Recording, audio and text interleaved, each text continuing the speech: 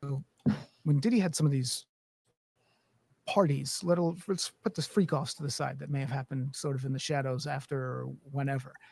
But just the parties that he had, those were, see and be seen kind of events. I mean, those were events where you'd be on page 6 in the Post, or you'd be, in the early days of TMZ. They were parties that people wanted to be at. I mean, let's be honest, Diddy was one of the most influential music producers of all time, certainly of his generation. So he had the power, he had the wherewithal, he had the money, he had the ability to snap his fingers and potentially make you a star.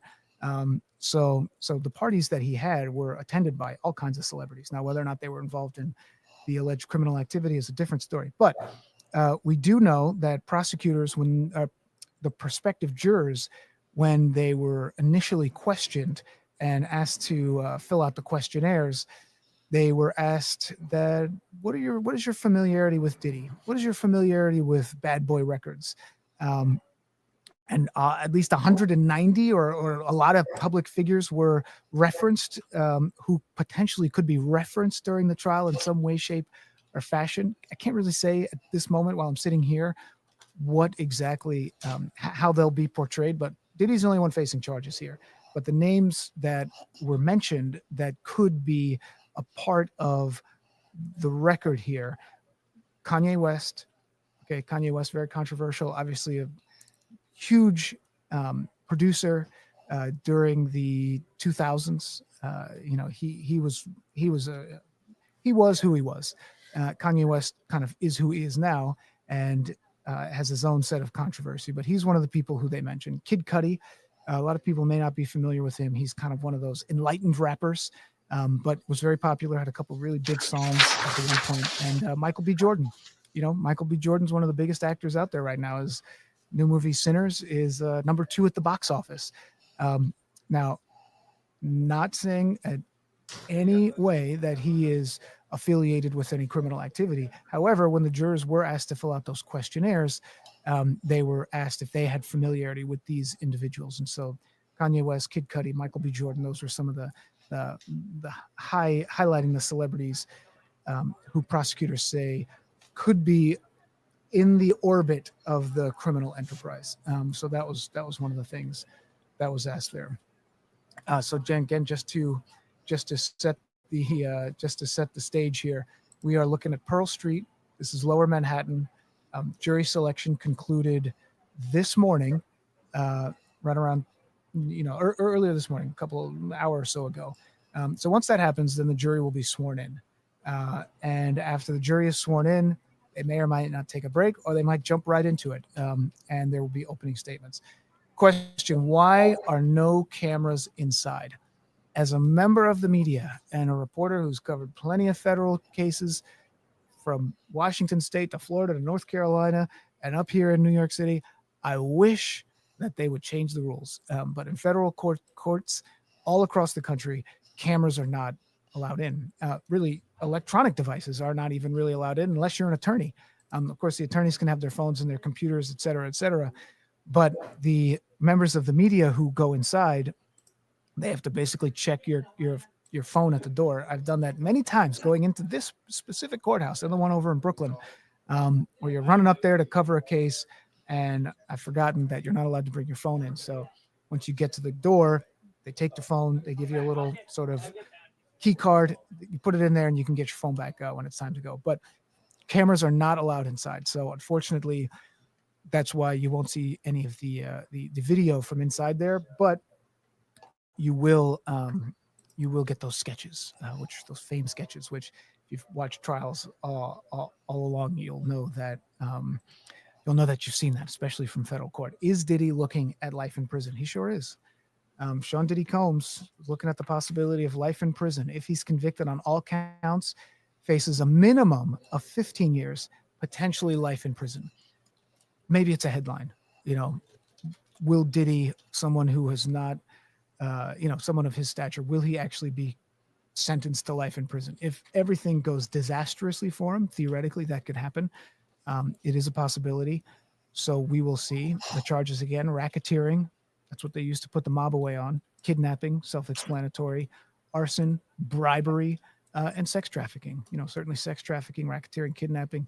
I mean, those are things that are far outside of what you would consider sort of a minor crime. I mean, those are serious crimes that he's facing here.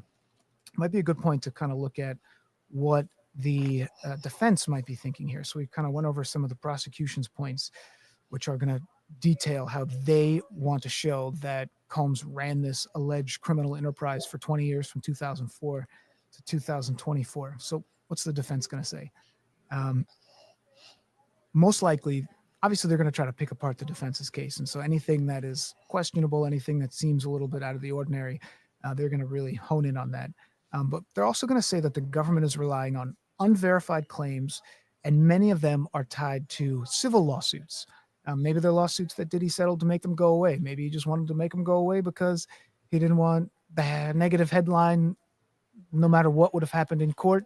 But maybe he made it go away. But those lawsuits, maybe they're going to come back. Either way, those were not criminal convictions. So the defense is going to say those were not criminal convictions in those cases. You should not rely on the information there. They're going to say that some of the accusers included people who remain close to Diddy and maybe posted positive things about him in the aftermath. They're going to say that the non-disclosure agreements were not legal contracts. They're not cover-ups.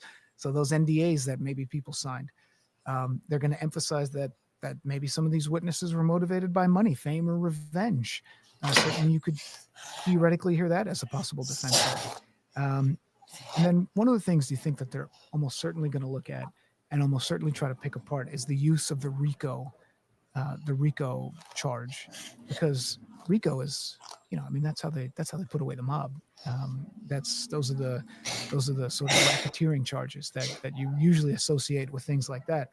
And so they're going to say that that's intended for organized crime, not entertainers with entourages. They're going to say that, look, Diddy was a person a lot of people wanted to be around because of his stature, because of his money, because of his power.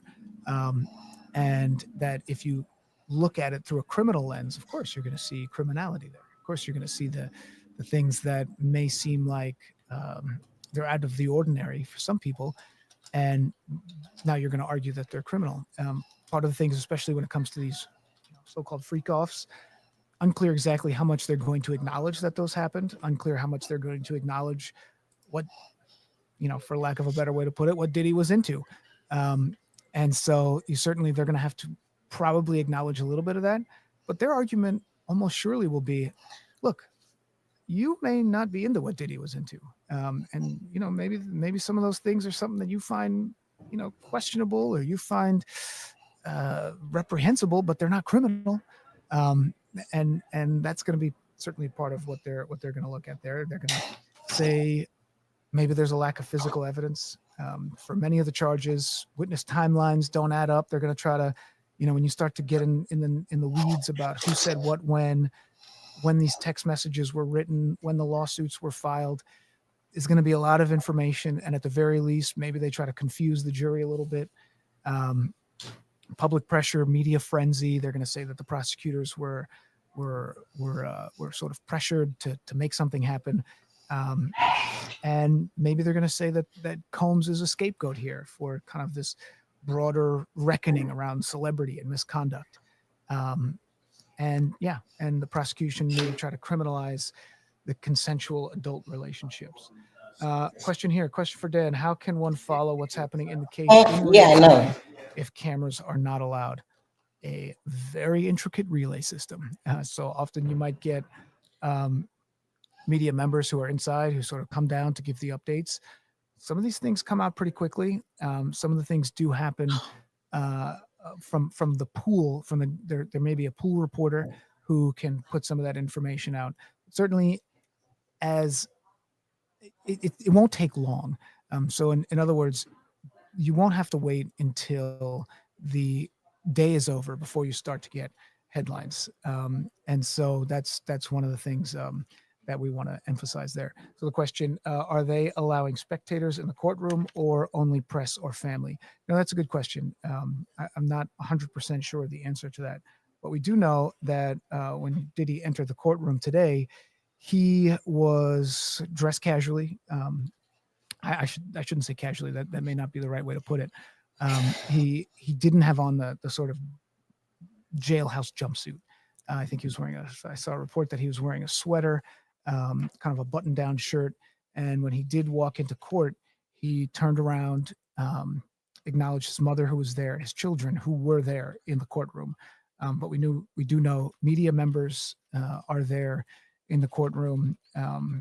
Sort of some controversial things that happened last week. Don't have to get into it, but the press, family members certainly in there. Is it open to the public? In theory, you could say yes, but you got to get online early because media members line up pretty early to get in there. Make sure they have their seat. A lot of times in cases like this, there is a spillover room. So any of the, and because this is not just New York media, it's not just media out in Hollywood. This is an international case.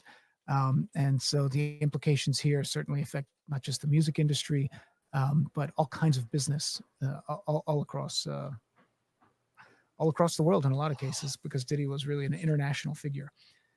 So it's going to be a jam courtroom. Are they going to show some video proof today? Will they show it today? That's a good question. You wonder that it certainly is a possibility. But that in just the way things are going to line up today, jury is sworn in, okay? Then you're going to get your opening statements, your opening arguments. When a prosecutor makes his opening argument, that they lay out the whole case.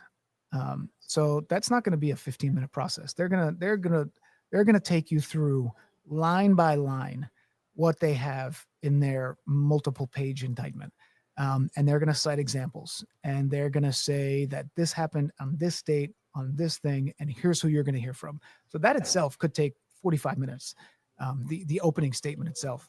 Then the defense is going to go. That's going to be another 45 minutes to an hour. So let's say, maybe they break for lunch after the prosecutor. So they usually get an hour for lunch. They come back. The defense gives his opening statement. They take another break. They call the first witness to the stand. Then you could get it at that point. That certainly would be a possibility. But a lot of times they don't want to necessarily start down. All right, you guys, I jumped on here really quickly. Can you guys hear me? I don't know what's going on. This is not starting out too good for the prosecution, okay? They still can't find that third witness. I guess there's no log. I don't know. They just can't find him. So it's a female. It's supposed to be a female. And she's supposed to have be a very important witness. I don't know what I've never had this happen before. I don't know what happens. The reason I'm on Avatar is because I was straight in the middle of curling my hair. Also, they still have lots of people that don't want to be on the jury. Okay, that's a problem. They keep coming up with these crazy ass excuses. Also, another potential problem they say is going to be Kanye West. I guess he was prepped and ready to go to talk about whatever it was he was supposed to talk about. Now he's saying no one tells him what to talk about. He is a what's the word I'm looking for? A loose cannon in a respectful way. You don't want Kanye to get on the damn stand and then he goes rogue. You just can't have that. So, I mean, not starting out good. Also, they're saying, how can you have a RICO charge with only one defendant? RICO is a law that they use for the mob, and it usually involves a number of charges, money laundering, things like this. But they never had only a one person to hold a RICO charge. Now, let me say this, because I'm just telling you guys what's going on. I'm not trying to criticize the prosecution. Maureen Comey is the daughter of James Comey, the former head of the FBI. So she knows what she's doing. And sometimes trials start out not on a good foot, and then things turn around midstreams. But right now, it's a lot. I'm sure they'll get it together. Also, they're saying that with these witnesses, there's a lack of evidence. This is crazy because this should be jury selection should be taken care of. Everything should be taken care of by the opening day. So, not to say these are very competent attorneys, the prosecution, they have a 98% conviction rate, but right now, it's not looking good. Let's go over this Nancy Grace situation. I don't even think I have the article anymore. Let me see. Okay, so they're supposed to be putting Cassie on the stand, right? And she's pregnant. Let's see if I can find a picture of her. Hold on. She's pregnant right now. You know, I love my pictures. Hold on one second. And like very pregnant, not just pregnant. This woman looks at least 8 months pregnant. Hold on, let me see if I can find these pictures.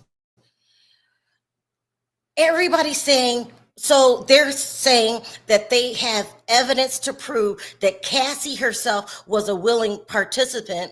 Also, they have tapes, both videos and listening tapes of her being the aggressor towards Diddy. Hold on, let me see if I can find this picture of her. People are saying this is not going to be a good look on the stand. Nancy Grace comes out because you know she's like Kanye. Nancy Grace could be unpredictable. She's coming out in a rage. Hold on. Saying that they should not put Cassie on the stand. She's pregnant. It's going to look like you are attacking a pregnant woman. Hold on, let me see if I can put this up. Defense. The things that Cassie went through with Diddy he cannot be held accountable for that at this point. But they could show your character. So they're putting her on the stand to prove his character. Here she is. That's not working. Try it again. But people are saying this is going to backfire on the prosecution. She's pretty, very, very, very pregnant. Very pregnant. But I think they need to they have to move forward with what the plan is. I've never heard plans changing the day of the trial. I never heard of jury selection the day of the trial. They're saying they might go on this afternoon, blah, blah, might. It's just sounding very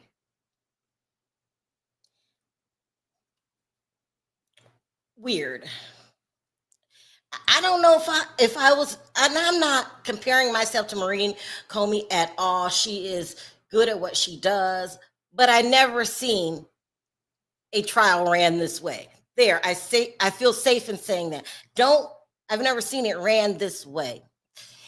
Even if Diddy gets out, the Philippines don't have love for Diddy. Cassie should. I think she's ready to let it all out. Well, they're saying that they've gotten some very bad tapes on Cassie. So I don't know. Maybe, I don't know why they're saying this. Everyone's saying she should not take the stand, including the very hyper Nancy Grace. She is over there screaming her eyes out of the back of her head because she's saying, you guys, it will be a mistake if you put Cassie on the stand. You got to put her on the stand, Nancy. This is a big part of their case. That tape is a big part of their case. That's like saying don't put the tape on the stand. You got to show character. You have to say, well, this is how he was with his girlfriend he allegedly loved for damn near a decade. It's crazy. You got to put, what are they talking about? Look, everybody needs to calm down and put her ass on the stand. Victim number 3, you're gone. I don't know what happened. Don't worry about it. Move forward with the case.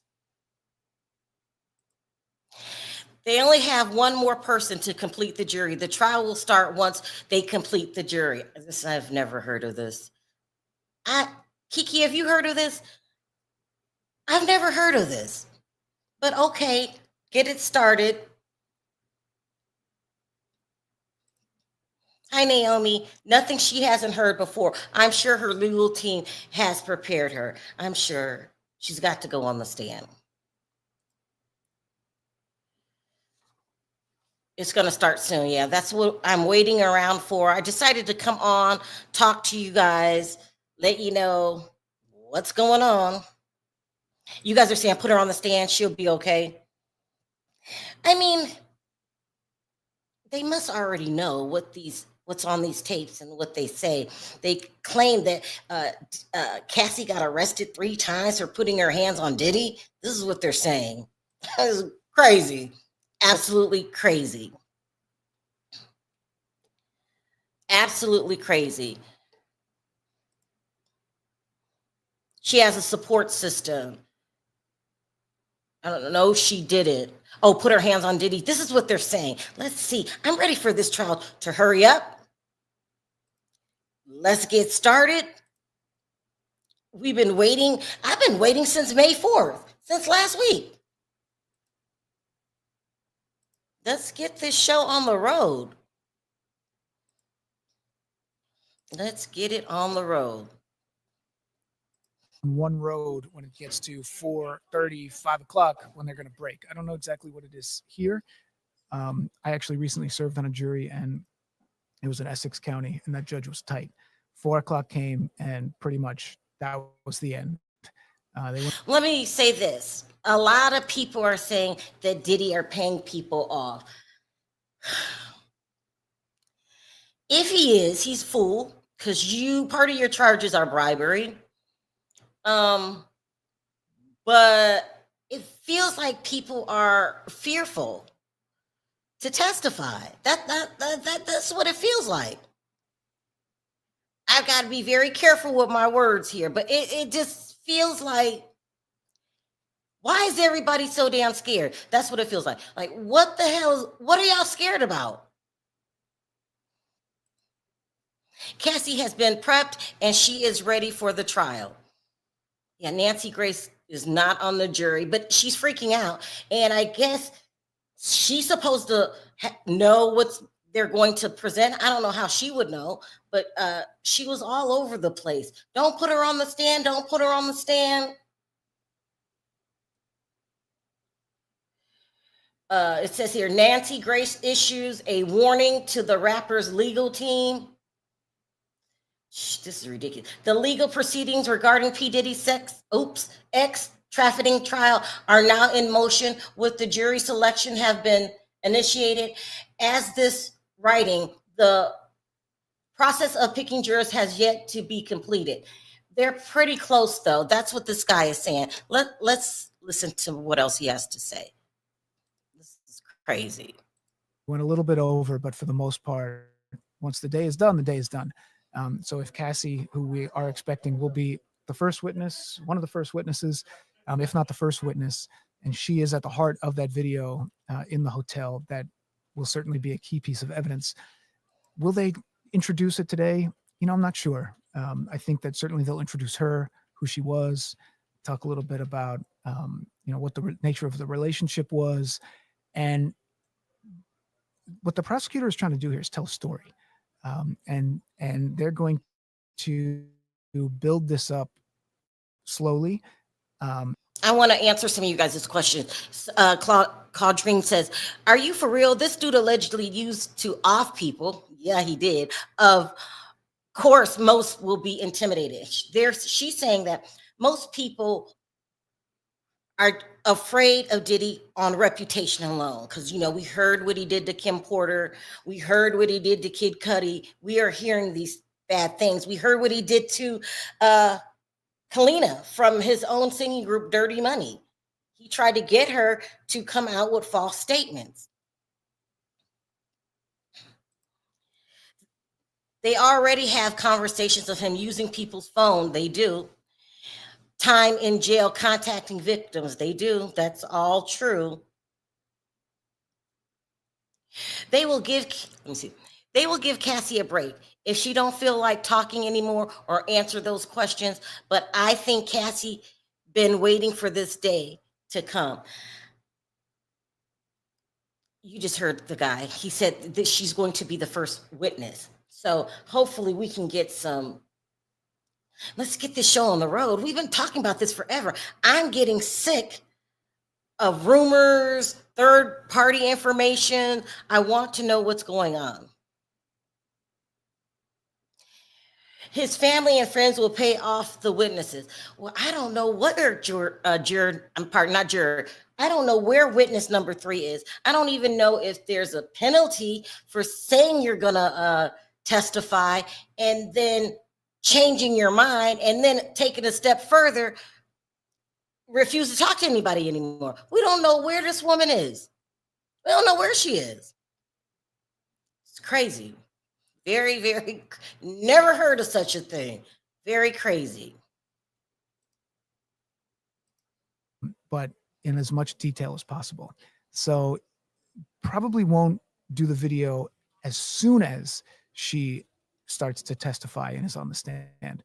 But certainly as a part of what she will be there for, will likely be to verify the authenticity of that video. So it's possible. What is your opinion on all of this? You know, I was born in 1980, okay, and I grew up in Jersey. So 1993, 1994, I was just starting high school. You know, you're just starting to figure out, you know, your way. And that was when Diddy and Notorious B.I.G., the Locks, Mace, all those guys, you know, they were everything. And so they certainly shaped pop culture at that time. They kind of changed the course of the way the music industry was, because all of a sudden, the rappers weren't just these kind of like outcasts. They were in a different way. I mean, they kind of brought that gangster rap, and Diddy have certainly had a different polish on it. But what Diddy did was, in a sense, change the music industry. And when you change the music industry, you change society a little bit. You change pop culture a little bit. So I grew up with that, just kind of in my background. As I got older, you know, I didn't listen to Diddy and all that stuff as much anymore. But certainly when you go from someone like Diddy, who, like, I was thinking about this last week. Last week, he would have been getting ready to go to the Met Gala, right? The Met Gala was in last week in New York City. The fashion world was there. All the big celebrities were there. That's an event where a couple of years ago, Diddy would have been getting ready to go to that. Instead, he was putting on his prison jumpsuit, and he was spending the night, not in prison. I shouldn't say that, because he's not in prison, but he's in a federal lockup for now. He's spending his night there. So just the fall from grace of someone who was, you know, as important to so many people, it's stunning. I don't think that's unfair to say. My opinion on the charges, you know, I can't say that. But I think what happens in a lot of these times in these cases, what we're going to see over the next 10 days while the prosecution is laying out its case is going to be shocking. There are going to be headlines where you're like, I cannot believe that. There are going to be headlines where they're going to mention other celebrities who were alleged to have been there, maybe in a way that doesn't necessarily imply that they did anything criminally wrong. But you're going to see these headlines and it's going to be shocking, and we're going to report on it. And it's going to seem like Diddy is done. Yes, Diddy's family is there, including Quincy. Remember, that was in dispute on Friday.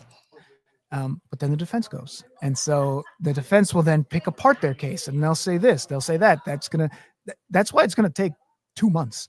When we talk about 6 to 8 weeks for a trial, that's what's going to happen. But, you know, a lot of times it's going to flow. I don't think anybody can make up their mind yet. I think that when you think about the case here, what's argued here, Thank you. they're not arguing that Diddy just threw some random parties and people were assaulted at them. They're saying that he was charting flights for people and he was making sure that there were drugs there and he was making sure that there were cameras there and that people were being held against their will. That's different than just, oh, I threw a party and things got a little wacky. So prosecution has a pretty tall bar to reach here, just in terms of what they've laid out for the charges. So that's my way of talking around that answer for a little bit, but I think it sort of gives you a sense of where we are when it comes to that. I mean, how many charges are there in total? Well, I know that the alleged crimes are sex trafficking, racketeering, kidnapping, arson, and bribery. Does anything break out within those individual things? I think, under the guise of those five, I mean, those are the five things that we're talking about. Certainly the sex trafficking, the racketeering, and the kidnapping. Those are the most significant, if you want to say it that way. I mean, all of them are serious. And if he's convicted, faces the. So when you talk that, you know that it's high stakes, to say the least. I just want to set the scene again. If you're just tuning in, we are taking a live look here, the camera at Pearl Street. If you've been watching for the last 35 minutes or so that we've been talking, you can see the sun has shifted a little bit. So, it's getting a little later in the day. We're approaching lunchtime. So the jury may be taking a break here in a little bit. They usually break for lunch. Pretty standard stuff when it comes to that, even though what will be discussed is anything but ordinary. I mean, this is insane. And I agree with him. They're not incompetent. It looks bad from the outside. We don't know what's going on the inside. I agree with you guys. Cassie has a story to tell. She's been wanting to tell her story for a while. She's probably going to be a very, very heavy influence on the outcome because she was on the inside. I believe that her testimony is important. People say it has nothing. She already tried her case. She settled out of course. Oh my God, you guys, I got to tell you about this. I almost forgot. This weekend, a lot of bloggers went on a smear campaign against Cassie. It was unbelievable. I don't want to list their names because these people are confrontational and I don't have time for that. But they're saying that Cassie was out for money. They're saying that she already got paid. Why is she taking the stand? And I'm not saying these people got paid off, but it was very rude. We all saw the tape. She went through something. What the hell? All of a sudden, these black male bloggers are coming forward, basically calling Cassie the HO, a pregnant Cassie with a husband and children. It's crazy. I don't know what's going on. I don't know if people are getting paid off, but it's been a turnaround in a lot of people, like the witness number 3. It's hard for me to hear that because I saw that ass whooping that Cassie took, and if it's on tape, we didn't see. It's probably happened 30 times that we didn't see what happened. And I'm a woman, and I don't care what happened. What she did, what she didn't do, how many freak-offs she went to. Don't you put your hands on me. But these bloggers are crazy, out of their mind. Who would even say some shit like that? You were not there. You don't know what happened. Through the grace of God, this tape, the cameras are rolling at this hotel. They're questioning her tape. So This is the rumors. The hotel has a tape, and then Cassie has a tape. According to the rumors, Cassie's tape was taped with a handheld cell phone. This is the tape that they gave to CNN. Part of the defense argument was CNN, a very reputable source, altered the tape and sped it up. Perfect example. Instead of one kick, maybe there was a kick and then some talking in between and then a kick again. They cut that out to make it look like a continuous kick. Like that would matter. A kick is a kick. I'm trying to be neutral. I'm neutral. I'm just saying. A kick is a kick. What? Oh, no. Is this a joke? Somebody said that Jaguar Wright is there. Jaguar Wright need her ass whooped. Listen, I'm not downing Jaguar Wright, but I need y'all to stop me when I'm lying. She's thirsty for fame. Where is this case? Is in New York. So her and Odell went to New York. She knows about too many damn celebrities. You talk about Jill Scott, she was there. You talk about Erykah Badu, she was there. She said that Common art her. She said that Jay-Z art her. I'm about to play this tape. So y'all don't nobody believe this wacko. Hold on one second. What did I do with that tape I found? She said, where is it? Hold on, you guys. Y'all know I keep a lot of shit. And now her ass is down there. I hope this is wrong. I do. Because she's going to do nothing but complicate the case. And she's there with security. Oh my God. This has got to be a fucking joke. All you guys are saying she's there. She did several interviews. She has 3 bodyguards. Shame on you, Odell. Shame on you. Because y'all know damn well by now, Jaguar Wright ass be lying. This is a joke. That girl if you were so important to the case, Jaguar Wright, you weren't even questioned by the FBI. So you admitted when you thought that Jay-Z was going to take you to jail because you said he argued you and you said that you were pregnant by Jay-Z. You said everybody's saying she's there and she has bodyguards. What a joke. This is a famed, thirsty hoe. Fame thirsty. This is crazy security. What people won't do for money. I just want to remind you of a couple things, Jaguar, right? And, like bodyguards. Really? There are a lot of people who still believe her. People believe Jaguar Wright. Well, let me play this tape. If you believe Jaguar Wright, that must mean that you believe this right here. Hold on. This is ridiculous, child. A mess.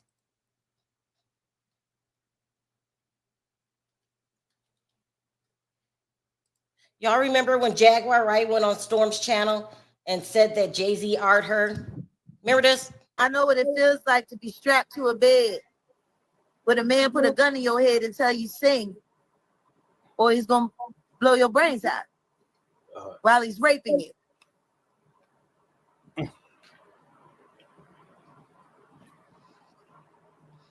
That's what Sean Carter done to me. Didn't y'all hear what she just said? She said she was art. She said she was art. She said she was art by Jay-Z. And then when the word was going around that Jay-Z was getting ready to art her, she came on crying, saying, I never said that. That tape is AI. She said this tape was AI. Jag, don't mess this up. This is a serious case because Diddy has been doing this for years. He has a string of victims. A string of victims.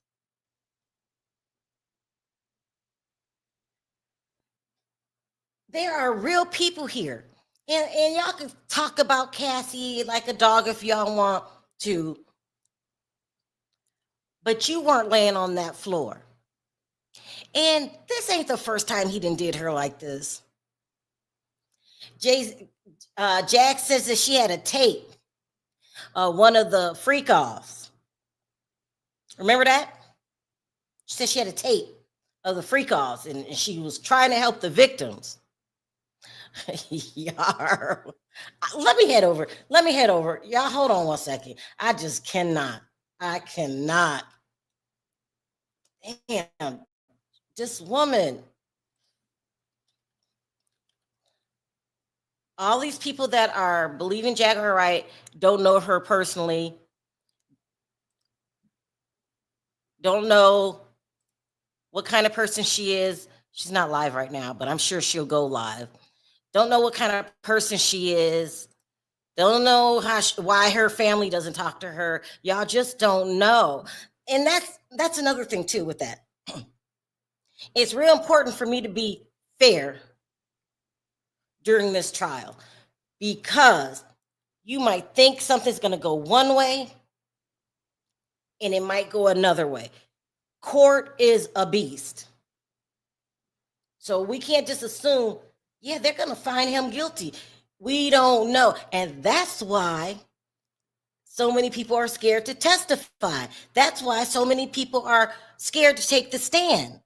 Let's just say they take the stand and they tell their truth. Let's just say, for the sake of this argument, Kid Cudi takes the stand, right? Kid Cudi is a very famous rapper, got a serious, that's messed up. Y'all think Jag is there for the money. Let's say Kid Cudi takes the stand and is truthful and honest about his testimony. And by some fluke, Diddy gets off. Do you think Diddy would go after Kid Cudi? Beyond a reasonable doubt. Beyond a reasonable doubt. This is why everybody's so scared. The man is dangerous. He's dangerous. So, you know, and people like Jaguar Wright, you're playing with fire. You're playing on the fact that no one has come after you yet. I think they said you got a lawsuit, a current lawsuit with Brian McKnight. No one's scared of Brian McKnight. Most likely Brian McKnight is just talking. But you went into a panic when you first heard out, Jaguar Wright. When you first heard that Brian McKnight was coming after you, you went after a panic. That's a warning. The next person might not just be talking. I tried to tell you earlier when I asked why the Queen of Lies, there, aka y'all call Jaguar Wright the Queen of Lies. Listen, I've seen Jaguar Wright lie firsthand. I'm not trying to damage her character. She's very entertaining, very believable. Seems like she, you know, if you don't know no better, you think Jaguar Wright is telling the truth. But stop talking about listening to what she says and listen to her behavior. She loves attention.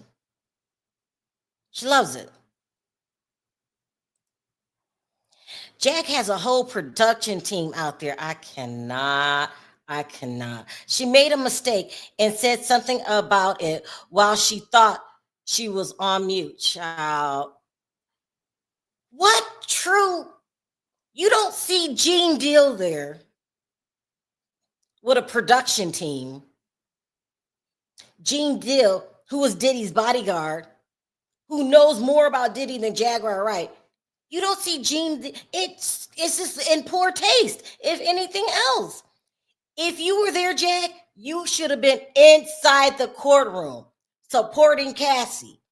But you can't get in the courtroom because no one with legit credentials wants to have anything to do with you. And it's just not Pierce Morgan. Girl, you are playing with fire.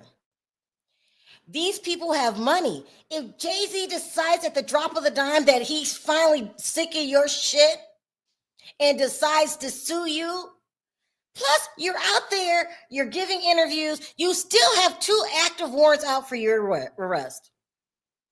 What are you doing? You still have 2 active warrants out for your arrest.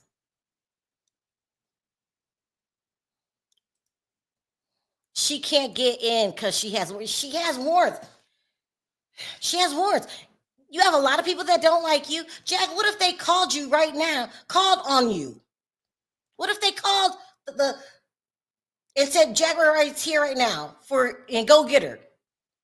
Girl, you are making a mess of things. You are making a mess. I will say this. Jaguar Wright can be likable. Jaguar Wright can be funny. But Jaguar Wright is an addict, and that makes her unpredictable. She's unpredictable. No telling what she's going to say. She's like Kanye West. No telling what she's going to say, what she's going to do. Is there going to be more people that she knows now? She claims she was there when the Shannon Sharp stuff took place. Like, you were there for Shannon Sharp too? Girl. She better help. I mean, you've got, I'm not going to call them crazy. You have very zealous bloggers that are following your every move. Why would you take your ass to the courthouse? They're going to come get you, Jack, just like they did before. You're crazy. And I meant that in a nice, like crazy, like flip it. I don't mean she's got a real mental problem, because everybody says that she's has schizophrenic. She said she was schizophrenic. But I don't blame schizophrenia for her behavior. I blame her love for attention. Her love for attention. That's my personal opinion. I know she went over there and cut up and act a fool. Jack will go on anybody's channel who will interview her. Now, she used to go for free. Till she hooked up with what's the name there? The Blue Couch, Street Life Productions. They would pay her to go over there, right? So she was making all this money at one point, and the mainstream media started taking her serious. Even though we were screaming, Jack's a liar, Jack. Hey, Perry. Hey, babe. Did you hear? Did you hear what the people are telling me? They're saying that Jag's at the courthouse in New York. You know, it wouldn't shock me though. Like, I want to see your reaction. The thirst of it all though. Like with Jag, I don't seen so many rodeos that she don't put on that it don't shock me. Like, okay. You know, and then I was telling them, Perry, isn't she crazy to be there with 2 active warrants for her arrest? Right. I understand that it's crazy to the normal person. But if you're a person that just thirsts fame so bad that you don't care what situation, whether it's throwing ashes, whether it's going into the police office, acting a fool, airport, right? But I think, like, you know, fame is a dangerous thing. When people get to that point and they feel some kind of fame, you can never replace it. Like, you hear somebody addicted to certain things and they can never get that high again. And she was on stage singing, whether it's backup or being the solo artist out there singing a song. She trying to relive that. And no better way, Diddy's trial gonna draw a lot of people, a lot of cameras, right? Let me show up there and I will feel famous. I got the cameras around me. I got all these people who believe my lies. You know what I'm saying? Like it's all that, I think. But you know, if that's what's gonna make her happy, go there. But like you said earlier, Jag is absolutely out of her mind, Perry. Let me play this tape of when they arrested Jaguar Wright the last time. She's crazy. Girl, are you trying to play? People go after you, and you up there interviewing folks at the Diddy trial. You got a whole team of people that watch your every move. Let me see if I can put this up here. She forgot all about this. I ain't gonna even say nothing. I could play this video because this video is fair use. And this is when Kulu and your friend, I can't remember his name, were after Jaguar, right? Remember this? Mm-hmm. Remember this, Jag? Name. See if I can get this to play. Saying they run Dallas. I'm just gonna be enjoying the scenery, walking around, strolling. Hey, y'all know how I do. You feel me? We might even go to the police station and let them know about a fugitive that's right across the street. We're gonna go ahead and do that today. Make sure my other phone on. Let's get this. Shout out to everybody up in the building. Y'all remember this? Shout everybody up in the building. Jack, ain't nobody playing with you. The last time you wanted to play around, your ass got arrested. Now we know who this is. I'm not gonna say his name. I really like him. The whole team over there. They not playing with you. You gonna take your dumb ass to the Diddy court and start interviewing people, and you gonna turn around and they gonna be right there staring at you with the police. Hey, ain't nobody playing with Jag is done. What is she doing? Girl, look, you forgot about this? Go ahead, Perry. She's looking for this attention. And as long as she can get that 5 minutes of Jaguar, can we speak to you, Jaguar? It just goes to her head. And then the pimp don't care because he would travel her, he would take her around the country like the traveling circus. Do you want to hear my girl lie and have her behind bars and every damn thing? He don't give a shit. She don't care. She cares for the fame. So look, I'll be looking forward for somebody turning her in because I'm sure they own it. If somebody's saying Jag is there, they're saying she's there. A lot of people saying she's there. They gonna do it. You guys put it in the chat again. Just put yes if you know for a fact that Jaguar Wright is at the Diddy trial. Put a yes in the chat. Go ahead, Perry. And they gonna do it off the strength of her being defiant and stupid. Maybe they don't even really want to turn her in. But at this point, if you're gonna be so stupid, let me do something stupid and have somebody go and pick your ass up. Now, there's a lot of people. She's there. She's there. It wouldn't shock me if she wasn't there with a tent and selling lemonade and cookies. Well, no, they said she has. Oh, Lorene. Okay, we're done. When Lorene says it, it's true. They said she's there with a bodyguard, 3 bodyguards. Bodyguard. That's what they said. Bodyguard and some production team. So no, Dale, you don't get yourself hurt. What are y'all doing? It's almost like a role playing thing. Like she's role playing like she's famous. Once again, she's famous. Well, I mean, fame coming for price. When they come and scoop her ass up and serve those 2 warrants on her ass, Jay, girl, it's not gonna feel so good. But that's crazy. I know she's a liar. I know she's fame hungry. I know what she did to her mother. I know what she did to her son, her oldest son. But I'm going to say this, and I might regret saying it.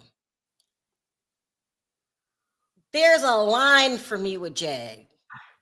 I won't turn Jag in. I always threaten her because I want her to get her act together. But I'm not going to turn Jag in. I'm not going to do it. I'm not going to send the police to her house. I'm not even going to sue her. Because it's that one little place for me with Jag. I'm done with her. I'll never talk to her again. Do you understand what am I going through, Perry? I'm not going to cross the line. I mean, like basically, you're saying in short that why waste your time? Why sue her and just break her when she'll go broke on her own? Why call the cops to pick her up when she'll get herself turned in anyway? So you don't have to do it. Jag will bring it to herself. And decent. I hope she isn't wearing her T-Moose Kurt. She's talking about when she got that award. She was Okay. Mm. Mm. Perry, Joe. That's all I'm gonna say. Joe. No, I'm gonna leave it there. I'm gonna leave it there. But no, I mean, all serious business. Like, I'm totally over the Jag and the pimp situation. I'm Because over you know her. what? If she want to be pimped and if he want to be famous and be some kind of production team, producer, her leader, fuck it. Both of them get what they want. And I wish them the best at this point. Now, it might be jail time Mhm. or a homeless situation, but what's going to come to them is going to come to them. So, and Jag don't, it just, you know, if she going to be at the courthouse and people, you know, this is the part that get me. People say they believe her. Yes, I used to believe her stories, some parts of it, just not all of it. But we have heard these things said about the music industry and Hollywood for years and years. And we know how ruthless the record companies can be, right? But to be at every scene, I was there in the shower. No, hell you wasn't. I seen it happen. I delivered him hoes.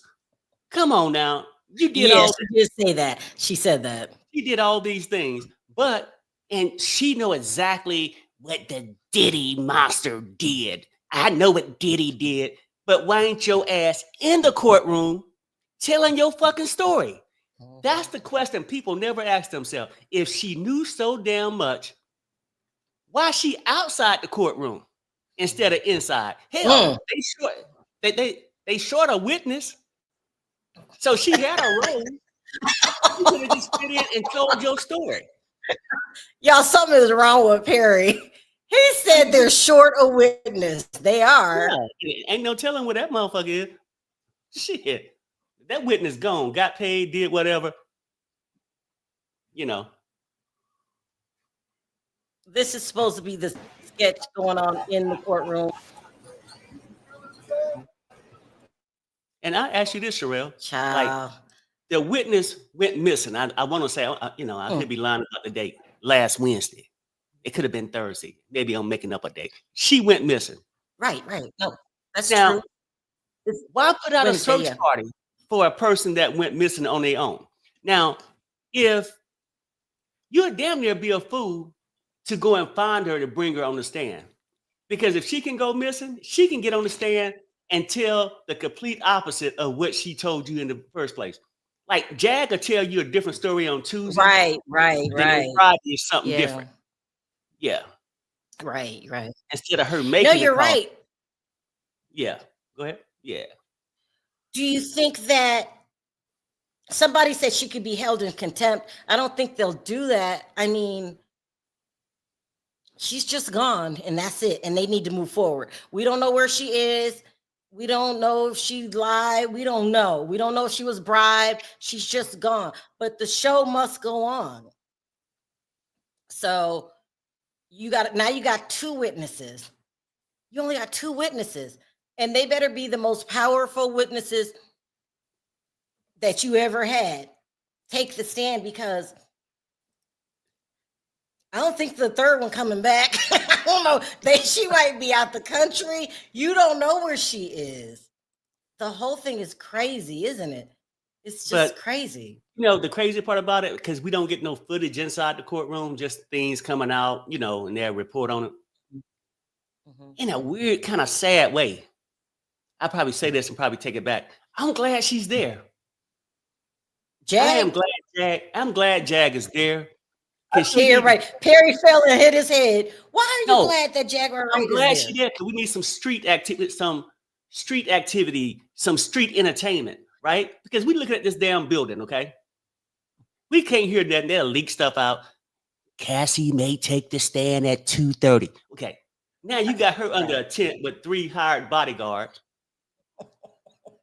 Odell friends. Let's keep it real. Hey man, I'm paying for the drinks. Come and act like you her bodyguard. Right? Whatever. But I'm glad she's there because it shows one thing. For the people who truly believe her, they got to ask themselves. The judge is inside. Why is her black ass outside? Why ain't she in there telling us if she was so convinced and had all this evidence? Why is she out there at the bus stop? Why So ain't she is inside the court? wrong with Jaguar Wright. I cannot believe she took her ass to New York after what happened to you in Dallas. After people actively were searching for you, Jaguar, you decide to go to New York and completely visible. You're not hiding. You got bodyguards. Girl, you're going to end up in jail again. She probably rented a limo too and pulled up in front of the courthouse just to look famous. I can imagine that. And old Dusty got a little black suit on. They stepping out the limo, and here's the famous Jag, and she got all the info. But why she got all the info outside the courtroom? Why ain't she got the information inside? And if you leave it to her, if she testified, Diddy would be in jail forever. Forever, right? But why ain't she in there? But for these people that believe the bullshit, and because I'm telling you, I believe some of our stories, but then I was smart enough to say, no, I don't know, Jag. I mean, first you said y'all went to a party and you was outside and he was inside, and then you was in the bathroom with him. You turned on the warm water. Come on now. See, the lies just get too in-depth, right? But people need to see, if you believe in Jag, why ain't Jag out there convincing people? Matter of fact, why ain't she talking to the reporter at CNN, MSC, BC, right? Just somewhere. Fox News, hell, the one she liked.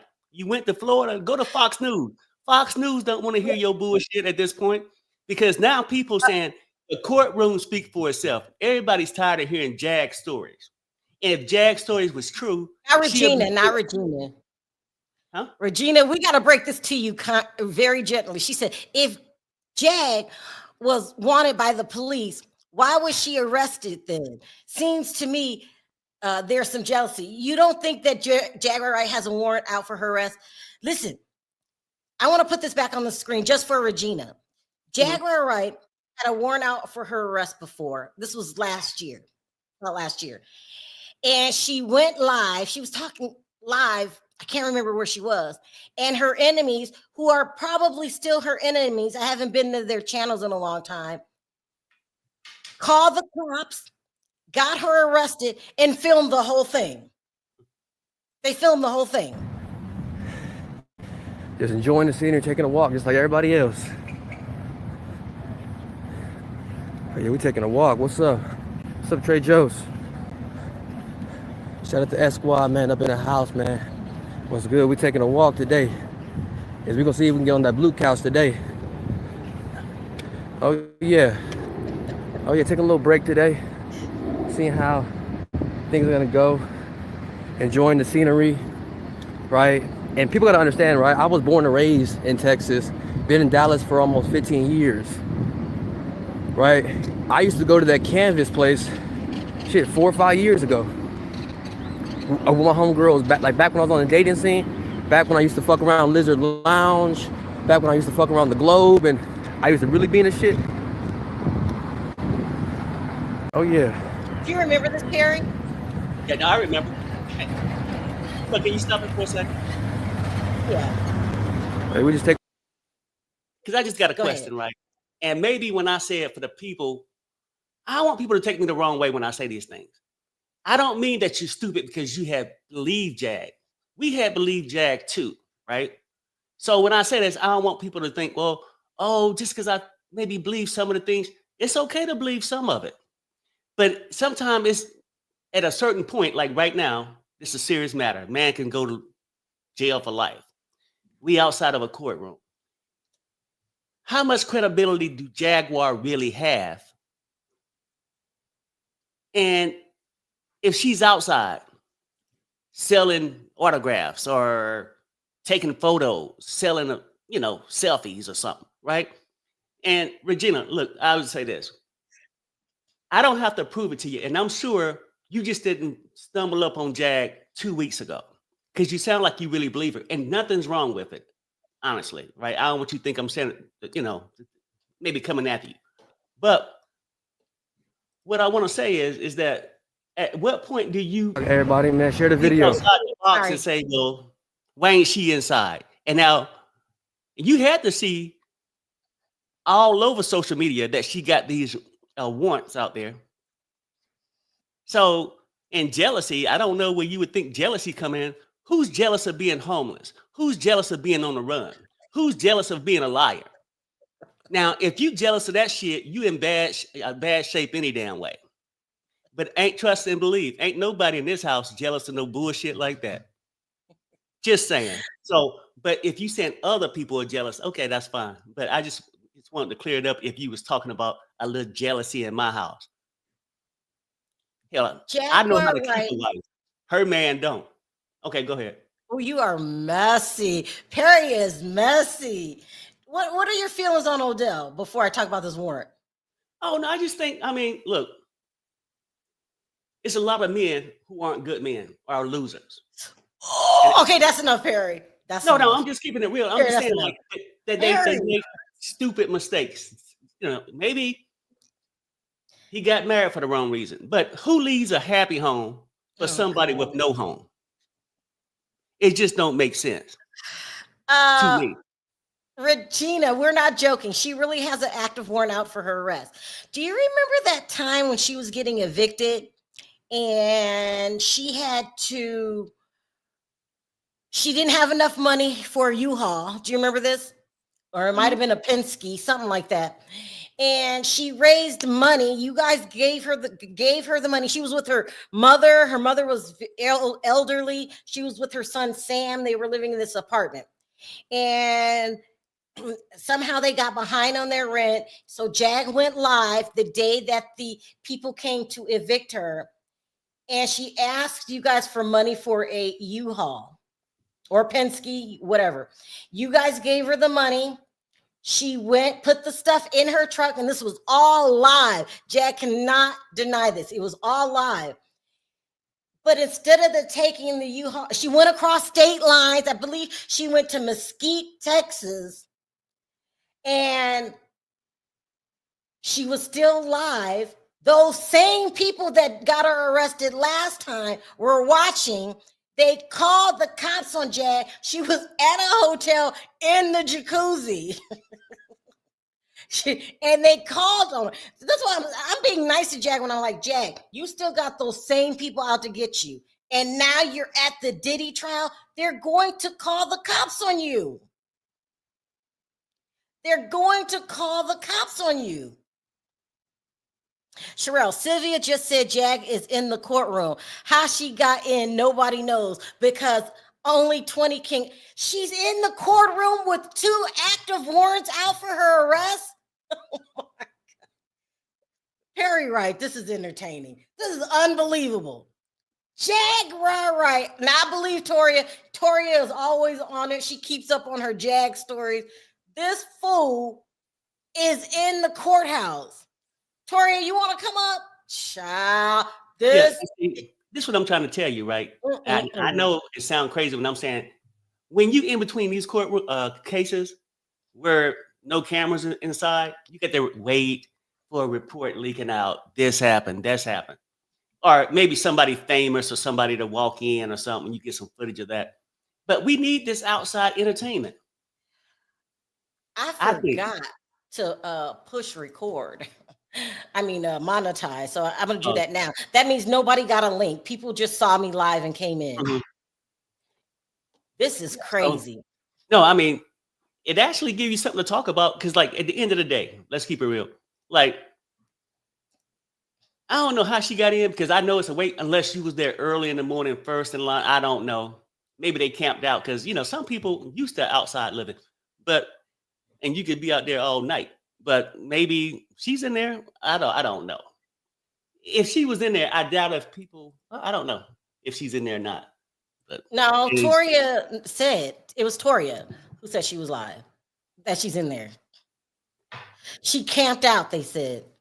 Yeah. Okay. Yeah. Some people used to outside living, and Armand is there. That's cool. What is Armand doing at the damn courthouse? He was there last time for what was the name? Tory Lanez, wasn't it? Yeah, that was it. Tory Lanez. Let's see Yeah, if no, Armand no, is live. now that might be a trip, right? That if she's in there, Jack can snap at any moment, and then she really, Okay, see you later, Josh. Thanks for coming over. Go ahead, later, Perry. Josh, she really can become famous. What if she have an explosion in the courtroom like she had at the airport? No, you know what I'm saying? Like, We're shit. on watch. I'm filming all this shit. So Armand is there. That's good that Armand's there. I like his coverage. This is Let's see great. if he's live. This is a mess. Ain't this a mess?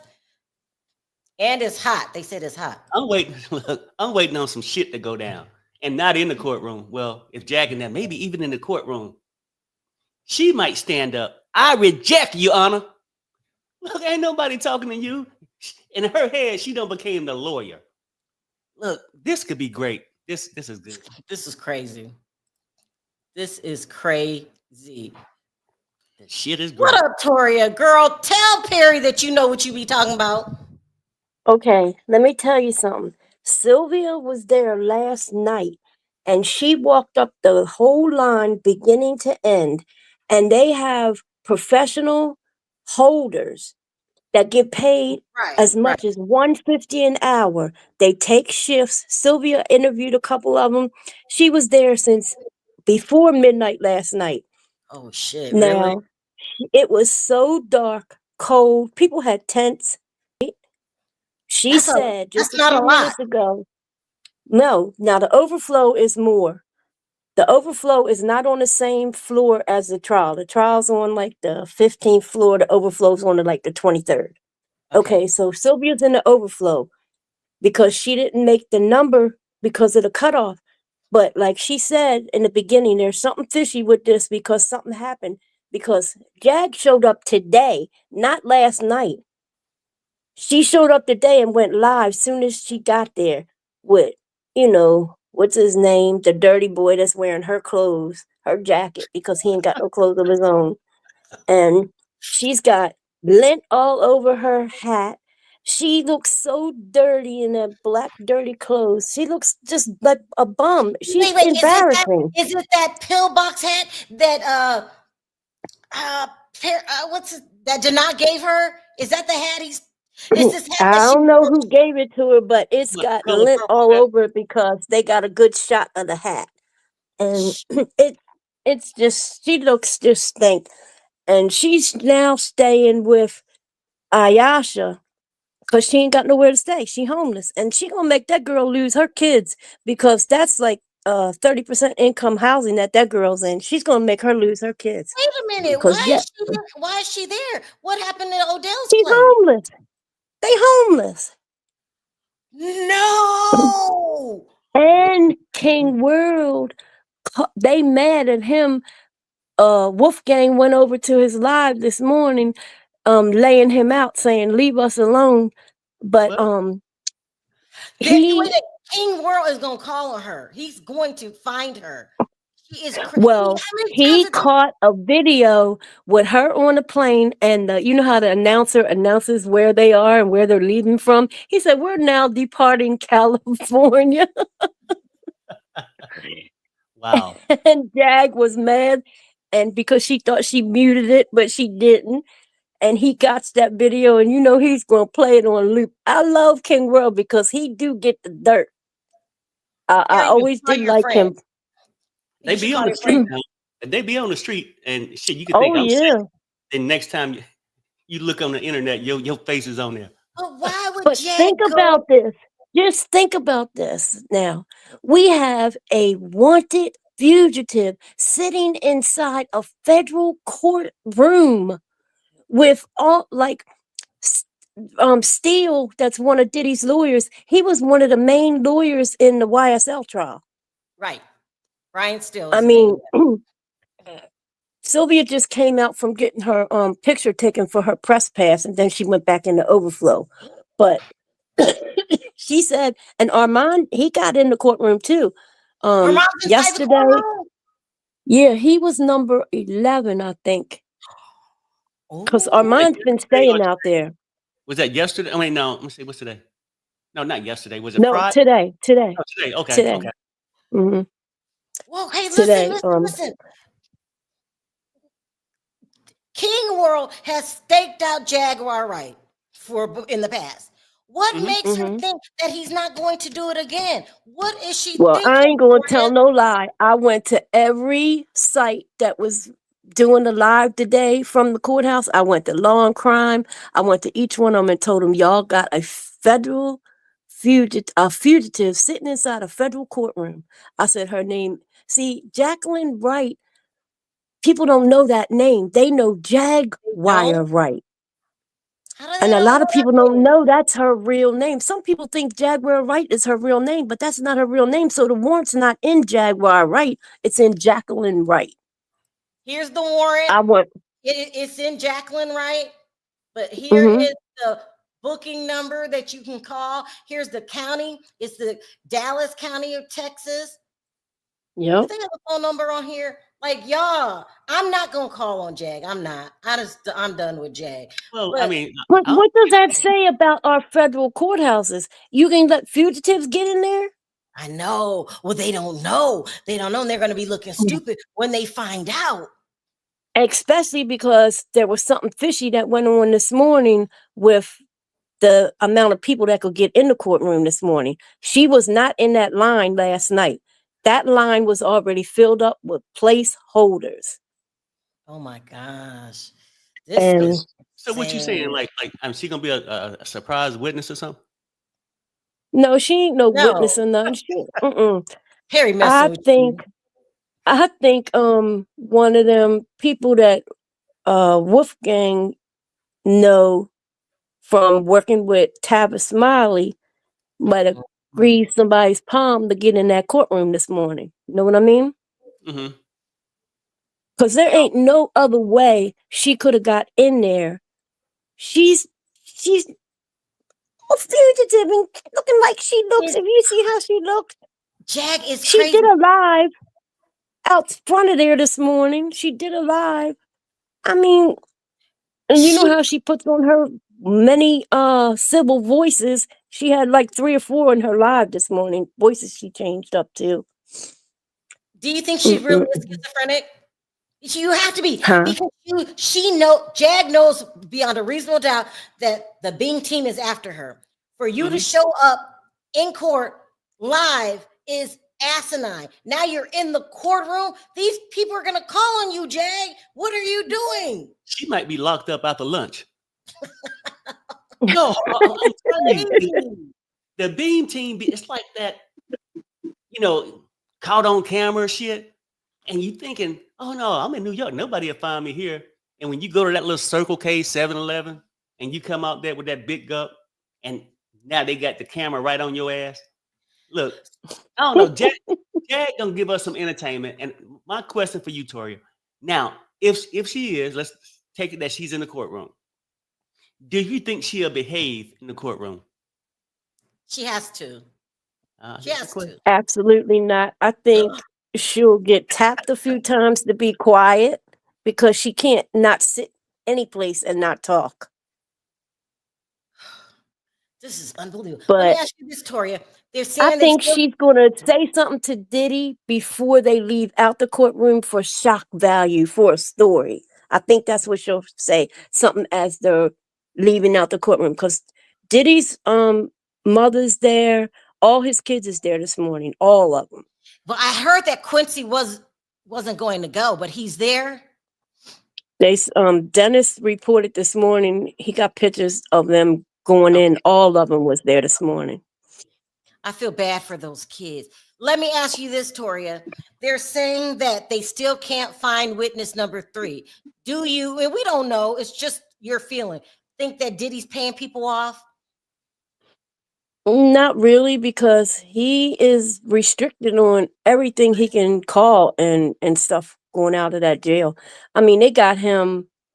No, I don't think he's paying nobody. I don't think his money is there as like having access to it like he did before because they freezed everything. When they locked him up, they freezed all them accounts. They froze his accounts. Who's taking care of the kids? Mm. Probably they are They, through a permission. yeah, Yeah. Oh, this Well, I don't know. this I is mean, a like, things are possible. You can be inside locked up with no communication. But if you got the enterprise outside, they know Some people gonna do it on their things. own, but Right, I right. don't I don't think he's got that.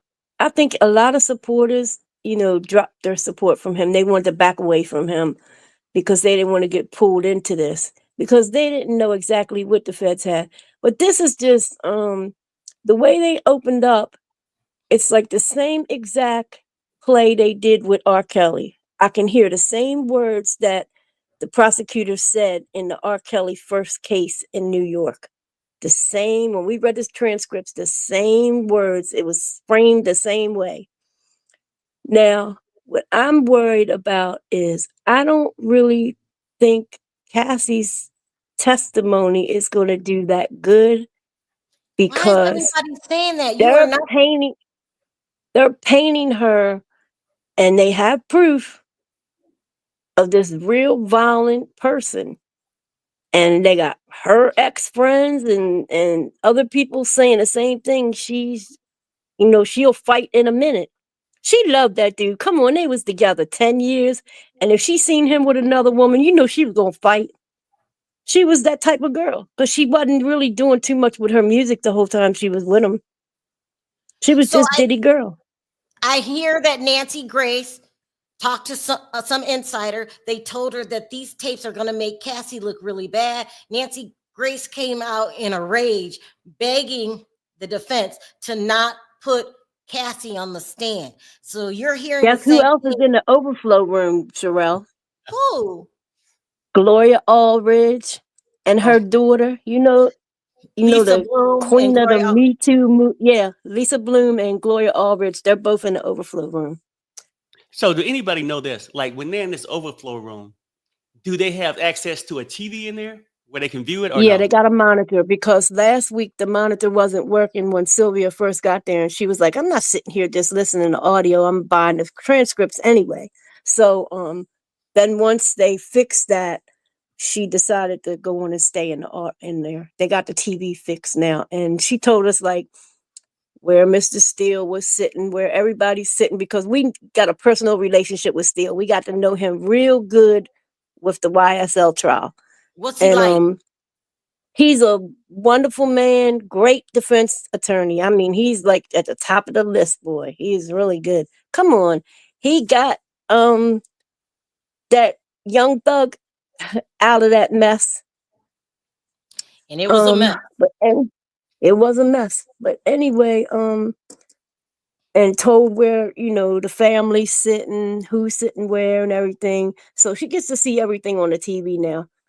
And it's a lot more people can go in the overflow than the actual courtroom. What about Dennis? Is he in there?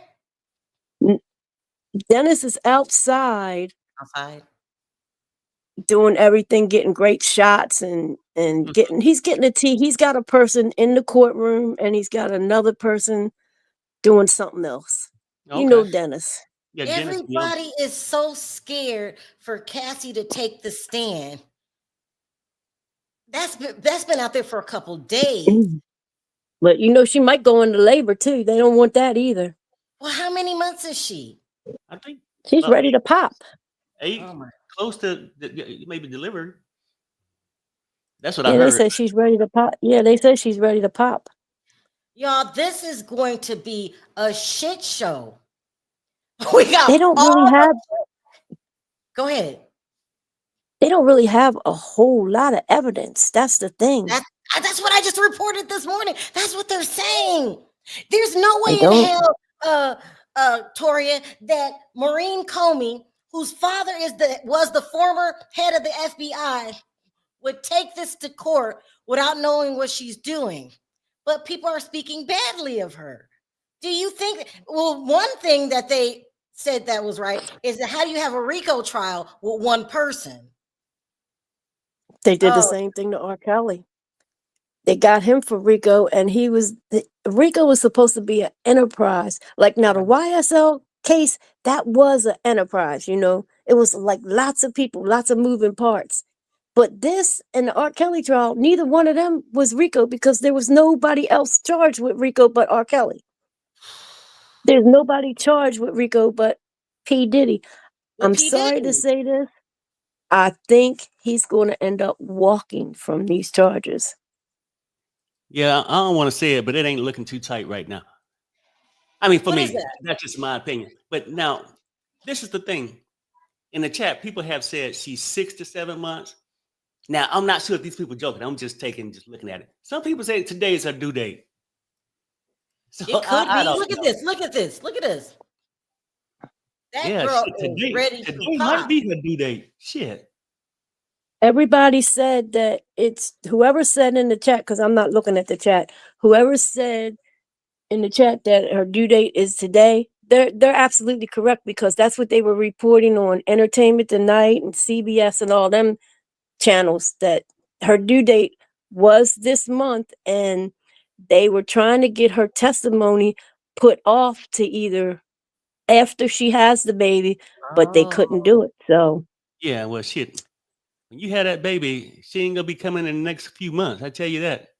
this It's is a lot of work, insane. but So you got a missing witness. You got a very pregnant Cassie. According to the rumors, and they Little got Rod was outside the courtroom today too. Little Rod was there. Yep, outside today. Oh my God. see, he wants some Mhm. attention too. I mean, in my opinion. In my opinion. Child, It's this is ridiculous, a isn't it? mess. This is a This is this what started out as a real serious case. It's becoming like a joke. It's gonna be a whole bunch of memes going around. I know that, but I mean, it's not as serious as we once thought it was. everybody's Because the saying way they're that. laying it out is anybody can have a party at their house and do what they want to do in their own house. If they decide to have a freak off in their house, that's what they do. Because in New York, when they had Studio 54, y'all might not be old enough to remember I'm that. old enough to remember that. Go Things ahead. Mm-hmm. things that went on there, you could only you what you heard about Diddy, you should have heard worse about Studio 54. And Michael Jackson and all them used to hang in there.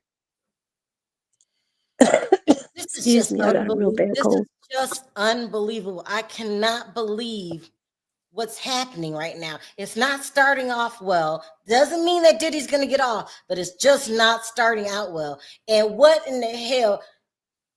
Jaguar Wright's going to do something, y'all. She's going to do something crazy because this is her one shot.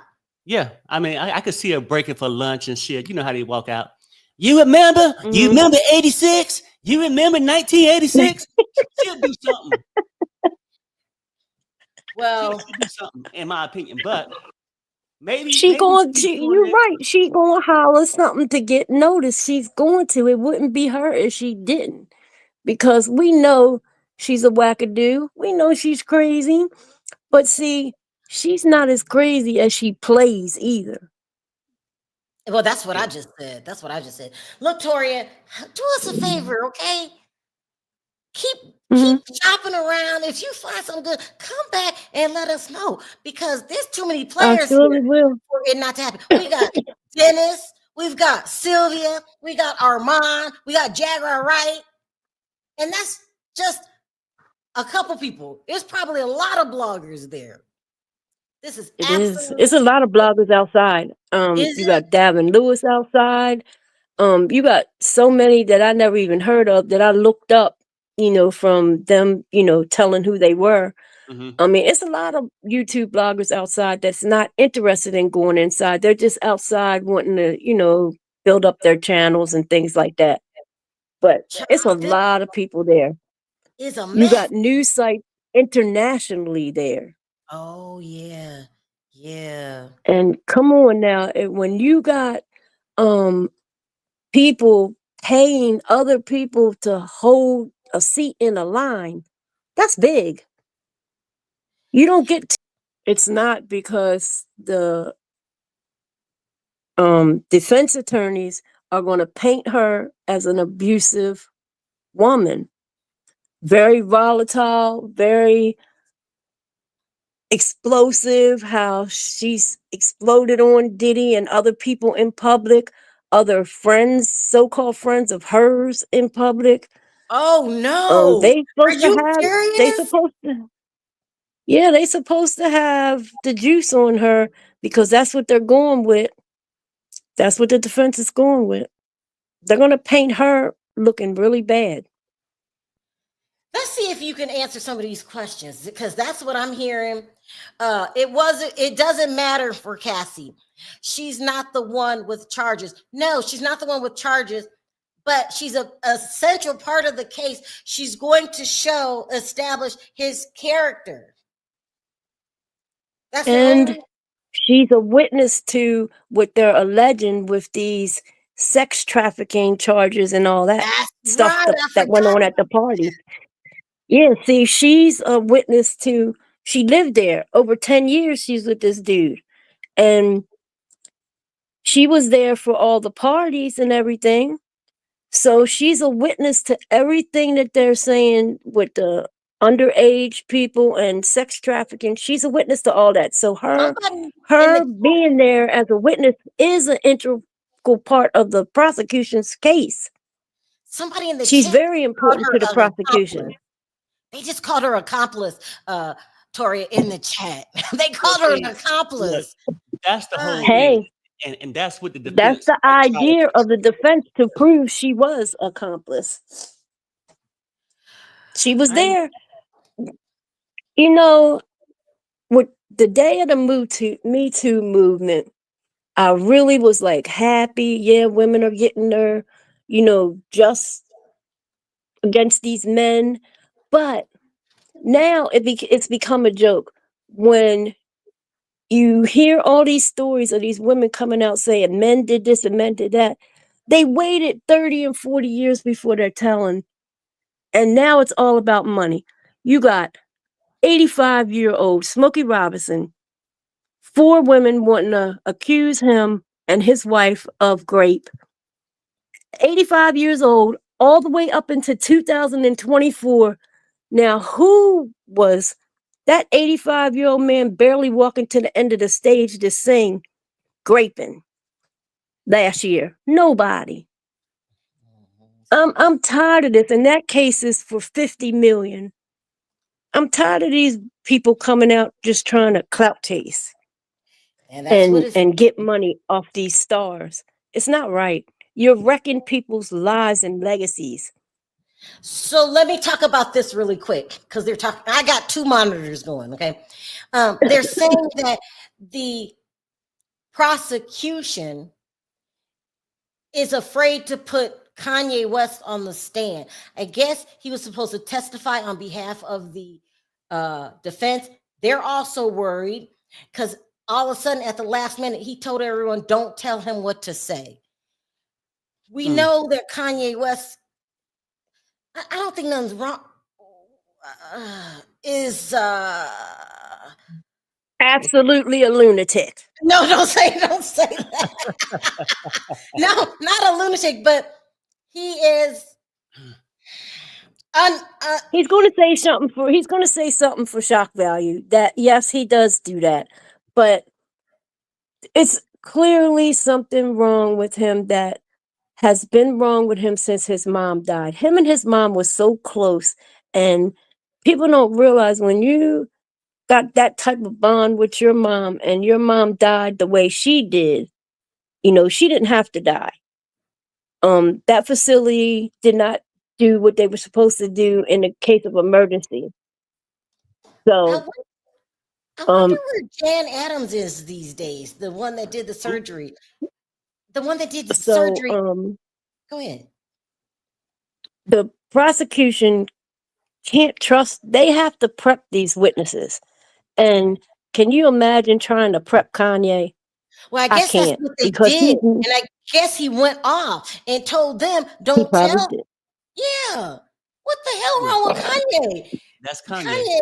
Kanye. This I would not put Kanye on the stand. Period. Now I like Kanye. I'm not saying nothing bad about Kanye, but whether he's a drug addict, like they're saying, or he's dealing with mental health, I don't know. But he's too unreliable. He's running around talking about Hitler. Something wrong with Kanye.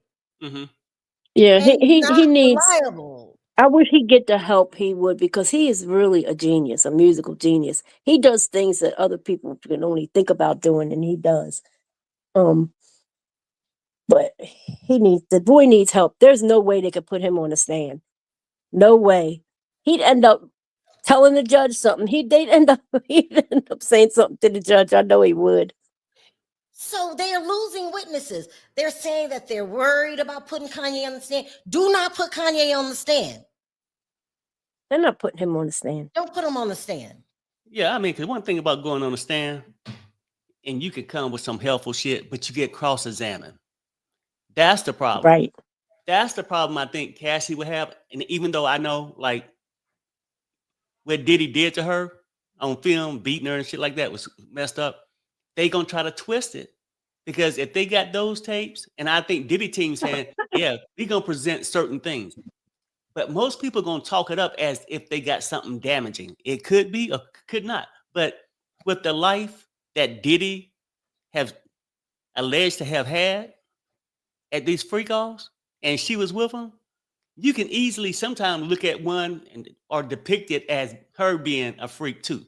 Just saying. I don't know how it's gonna go down, but you know how they can introduce some kind of evidence and flip it around to as you being the one that want to get freaky or something. I don't know.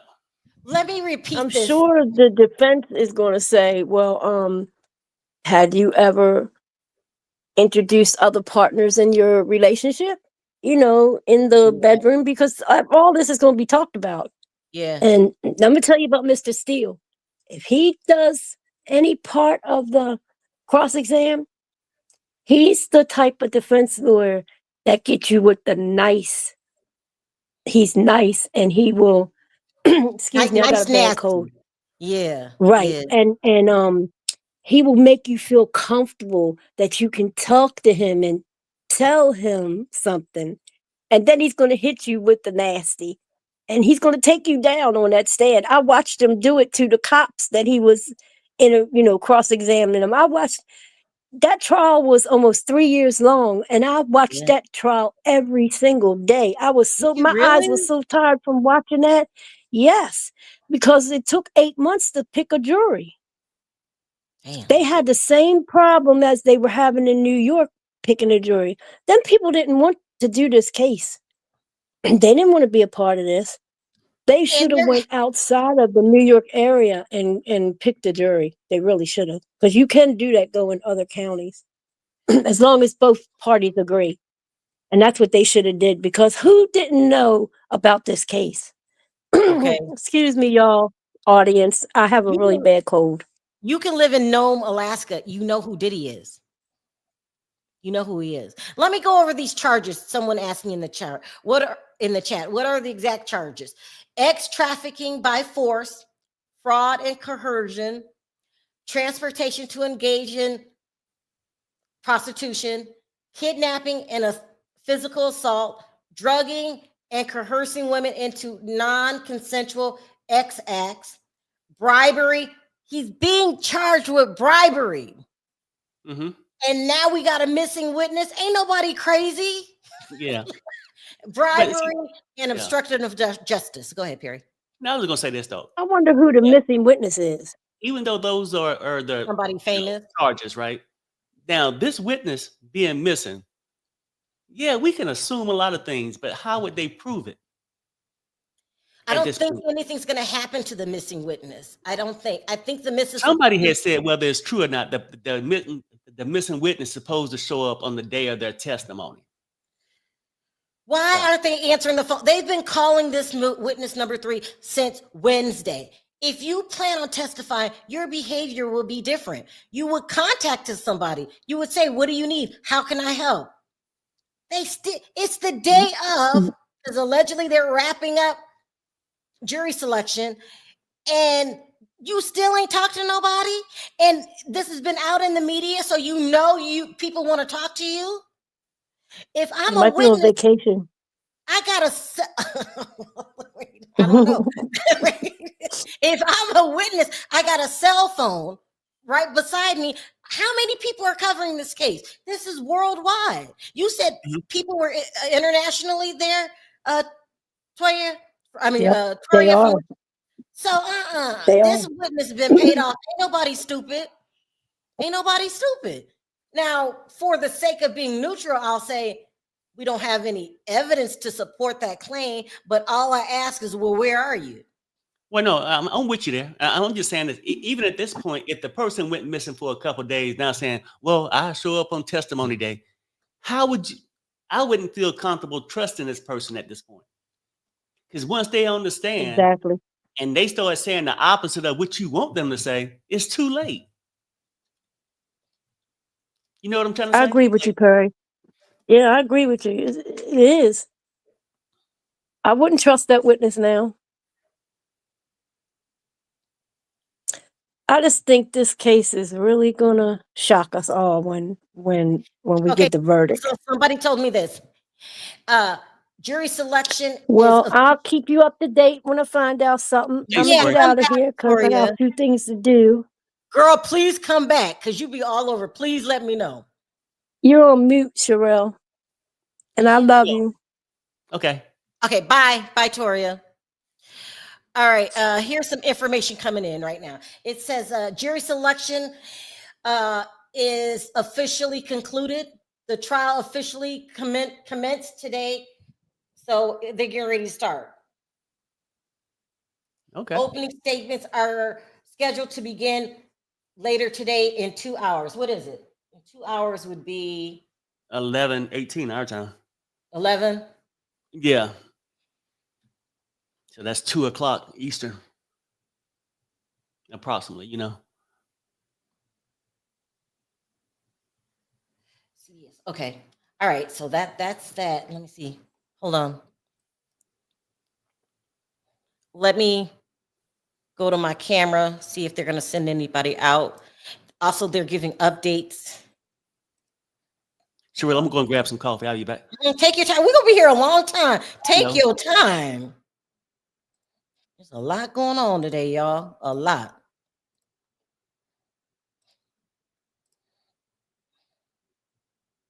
Also, they muted the camera. So let's see if other trials are still going. Hold on. Child, this is the trial of the century. It's the trial of the century.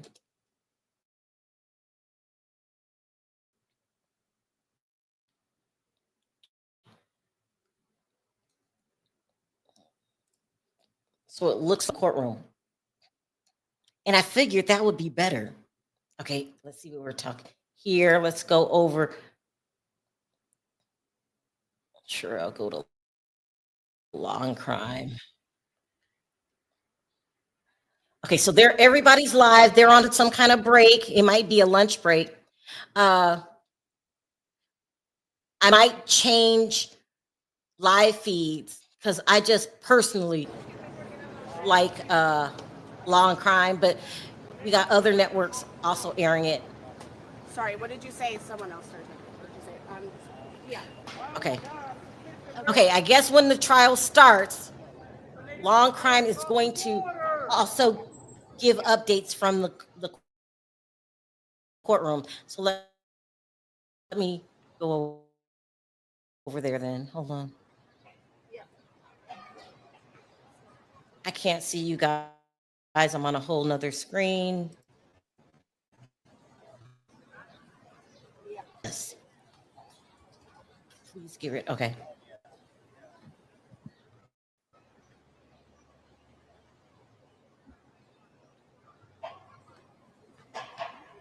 Yeah. Yeah.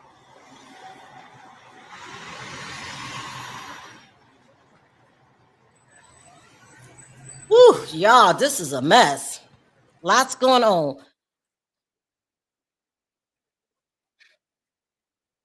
It's lunchtime. Okay. All right. So I don't want to cam down. You guys take a break, come back, take a break. I don't want to miss anything, even at lunch. We'll still talk about it. I'm gonna remain live. And it's confirmed Jaguar Wright is in the courtroom. What the fuck? That is so weird to me. What a weirdo. Let me see if she's live.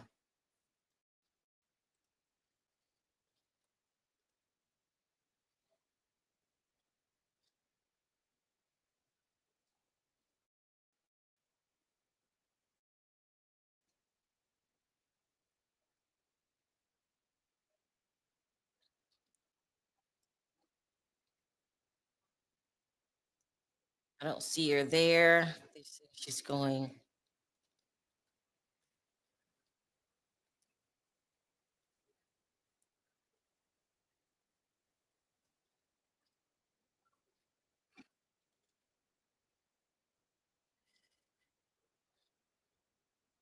Okay, she's not live. She's not live. I really do think she's playing a crazy game, though.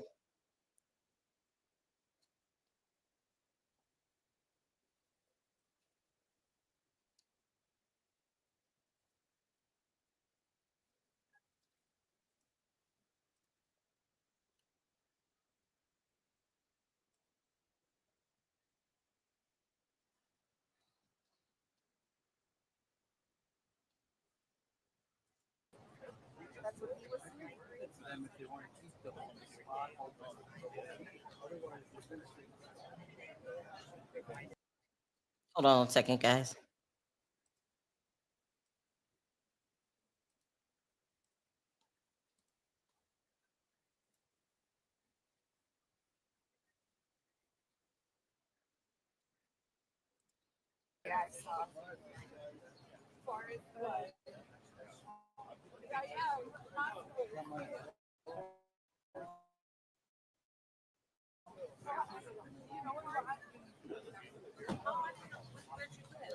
Right, y'all.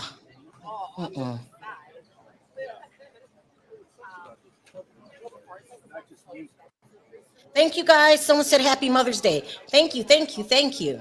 Belated Mother's Day. Had a great Mother's Day. Jag has been hanging out with a very rich woman. I'm sure she manipulated that woman for money to go to this trial. What woman? What is Jag doing now? What very famous woman? Harry just dropped. See if he comes back in. Hold on.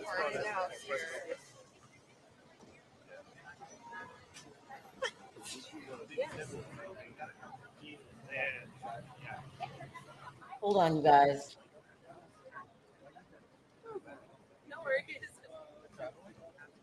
A little bit here and there.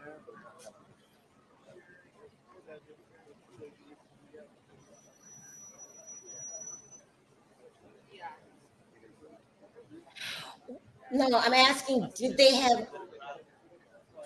I'm asking, did they? Okay.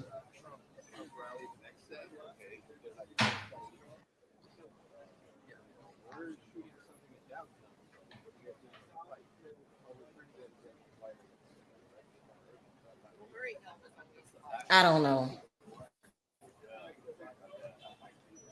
What happened, Sherelle? Just nothing. I'm getting mixed.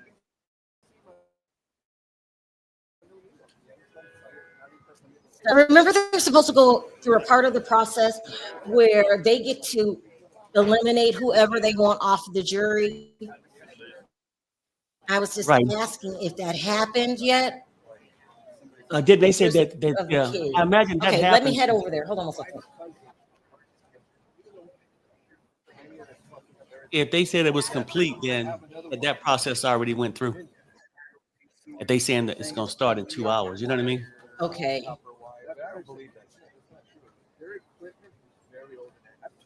It's gonna be a mess. They haven't changed this since then. Yeah, they're ready to go. That's crazy.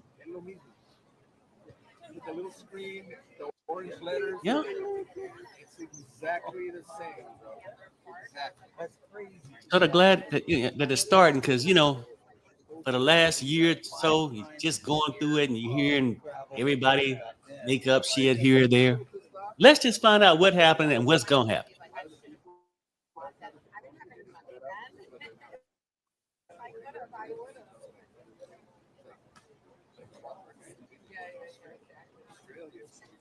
Exactly. That happy there. This much money, house, Australia. Let's listen to a little bit of Dennis. This is Dennis Byron. He is streaming live. He's there. This is, hold on. How come nobody's live right now?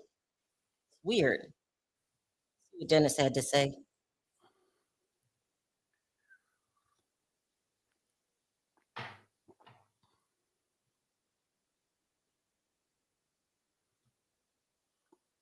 Yeah, somebody said they did opening statements and everything. So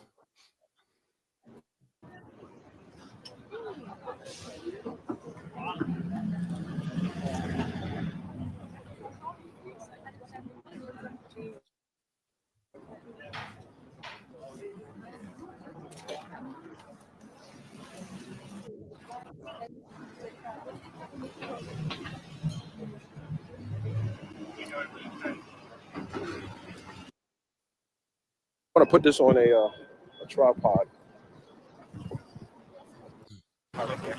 Actually, How does that happen? Over there. Is that cheap? Nobody's saying anything. they turn the phone around. There are literally bloggers just walking around outside, really not saying too much. I wonder what the weather is out there. Is it cool, warm? You know, probably mild. Yeah. Yeah, that's not bad. They'll just hang out, I guess, and find out what's going on.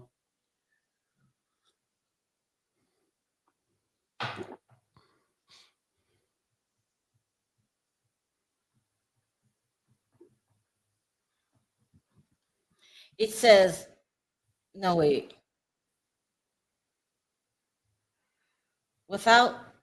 With the jury out, Brian Steele is talking to the judge. We will be objecting to exhibits. In the future, I would like to hear this the day before. So they're trying to strike 2 exhibits from being shown. They're not taking no break. They're talking to the judge now while everybody's on a break.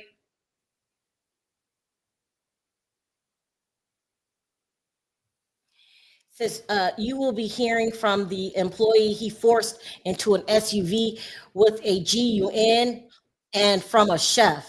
They worked punishing hours at times without sleep. They brought drugs for him. They were expected to keep quiet. Some of the witnesses have already received settlements. What? What does that mean? Let me put this, huh? Go ahead. It says you will hear from the employee Diddy forced into an SUV with a GUN and from a chef. They worked punishing hours, at times without sleep. They brought drugs for him. They were expected to keep quiet. Some of these witnesses have already received settlements. What is that? What? Yeah, I remember he had some kind of housekeeper or whatever, and she was saying that she would be there with no sleep for 6 to 7 days, and he didn't pay her over. The settlement could have been him just dropping whatever civil case they had, paid him off. That's settled. I remember the one guy said, there's a big guy too, said he was forced into the back seat. Maybe you pay him to set him up, or maybe you did it, you pay him. But I mean, I don't know how much that's gonna stand. I mean, because the lady, just because you didn't get paid the hours, do that mean it was racketeering? Or they can come and say that you brought the drugs, you did this and that. But there's a such thing. It's like people who did this, when they get cross-examined, might be the problem. If you knew it was wrong, why did you go and do it? Just ask certain questions of the person. Oh, they'll say they feared for their life, and then they'll say, "Well, if you feared, why did you come back the next day?" I don't know. It'd be nice to be in the courtroom to actually see and hear their testimony. This one says, at one point in time, I used to be amused by the spectacles made about Diddy, But seriously, it's nothing amusing about this one single bit, as people's lives are truly impacted by these heinous crimes. So Perry, everybody that I talked to is saying that the case is not looking good for Cassie. Well, Nancy Grace made a big thing out of it. mhm. Is there a chance that Diddy could walk this? No, I Okay, don't well, want to. and I'm thinking people saying it's not going to be a good look on her. Look, Cassie done went through that, took a settlement from Diddy, from whatever they had done in the past. She's moving on. She's pregnant, about ready to be a mother. Do you really want, when you start slinging dirt at him, they going to start slinging up other dirt? Like maybe you in compromising positions. Heels up, shit like that. You know Yeah, what I I'm know saying? what you Like, mean. Yeah. that's the stuff they're going to show. And people are going to say, yeah, she was forced into it. Some people ain't going to understand it and say she was a willing participant. Yeah. And, when you're trying to move on with your life, do you want to have that setback? Or she could feel like, hey, this guy really did me foul for these years. I need my get back. But it could make some people look at her in a different light after this. This is a mess. This is a mess. I'm checking the circuit, see if anybody has live footage. No one has live footage. We're really weird. Somebody said Jag just went live with Armand Let me see. or something.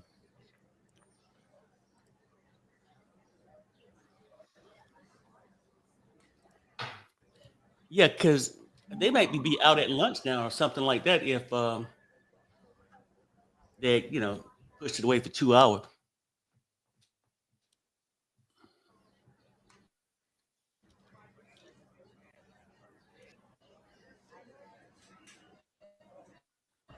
I don't see Armand live. Let's go to his Instagram. Wow. Yeah, somebody said in the opening statement, the defense said Cassie was acting out of jealousy. See, they gonna portray shit all kind of ways, and the prosecutor, they can try to clean it up and change it, but sometimes it's certain people gonna believe either defense or the prosecutor, and a lot of people ain't gonna really understand the fact, how could somebody stay in this relationship for so long if they was tortured? So it's gonna be crazy. Just enjoying the scenery. Oops, wrong one. They're not live, but there's a video out, so let's play it. Okay.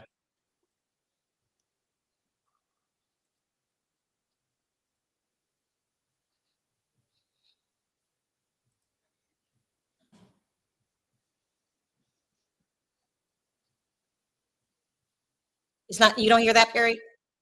Oh no, you get to hit play, don't you? It did. Let's try it again.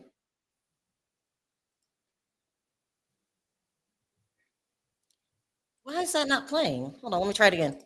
Okay.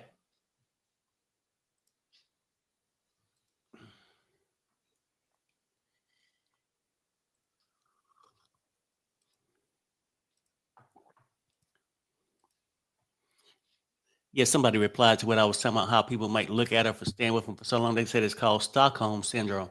I understand that, but see, certain people ain't gonna look at it that way. Okay. Oh, you got district security too? Oh, wow. Chad working with security too.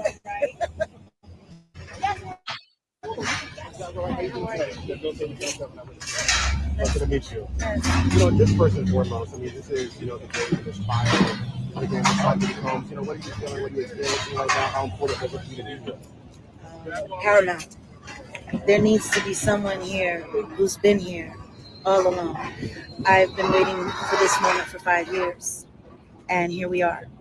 And I'm praying that everyone remembers there are survivors, real life survivors. And I hope that everyone takes into account how necessary a true verdict, a just verdict now. 25 years of pain, 25 years of hurt. And I'm praying that God's just going to do what he told me he's going to do. So So I hope we're all just staying in vigilant prayer for everyone on all sides of this. These are human issues, and we need to have real human response and emotion. Do you plan to be here every day? I mean, during this trial, we're expected to be here. I'm going to be around. Have you spoken with anyone who might be possibly testifying, or have you spoken to anybody? That I cannot say. But what I will say is my prayers for Al B. Shore are being answered day by day. From the moment that we found out he flatlined to the moment we found out he came back. I'm here vigilant for that. Justice for Kim Porter. Support for Kim. We got Jaguar right at the case. Something is so wrong with Jaguar Wright. Carrie, you're right. It's entertaining. Right, it's entertaining, but I'm telling you, that's Why why was she hit, talking right? like that? Well, because she's feeling educated. She's feeling vindicated. She's feeling popular, famous again, right? She's out there, paparazzis, everybody's coming to see her, even though they're at the Diddy's court case, they just out there. But in her mind, everybody's coming to hear her story, to see Jaguar Wright. And then she got Big Bob, the security. They floating around and they just all in the camera for just to try to make it seem like she like Beyonce or, some fucking body. Look, please. But then she get into the thing. Yeah, I spent 5 years and I'm glad the day finally came for justice. And now my prayers out to Al B. Shore. And I'm just worried about this people. It's a lot of survivors out there. It's a lot of liars out there too, Jag. It's a lot of liars. And if you was really a victim fighter and wanting to do this shit and you had so much information, a good leader would stand up for his people. They would be in the courtroom putting themselves on the line, whether something bad happened to them after the trial or not. Making sure the person, making sure that let's just give her a chance. Now, Jaguar Wright might get arrested, y'all, but let's just give her a chance. She wants to be in them. She's inside the courtroom. People are giving her credit. I don't know how she got her ass in there, but she does. I'm glad she's here though. Don't get it wrong. I'm telling you. Because like right now, it's like intermission, right? Most people eating lunch and dozing off at work, listening to the trial, but you got Jag on the scene. I mean, hell. And then eventually they're going to have to turn up a little bit, when they take that lunch break and they have to refill, you know what I mean? It's unbelievable. In New York. But she's out there, so, saving the victims. Hey, Leah. Girl, it's been a hell of a morning. Let's recap. So juror number 3 is still gone, still missing. I'm not juror, pardon me. Witness number 3 is still missing. You had people trying to still get off the case this morning. It looks like now they have wrapped up the jury selection. They're supposed to start the trial. They said 2 hours, but maybe we are a half hour into this, so maybe an hour and a half. They're supposed to do opening statements. Brian Still is to do the opening statements for the defense. What else? Jaguar Wright is in the courtroom, even though she has 2 warrants out for her arrest. Crazy. It's been a crazy morning. Someone said go to court TV. Okay, here we go. Okay, so everybody's on standby. I will not leave the live. If I have to sit here till 7 o'clock our time, I am not missing anything. We're also hopping around from different bloggers or mainstream media. I want somebody to say something live. I'm on that. I can't find anybody just yet. Maybe they have to eat in a certain area. I don't know, but nobody's live. Nobody. Yeah. It says that opening statements will begin when they come back. This is the Washington Post.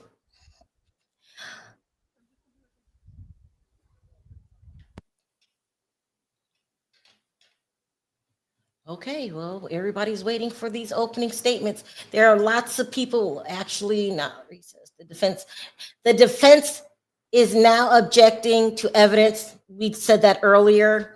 They're trying to get something struck, some evidence they don't want presented. Somebody said Dennis live, but They- Dennis is outside though, Dennis- right? Let me look.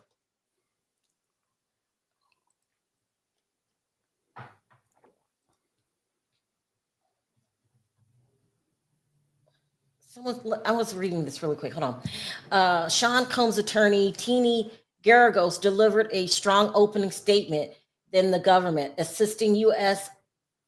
Attorney Emily Johnson remarks lasted a little more than a half hour. Oh, they're saying some people that the prosecution started to speak. Garagos' statement lasted an hour with a fair amount of repetition. Combs is guilty of domestic violence, but not the crimes the government charged him with. Okay, everybody's saying that's not looking good. Let's keep going. Combs' family is dressed and in a very somber mood. What does that mean? When the expectation of his daughter Chance, who is dressed in white, they're all wearing black. They have been mostly stoic in the gallery. But as lawyer Teeny Garagos continues with the defense opening statement, Combs' son Justin Dior appeared to pass a note to his brother Christian. Opening statements have gone on for about 15 minutes. Okay, so this, I guess they started the process. They will not be presenting evidence today. Prosecutors are planning to play a version of the 2016 security footage. They're going to play the tape today of Cassie in the hotel room in 2016. All right, so we're going to get to it. They're going to get to it. And if Cassie gonna be the first witness either way, you're gonna have to get to it because that is the book and all that. So yeah, and if she's on the verge of having that baby, she's gonna have to speak and get it out and get the hell out of there because that baby looked like it was on the way, like her They're stomach. saying opening statements is done. It says Cassie Ventura is going to take the stand when they return. It will be the first time Combs and Ventura have seen each other since Kim Porter's funeral. Oh. So they're saying Cassie's taking the stand, people. This is good. I cannot wait. Whoa. What's this?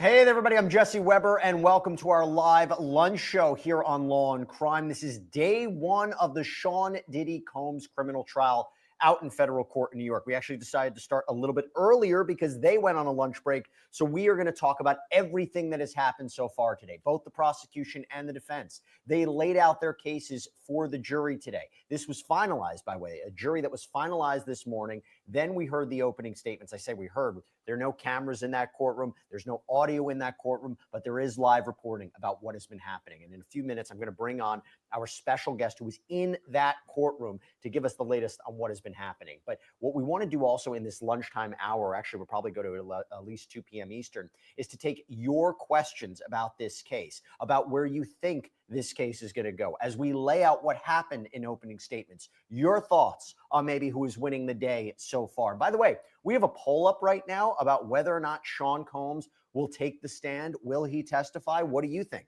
Took the stand in his last trial all those years ago, but it was a very different kind of case. This is a very different kind of prosecution. Two different narratives today, right? The prosecutor, Emily Johnson, essentially described Combs as a monster, stating that this jury will hear about all kinds of alleged crimes and the team who helped him commit them. The defense, Teeny Garagos, explaining that this case is about love, jealousy, money, and even acknowledging that there are episodes of domestic violence, but it's not sex trafficking. It's not racketeering. So right now, I want to bring on Elizabeth Milner, law and crimes reporter, who was in that courthouse today for the opening statements, day one. Elizabeth, thank you so much for coming out really quickly to talk about this. So first, I want you to set the stage. The whole scene out there. you had almost trouble getting into the courthouse today. Talk to us about what you're seeing. Oh, yeah, I crashed out a little bit this morning, Jesse, thinking I was not about it to get inside that courtroom just because of just how crazy it is. I mean, you can just see the lines just going all the way back with media. It's going all the way back just with the public, just so some people could either, one, watch the trial, get a glimpse of Diddy's family members coming in and outside of the courtroom, and even as well as see as his attorneys, whose members include Brian Steele, Mark Agnifilo, Mark Garagos playing in kind of that defensive advisory type of role. So it's crazy out here, especially, you know, it's Diddy, it's high profile celebrities, it's salacious allegations. Then on top of that, he's facing a lot of time behind bars. So you can understand why so many people of the public wanted to be here and wanted to get here super early so that way they could attend. I even heard somebody was standing in line and was auctioning off how much that they would give to somebody else in line. For others who was inside the courtroom today, still is a lot of famous faces, or well, let me not say famous faces, but a lot of people that we are definitely familiar with here at Law and Crime. You have Mark Garagos in the courtroom, Karen Agnifilo, who is the wife of Mark Agnifilo, who's also representing Luigi as well too. You had Little Rod inside the courtroom today, and he's one who had filed one of the many civil claims against Diddy as well too. He came in probably, I would say maybe like 8:30ish, kind of came in with the sun chains on, as well as his attorney was inside that courtroom as well too. You have all of Diddy's children, with the exception of his youngest daughter, Love, were inside that courtroom. So that includes Quincy Brown, Justin Combs, Christian Combs, Delilah Combs, Chance Combs, Jesse Combs. Chance's mother was inside that courtroom. Diddy's mother was inside that courtroom. The daughter of Diddy's youngest daughter was inside that courtroom. And then you have the twins' caregiver, who is also best friends with Kim Porter as well too. So a lot of people were inside that courtroom as well for just opening statements, just to get this jury selected, because it went down from 43 to 18 today. And so a lot of people were inside that courtroom. It was body to body. And what can you expect? It's Diddy's first day of trial. So this was, you know, just a little bit of what we were expecting today, but it's crazy out here. And I will encourage everybody to check out what you're posting on X, Twitter. Because earlier today, you actually posted that you saw Rodney Little Rod Jones, one of the first people to sue Sean Combs. He was outside the courthouse. We were always expecting who would end up showing up during the course of this trial. Talk to us about the jury.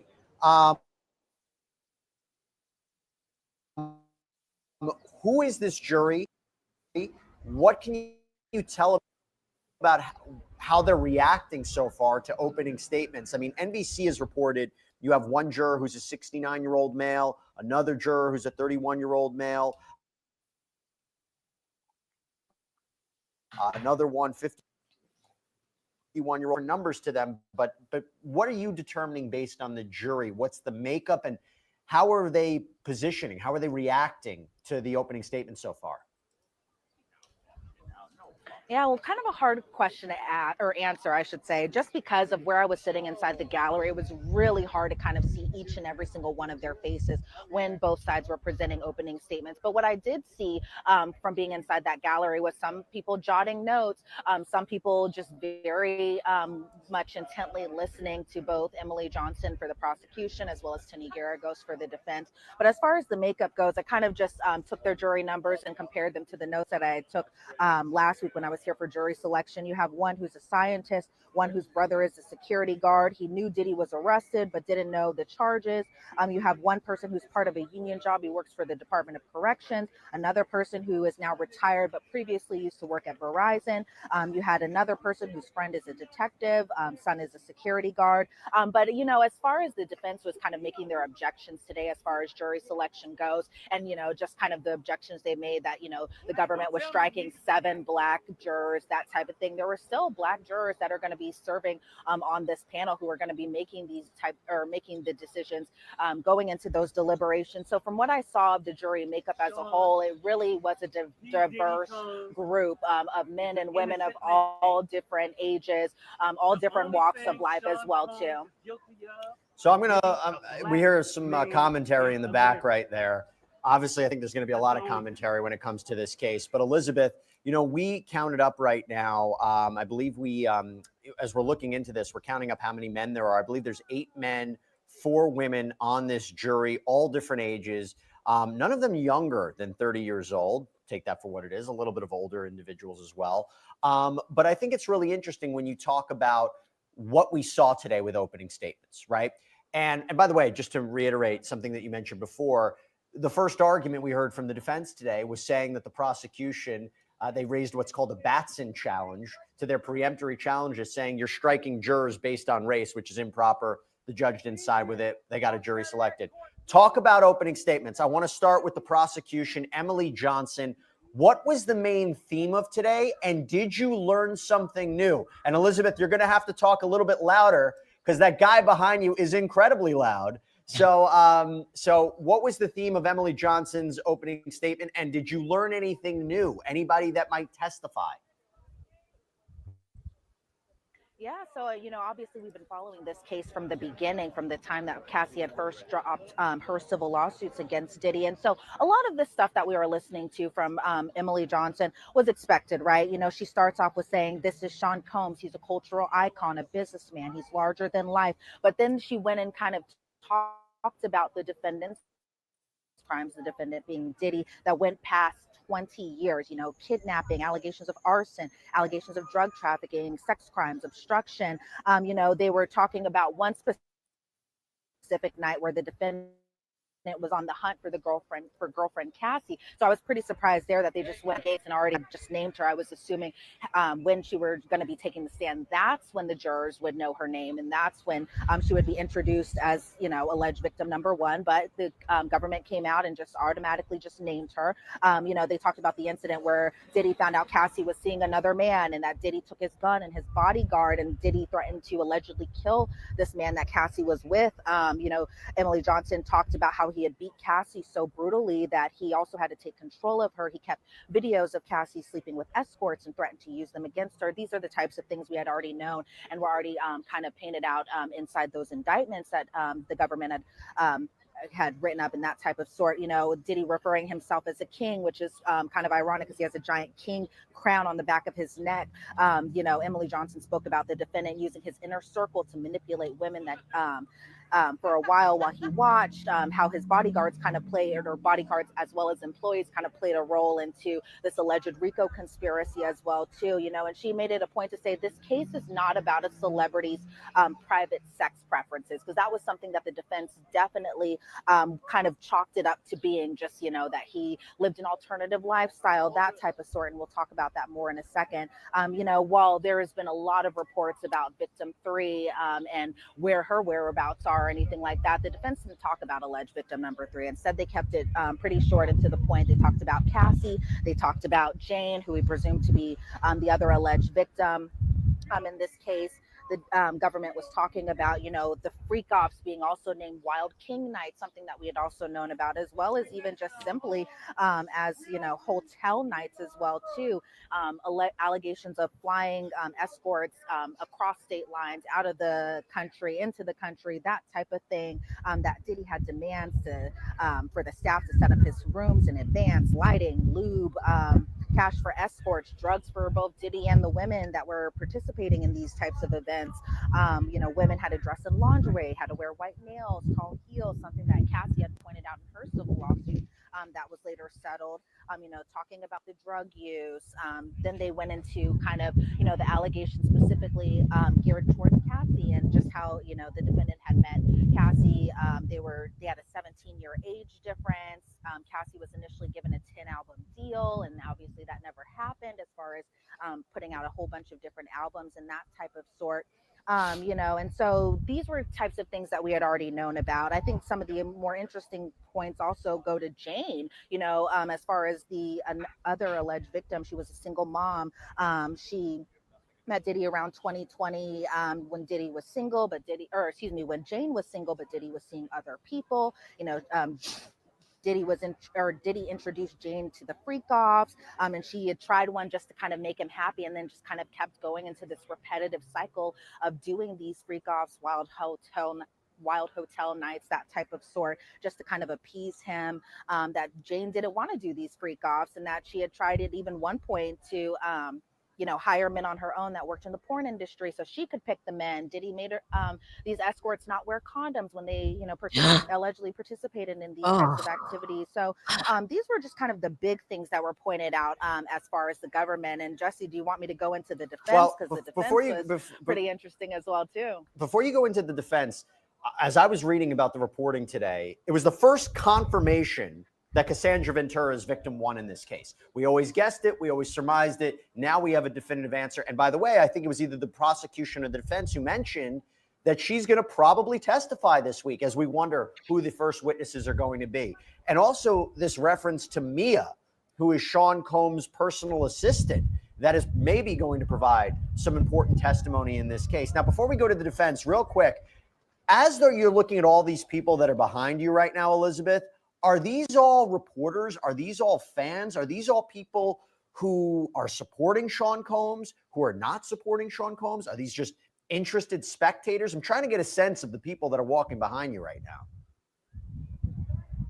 Yeah, so obviously I was trying not to pay attention so much because it's really so many people, but it's really just kind of a common mix. It's a lot of people who are here with the media. You have field producers, you have social media producers, and pretty much every outlet across the country is here right now inside that courtroom. I would say there's too many supporters beyond that one guy just kind of yelling, and he had been kind of saying some pretty vile things to us as reporters. So, we're trying too much not to pay attention to him as much as possible. As far as the family goes, right before we did this hit, we saw the family kind of get into a Sprinter van and kind of drive off, maybe to get something to eat, maybe to decompress. Because, think about it, Jesse, his children were inside that courtroom, especially his daughters were inside that courtroom, hearing about their father, booking escorts and allegedly beating women and that type of sort. So maybe it was just the time that all the family members just had to get out of here, get away from this media circus. But for the most part, it's a good mix of both media and just the general public who are just genuinely curious. So Elizabeth, I know you have to jump back into that courtroom because they're going to start up in about 15 minutes. Real quick, if you could summarize the defense's opening statement, some highlights there. Yeah, the defense's opening statements were pretty, we were kind of expecting them. They were going to have to admit that Diddy had been physically violent towards women in the past. They were going to have to admit that Diddy had this type of temper, that, he participated in taking these types of drugs, and that his temper was especially bad whenever he was on drugs and alcohol. There was a point in the openings where Diddy stood up when Tenny Garagos was introducing him to the jury. For the most part, even throughout opening statements, he kind of sat there calmly.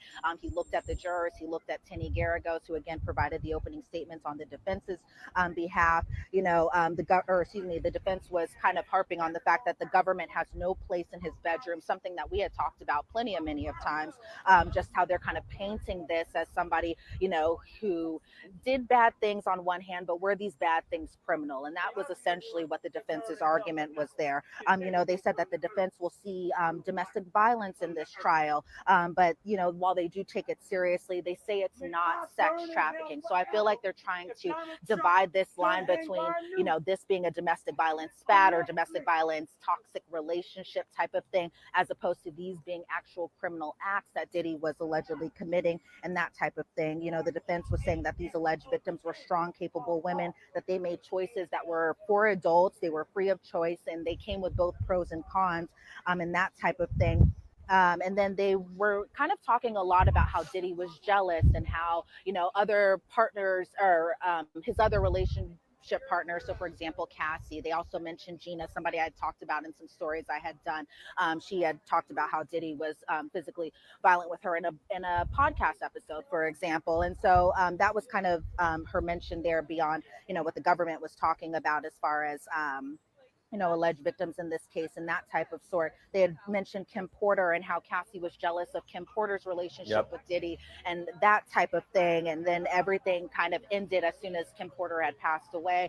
Cassie went to her memorial service, and that was the last time she had seen Diddy, even prior to her expectation that she'll be inside that courtroom testifying. These jurors are going to see some of these freak off videos, but they say that it was taken from Cassie's devices, not Diddy's devices. And so, they talked about Mia, for example, who had worked with Diddy for a number of years, and the defense says, they want jurors to evaluate her motive to testify. When they were talking about Jane Doe, it was the same thing, that this was a jealous relationship. Jane wanted to be more public, whereas Diddy, he flaunted other relationships that weren't with Jane and that type of thing. So those were some of the biggest takeaways from the defense's openings, as well as the government's openings as well, too. These are the arguments we anticipated. Now, obviously, there's a lot more detail to it. We're hearing it in an official capacity. And these jurors, while they might have heard certain aspects of this case, this is the first time, presumably, both arguments are being positioned to them for the first time in such a very particular way. And this is opening statements. It's not evidence, but it is the start, the official start of Sean Combs' criminal trial. Elizabeth Milner, thank you so much for reporting. Go back into that courthouse. Stay safe out there. There's a lot of interesting characters you're seeing running around. But thanks, Elizabeth. Appreciate it. Wow, that was okay. So here's the deal. We have another hour. We're going to be taking your questions right now on everything that happened today and everything in this case. I mentioned we had that poll about will Diddy testify. You want to know what the results are right now? 60% of you say no. 40% of you say yes. Now, we know taking a stand could be quite risky for Sean Combs and probably unlikely if you ask me, but I don't know. You don't want to just hear my legal analysis for the next hour. That's why I'm joined right now by celebrity criminal defense attorney Brian McMonagle, as we know, famously represented Bill Cosby as well. Brian, good to see you. Thanks so much for taking the time to come here on our live show. Good to see you, Jesse. So let me lay out what I think about the opening statements, and then you tell me what you think about the opening statements. Look, for the prosecution, they basically called him a monster, and they are going to be throwing a lot at this jury to consider. Tapes, accounts, receipts, people who worked with Diddy. There's going to be a lot to suggest that he forced people into sexual situations where there was a commercial value element to it, right? There was an exchange of money or promises. Sex workers will be called. I think that was a lot for the jury to digest. Now, if the jury doesn't necessarily look at the particulars of sex trafficking or racketeering, maybe the prosecution's got a really strong case, and we're really at the start of it. And by the way, if we believe Cassandra Ventura is going to testify and be the first witness to testify, quite compelling testimony, right? It was her account that led all of this. But when you hear the defense, and they've acknowledged that this is domestic violence, that what he did on that tape in 2016 with Cassandra Ventura is inexcusable, that this is not an episode of actual racketeering or sex trafficking, it can't meet those elements, it makes me wonder, is this a tougher case for the prosecution? I know openings are not evidence, and I didn't see it for myself. I'm basing it based on the reporting, but I think there might be something to the defense here. Am I totally crazy? No, Jess. I mean, I think we've been talking about this for many months, which is this a situation where they made a federal case out of perhaps a lot of significant state court misconduct or crimes, but to make it a racketeering case, I always thought could potentially be a bridge too far. And we saw precisely what we expected out of the defense today after a very effective, it sounds like, listening to Elizabeth, prosecution argument. The defense did exactly what we thought, which is to say, hey, listen, bad conduct, at times a bad guy, but we're in the wrong courthouse. They made a federal case out of some appalling domestic violence, which they had to concede. And this were, at its worst, consensual conduct by a lot of adults, no children, a lot of adults, perhaps acting badly, among which he was one. So I think it is going to be very interesting. And I wouldn't be surprised if at the end of the day, this jury parses charges and perhaps comes in with a compromise verdict. Oh my We're still in the God. early stages. And by the way, everybody's asking right now, where's the footage? Like, why there's no cameras in the courtroom? Unfortunately, no. There are no cameras in federal courtrooms. That is the federal law right now. Those are the federal rules. I didn't make them. I think it's a big mistake, but there's always a concern. Yeah, I think that there's a mistake, but there's, concern about it improperly tainting the jury, it improperly tainting the case. I've heard the arguments, but in an effort of transparency, when there's a case of so much public interest, I think there should be cameras. There's going to be no audio. Transcripts will be released, and we're going to do best to put you inside that courthouse. So stay tuned on that. We have a question from Dry Roach 69. So submit your questions on YouTube right now. Will tapes be shown? Yes, they will, at least based Let upon. me just say this, Perry. Mm-hmm. People keep saying that they don't have a strong enough case. They're saying claiming Rico is absolutely ludicrous. I'm nervous. Well, I'm I very mean, nervous. that's how I feel about it too. I know. Like, What can we say? we see what happened in Georgia with that RICO case. Like, it's a lot of things that you need to prove, but it seems like, just to me, it's gonna be a lot of things that Diddy win out of this. And I think that RICO part, because most RICO things be having multiple people involved. He's the only one. But this gentleman, I don't know who he was. He's an attorney. He's a high-powered attorney. Said, they made the wrong decision. I don't know, y'all. Let's keep listening. Y'all want to say anything? I'm gonna keep the link up if anybody wants to talk about it. I'm nervous, y'all. I'm not gonna lie. I'm nervous. Somebody saying he must have paid off people. It feels like that. We don't know. It just feels like that. They hit R. Kelly with the RICO. I know, but I don't know, y'all. Let's just keep listening. If anybody wants to come up, they can come up. I'm nervous. I ain't gonna lie. Yeah, it's crazy. Not looking good. Yeah. Let's hear more professional talk. Well, I don't know who it's going to be, but you're going to hear the first witness. You're right. The brevity of these openings was somewhat stunning to me. And this judge isn't going to mess around. Let's go. You've opened. Call your first witness. Usually in these federal cases, they'll call witnesses that'll set the stage. They'll typically be FBI agents or part of the prosecution's investigatory team. We're going to set a stage, kind of a roadmap for evidence that will come. I don't think you'll see anybody significant this afternoon, but every now and then the prosecution gets really smart and they'll come out of the box with a heavy witness, trying to hope the defense isn't ready to cross-examine them. So it'll be interesting to see, but my guess is it'll be a lot of setting the stage in terms of testimony this afternoon. We have a question from Sheila. What does the jury pool consist of? So I'm going to read you once again the reporting based on NBC. So I understand that there are 8 men, 4 women. So juror number 2, well, these are just the numbers that were assigned to them. I won't mention the juror numbers, but you have a 69-year-old man who works as an actor and a massage therapist. He lives in Manhattan. A 31-year-old man who works as an investment analyst. He lives in Manhattan. A 51-year-old man who has a PhD in molecular biology and neuroscience. He too lives in Manhattan. A 30-year-old female working woman as a deli clerk. She lives with her mom and brother in the Bronx. A 42-year-old woman who is an aide in a nursing home. She lives in Manhattan. A 41-year-old man who works in communications at a correctional facility, lives in the Bronx. A 68-year-old man who's retired from working at a bank, lives in Westchester, New York. A 68-year-old man, who's retired from working at a telecommunications company. He lives in Westchester. 43-year-old woman works as a physician assistant, lives in Westchester. 39-year-old man works as a social worker, lives in the Bronx. 67-year-old man who works as a logistics analyst, lives in Westchester.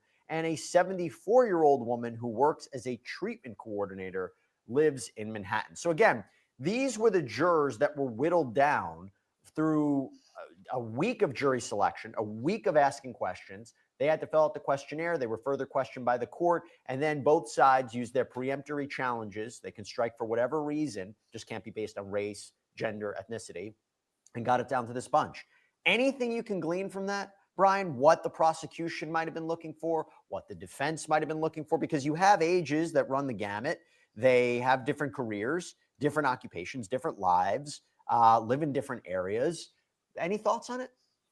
Yeah, I think they both got a little bit of what they wanted. I'm looking and I'm seeing molecular biologist and then deli clerk, massage therapist, somebody who works in a bank. It looks like the cross section of the community. I'm sure the defense wanted some young people on this jury, some people that could probably live with some of the more bizarre types of behavior we sometimes see, a little more open-minded. Prosecution obviously looking for dyed-in-the-wool older Americans who are just going to be appalled by what they see, hopefully for them. It looks like they each got a little bit of what they wanted. I'm interested to see what the racial composition was of the jury. That always matters, despite what some people say, it matters. But I think everybody got a little bit of what they wanted. And keep in mind, they probably lost a lot of jurors who simply couldn't be fair or simply didn't meet the criteria for qualification. Yeah, and look, I think that when they raise an objection early on today about a Batson challenge, saying the prosecution's eliminating black jurors, that's a significant accusation to make, not uncommon. You see a lot of those challenges made during the preemptory phase. But the judge didn't say it was significant because the prosecution basically came back and gave their reasoning for why these jurors were being eliminated. And actually answers one of the questions we got from one of our viewers, Megamind678. Why did the jury count drop so significantly? Because they did the preemptory challenges in just a few minutes and got it listed out. Okay, we have a question from KC. Do you think they will find Combs guilty? What could these charges land him? Well, it depends on what they are. I would be stunned if he walked away from all of these charges. Some of them seem like pretty low-hanging fruit. Obviously, if he's convicted of the racketeering, he's going to serve easily over a decade in prison. It could be far longer than that. But if he's only convicted of some of the less serious charges, perhaps the charges that relate to just transporting for engaging prostitution, it might not be as severe a sentence as one might think. So it all depends. What is he going to be convicted of? If he gets clipped on the racketeering conspiracy, he's going to be in prison for a long, long time. Life in prison. Life in prison. That's what he's potentially looking at there. And it's incredibly significant here. The stakes could not be. Beatrice, you asked me why am I nervous? I'm nervous because I want justice for all the victims. I'm nervous because I want justice for Kim Porter. You don't get to act the way that he acts, destroy as many lives as he's destroyed, and walk away scot-free. So I'm nervous because he is rich and he will pay you off. So that's why I'm nervous. So I'm not trying to be negative. I'm very, very nervous. And everybody say, it's in God's hands. He's got it. I'm still nervous. I'm not going to lie. I'm just nervous because, this man, he's known to pay people off. Like, where's juror number 3? I'm convinced. What are your thoughts, Perry? Yeah, you know what? I understand what you're saying. You're nervous because you feel like, hey, this is a chance to revenge Kim Porter. Yeah. But Kim Porter is not part of the case. They're not going to, to try to solve her. Okay. Yeah. So, but I understand what you're saying, that you sort of nervous because it seems like we know when you go to court, a lot of times money talk, bullshit walk.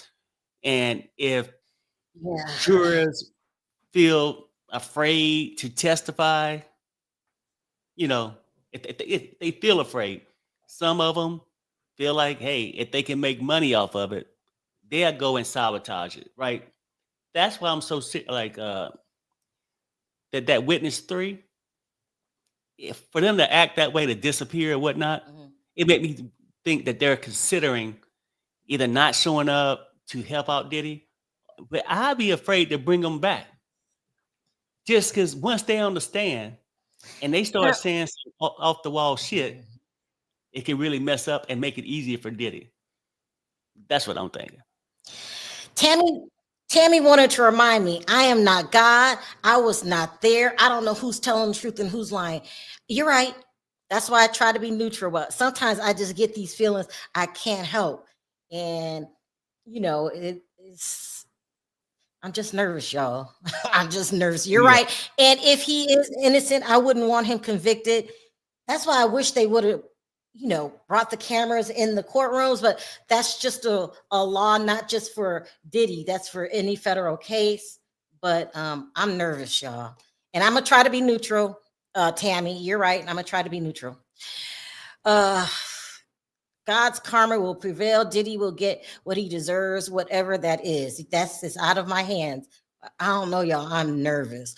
Only those who are spiritually manipulated would say it's in God's hands. Oh, well, why would you?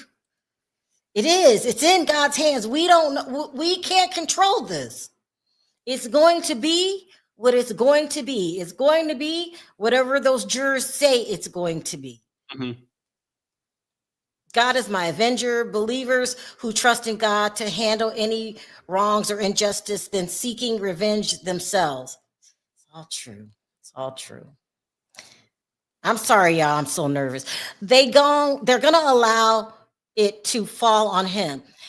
His humiliation rituals gonna drive him insane. I'm worried about the charges on Kim Porter. I don't think there'll be no justice for Kim Porter when they do come into play. Also, I just want to get it over with, y'all, because also too, they're talking about Cassie got some tapes on herself. Hey, Mel, what's going What's up, on? Millionaire? Hey, how y'all doing? Chilling. Are you nervous? Tell me something to calm me down. I'm nervous, Mel. What you nervous about? I just tuned in. I'm nervous because I'm not hearing with a confidence. This is in the bag. The defense has it. They've got it. I'm hearing all these little mishaps that we can't find this juror. They got some real bad tapes on Cassie. I want him to go to jail. I'm trying to be fair too, but if he did this, he needs to be in jail. So I'm nervous. What are you are you nervous? No, I think that New York City, the way they did, I'm not sure if P. Diddy is at the level of Jeffrey Epstein, but the way they did Jeffrey Epstein, that was also a very hard case to prove. Right. They did prove it. He got proven guilty. So I really, I don't think that he's going to get away with. In New York City, they're pretty infamous with really being very thorough when it comes to these kind of cases. So I think that whatever he did will come to light. You know what? My thing is, I wish that it was treated like the Johnny Depp trial, where we actually can see it, and that we can see all the movements of it. But I think that sometime in New York City, I'm not sure if they have the rights or they have the same, freedom that they do in California and other places to really, do the trial. They're not allowed. It's a law, not in federal court. So yeah, so that's the part that's I mean, you see this people all the time. Now, mind you, when I'm going around and I get on the train and buses, or if I happen to be around that area, you see the people. Oh yeah, you live in New York.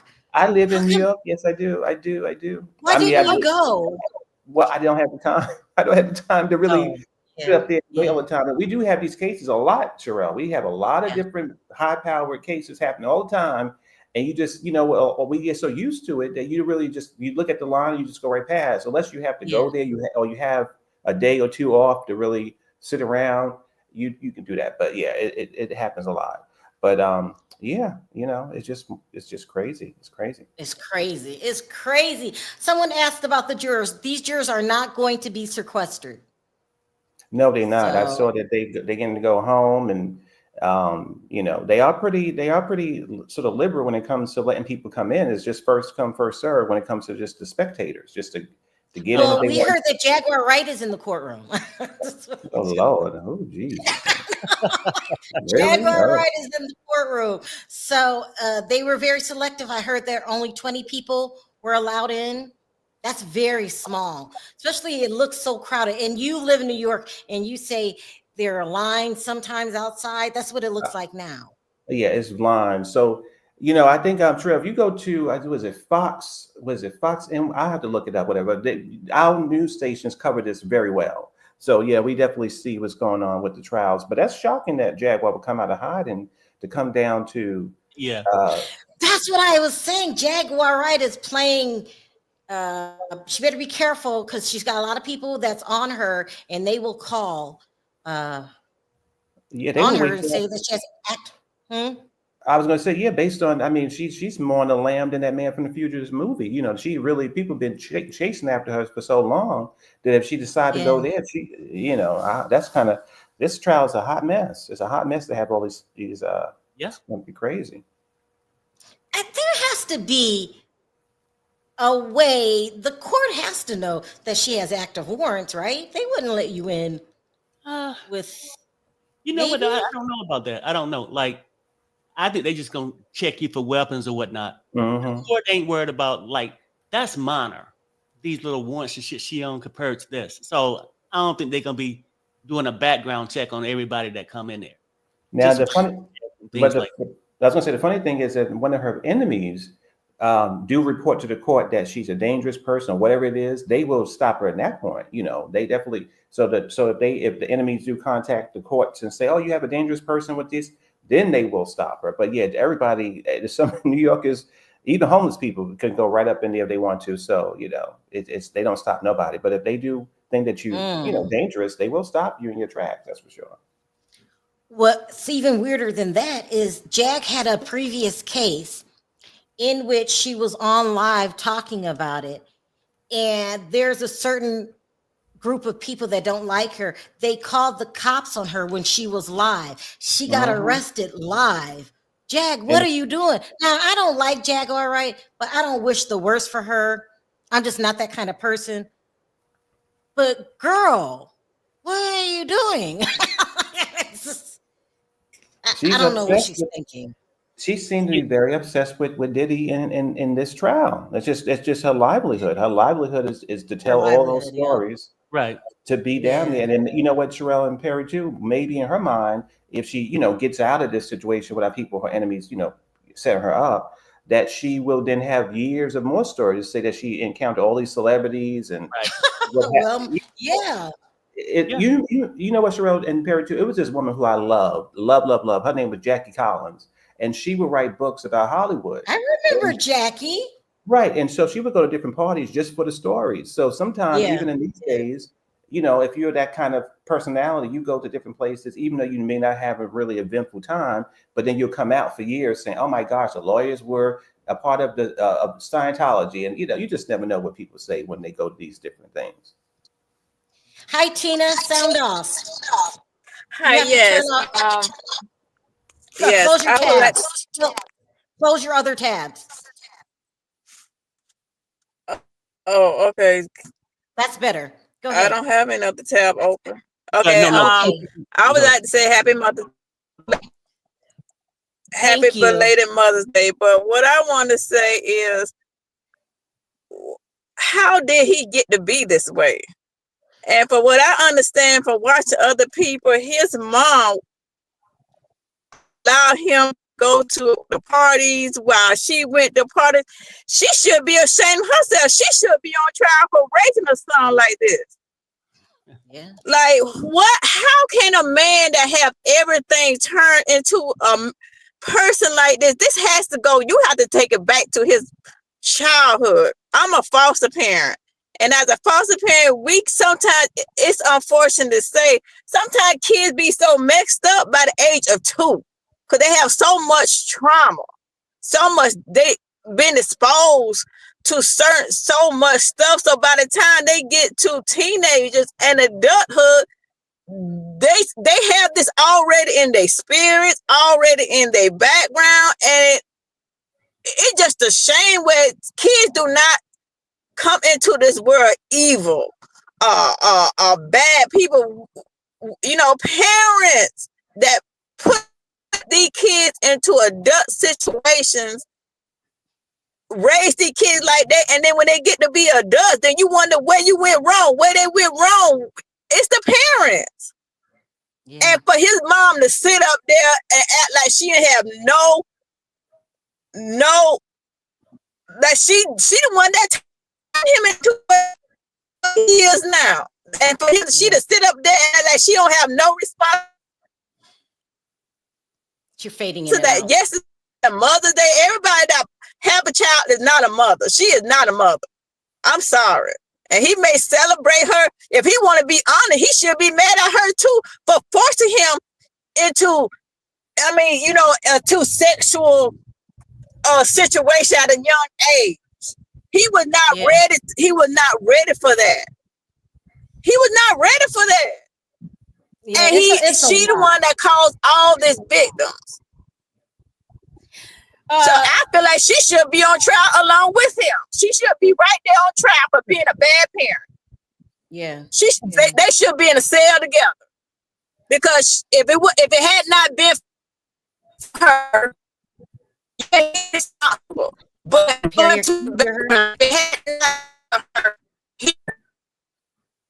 Sure, in you a was breaking up. position he's in. Yeah. There's a technical difficulty. Tina, you're not coming in clear. I'm gonna have to drop you. It's very choppy. Okay.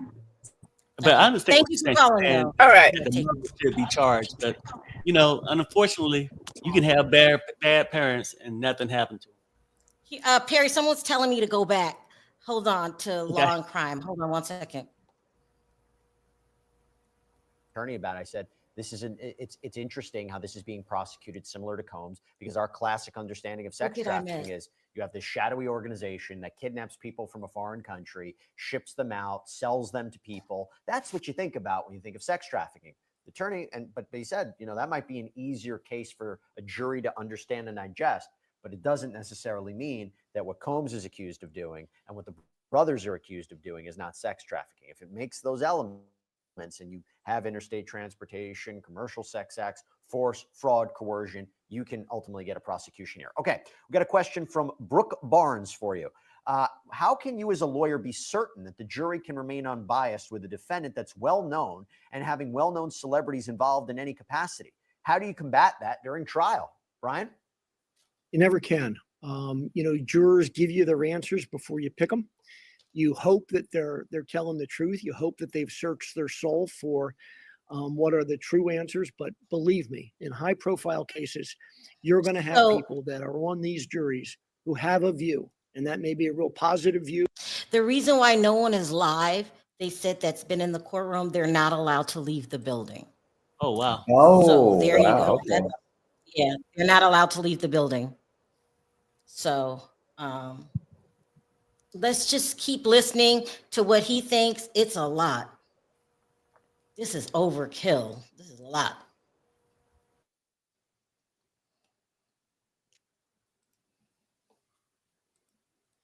People all of a sudden will start wearing T-shirts on the jury that have messages on them and stuff. So sometimes these folks can get enamored with the celebrity nature of the trial. Sometimes it turns out to be a real circus.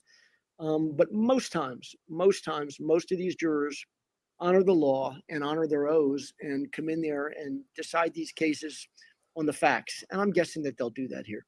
By the way, so we're here for another 20, 30 minutes. I'm getting live updates about what's happening in court. We're going to present those live updates to you as well. So right now, for example, court is back in session after this lunch break, jury being called back into the courtroom.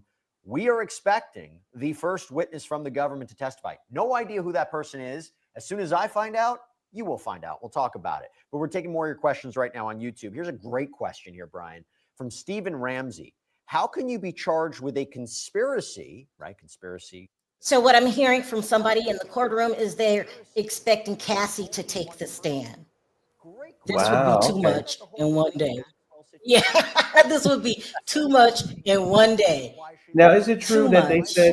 Is it true that they said that because she's pregnant, they're going to have to give her 90 minutes of grilling and then give her a break every 90 minutes because of her pregnancy? Oh, I heard that too, Mel. That they're gonna. She's allegedly. This is what I'm hearing. She's due any day now. Mm-hmm. And I showed you guys that picture of a pregnant Cassie. She looks. What do I do with that picture? She looks like she's about to, for lack of a better word, pop. Yep. She's very pregnant. I don't know how you cuss out a pregnant woman.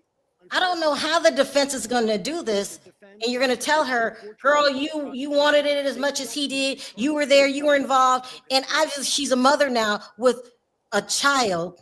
I hope they don't go after her like that. But that's what I'm hearing that they're going to do. Yes. So again, so when it comes to so you are definitely one of the authorities of this subject, but with other places on Twitter and TikTok and other places, you hear a lot of stuff, and you hear, of course, that's why I heard about them giving her breaks, but also about them wanting to go, hard hitting and talk about, sexual health and all type of stuff. I'm like, oh my gosh. So that's a little that's a little sickening to think that they're going to be asking her about her health status. I know. Possibly. So that's kind Carrie, of crazy. do you think they dropped the idea to cross-examine her really hard? You can't go after a pregnant woman. And this is the thing. Yeah. I mean, like, if you protecting your client, regardless of whether she's pregnant or not, you got to do what's best for your client, right? Now, but I wonder this. Like, say the prosecution, they go and give it feed her what they want to feed her, have her respond. But when the questions get too tough on the defensive side, if she don't conveniently have contraction. Do you understand what I'm trying to say? Like at a certain point, the defense will be at a disadvantage a little bit by having a pregnant woman this far along there, because who's saying that she's not having contractions or whatnot? A way of bypassing answering questions. Does that make sense? Yeah, it's true. I mean, I still would see this. It's actually going to be a very good trial, and it's unfortunate they don't have the cameras there, so we can see all the celebrities and all the people coming in and everything. But I'm glad that she's getting her stuff done first. Like you said, she's about to give birth, so they need to get her out of there real quick. But it sounds like it's going to be very hard for her. Very Someone's hard. telling me I'm missing the updates. Let me get back to the updates. I missed the updates.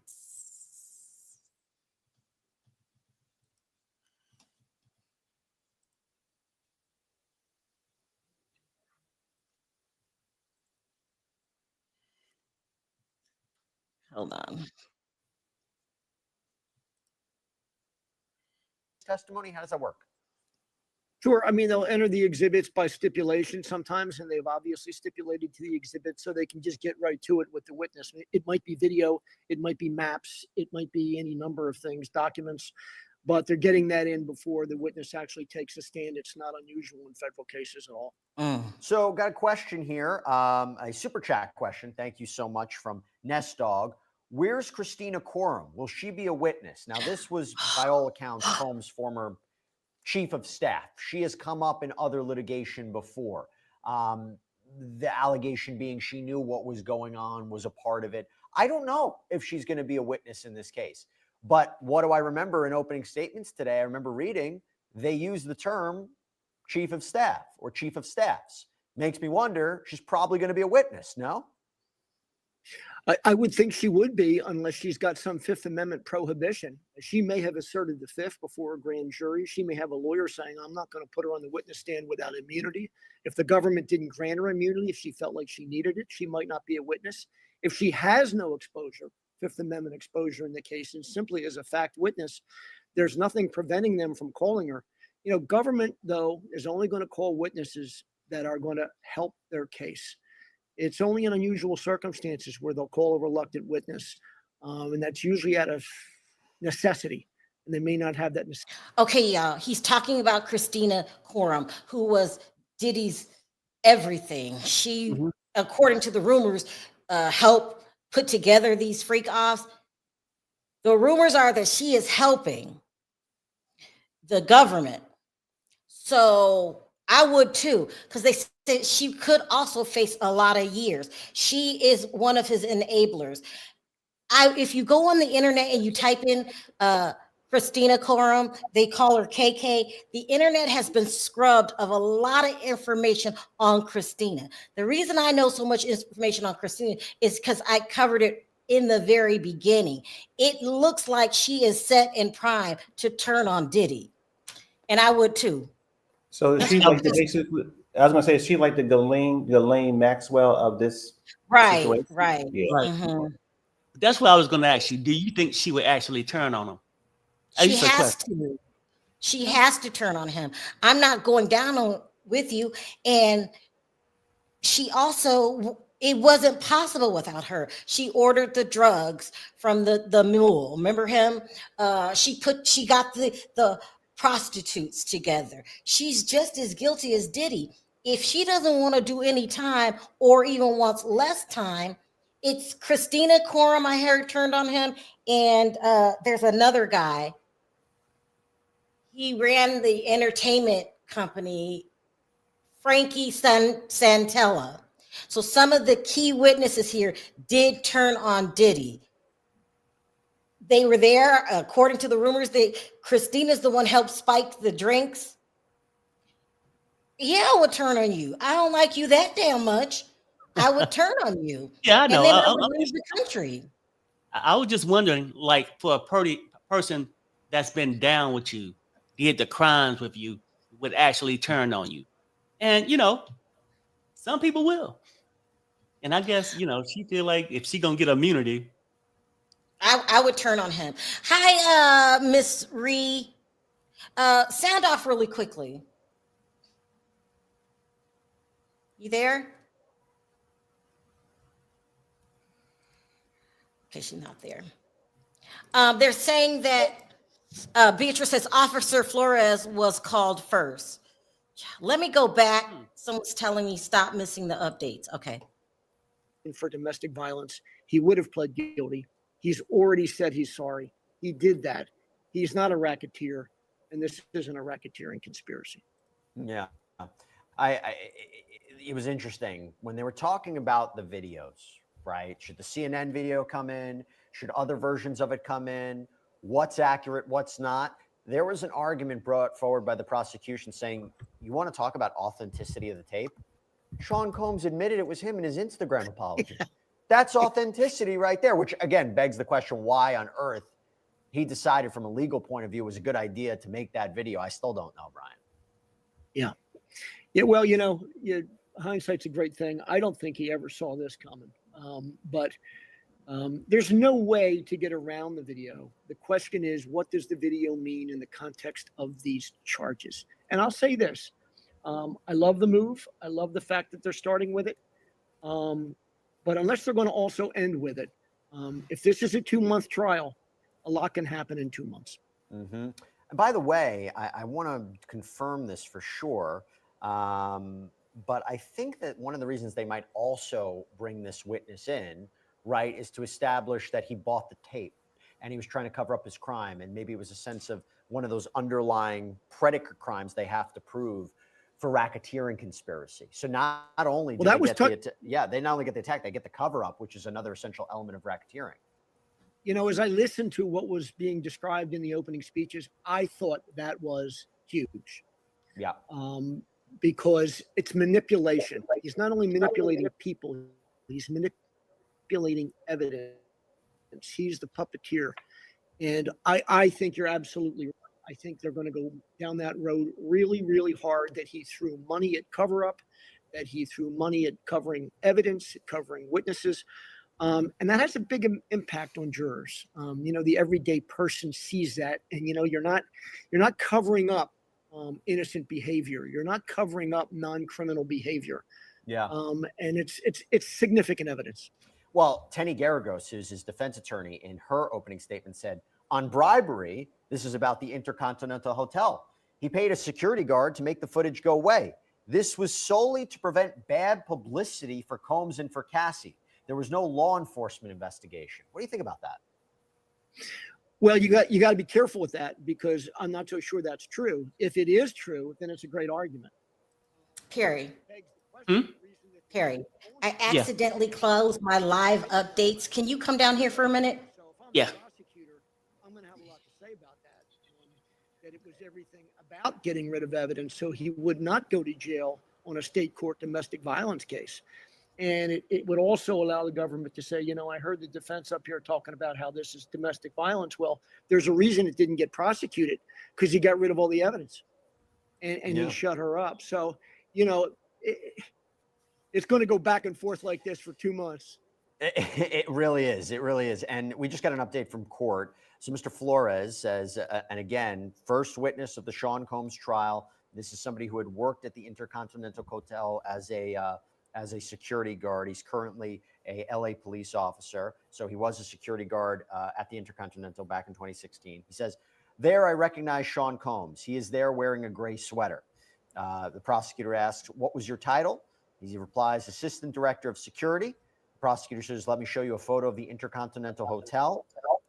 Flores says it's shaped like a pyramid, and that exhibit has been admitted. So they're using him to lay a foundation for some of the evidence that's going to be put forward here. I have a question from Alicia Velgos. Is Jennifer Lopez being subpoenaed?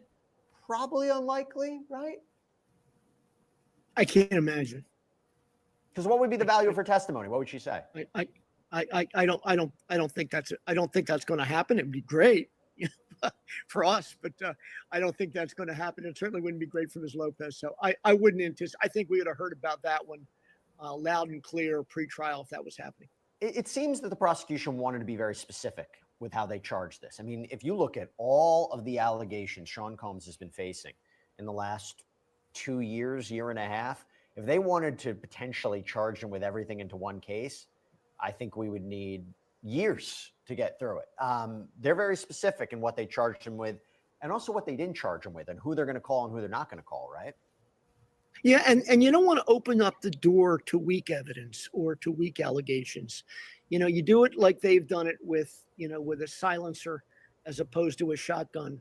Because when you do it broadly and you do it, with a kind of a broad-based brush, the defense can have a ball with it, cutting it to pieces. I think the way they've charged it is smart. Whether they've overcharged it with racketeering, we're going to find out. Got a question from Vanessa. How long do you think the trial will last?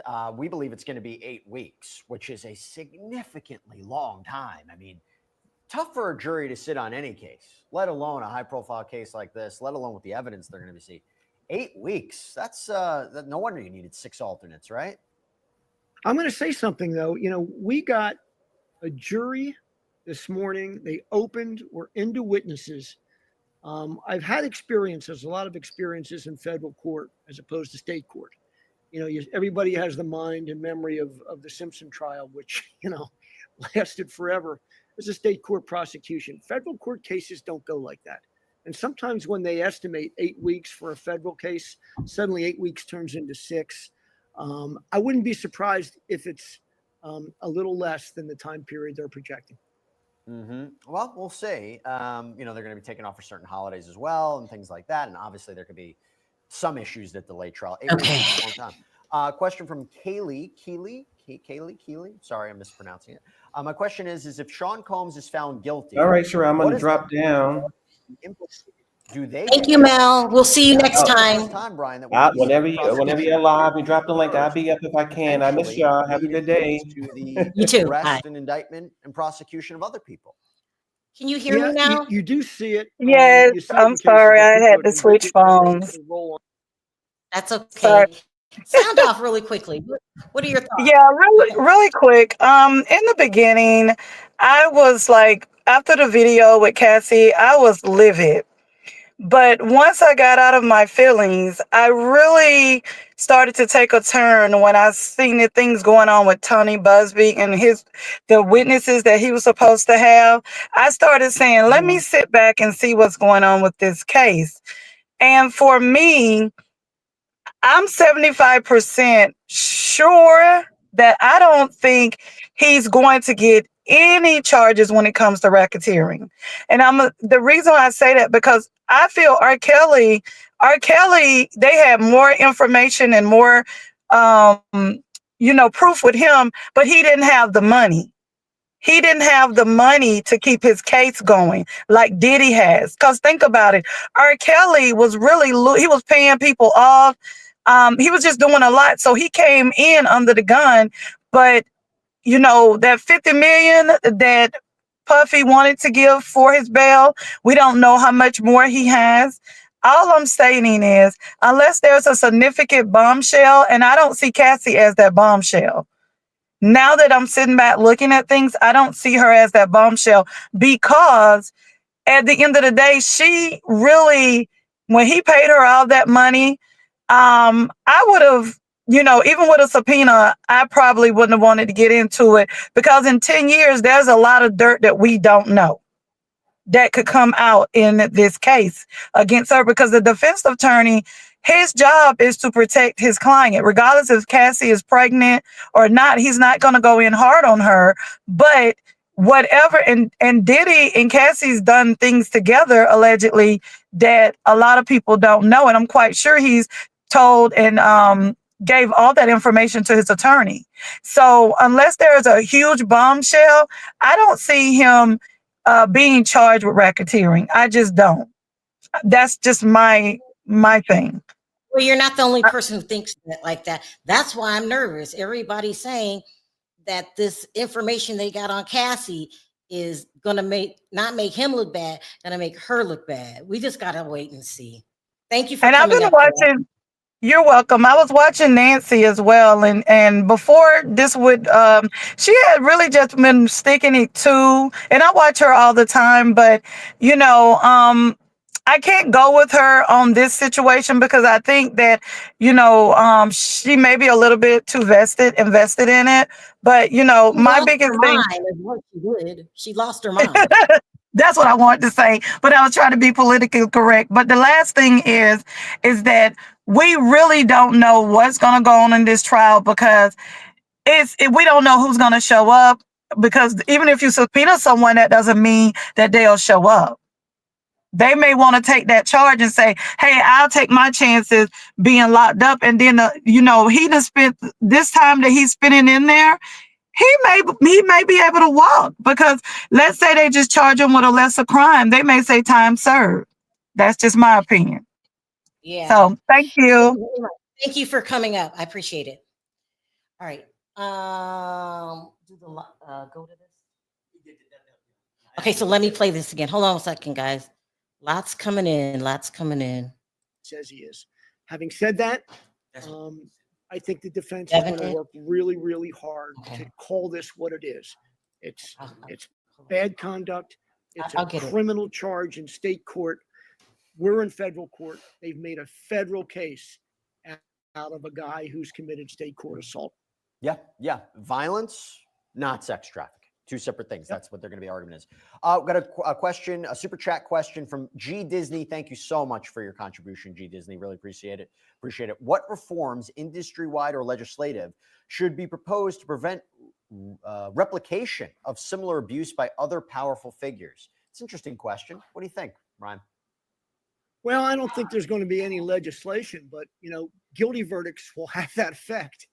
And, you know, if at the end of this trial, there's a guilty verdict, and we discussed another pending case that's going on now with some rather wealthy folks, it tends to send messages. It tends to clean up bad behavior. A guilty verdict in this case, I think, would go a long way toward that. Whether there's ever going to be legislation on this, I mean, what legislation could you impose? You either make conduct criminal or you don't. Could you add different crimes to the crime code? I suppose you could, but the government would tell you we've already got the crimes on the books, and that's why we prosecuted them for it. One of the questions I keep getting asked constantly about this case, I don't think anybody's asked it yet today, is will Sean Combs take the stand?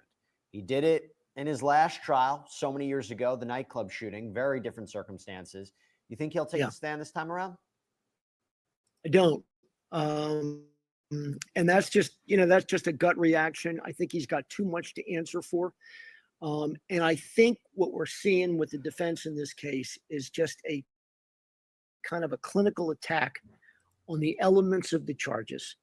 I think if he got up there and testified, he'd be subjected to some significant cross-examination. And, you know, once a client testifies, you lose control of the case.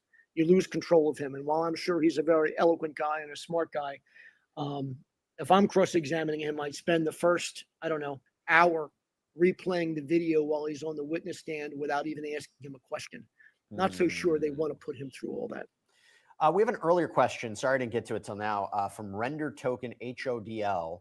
Was there any additional evidence brought to light? So maybe you mean during opening statements. I mean, look, there was the mention of Mia. They mentioned Cassie Ventura. Maybe new, maybe not. It does become a question, I think, and Brian, how much is going to be shown to this jury? What do I mean by that? Leading up to this case, everything was redacted. Everything was blacked out. Is it not going to be anymore? Are we going to know everything by the end of 8 weeks? Oh, yeah. I mean, you're going to have to unredact it, identities, etc. I mean, personal information, no, but, Social Security, that kind of factual, statistical information. But okay, again, you guys, we have somebody in the courtroom saying that Cassie is expected to take the stand. This is interesting. Very, very interesting. It's coming in, it's getting unredacted.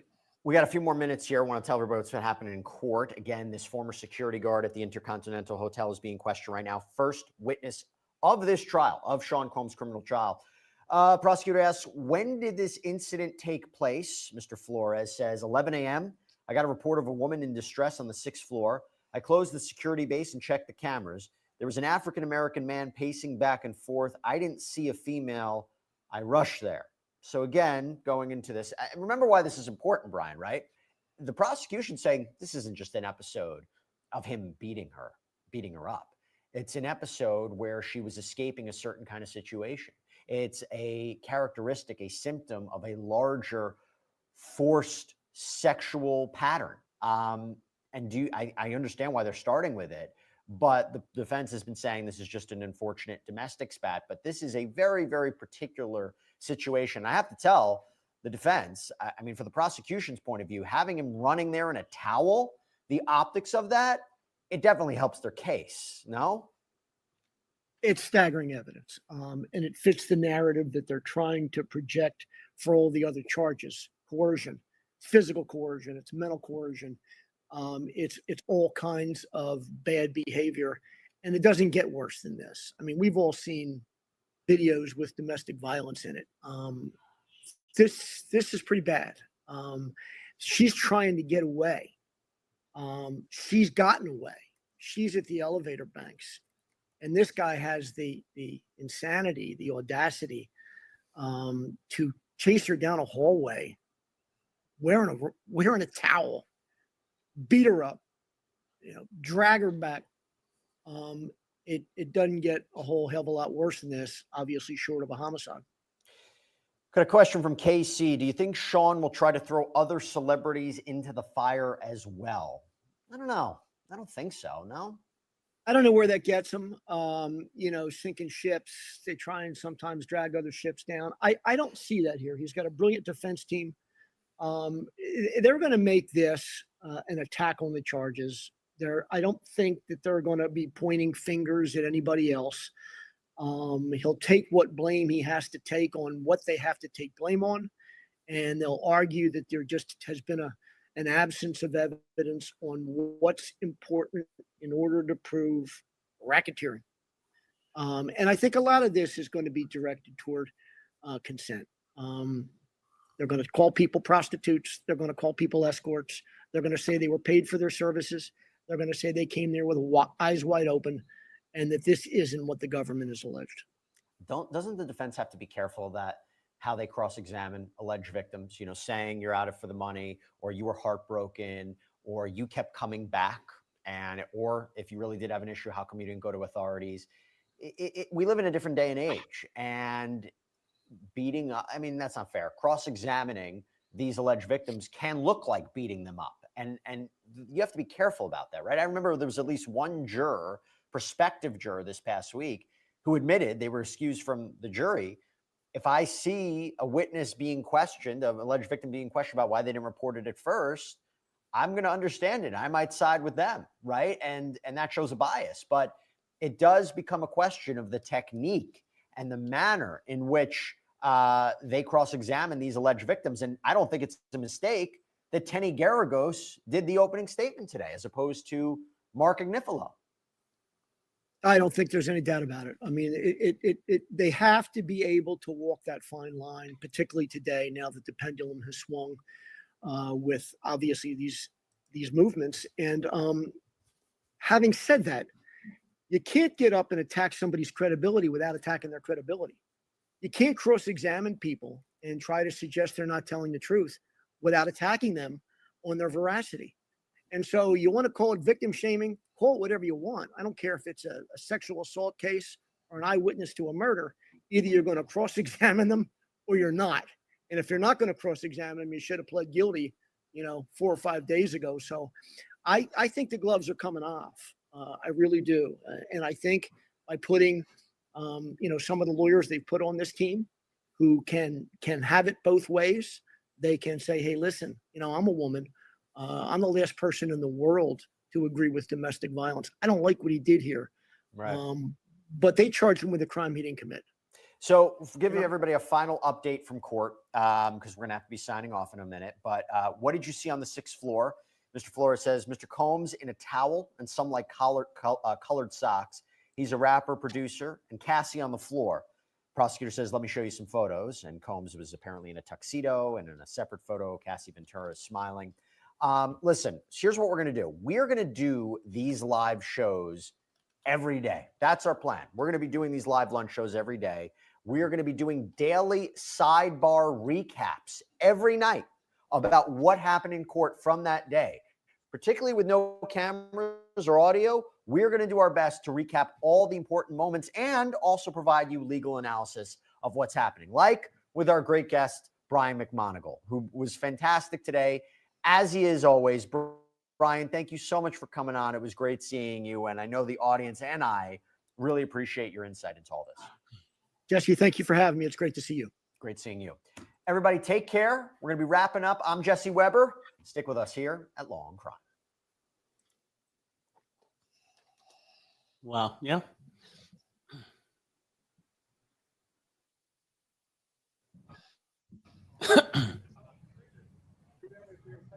Sherelle, you there? I'm going to switch channels. Okay. What's that? Yeah, no, I was making sure your mic was working. Yeah, let me switch. Yeah. Yeah, I'm going to switch channels really quick. Yeah, so I'm just looking at the chat too. Some people say she's a victim. Some people say she was a willing participant. Like, so it's a mixed feeling in the chat too.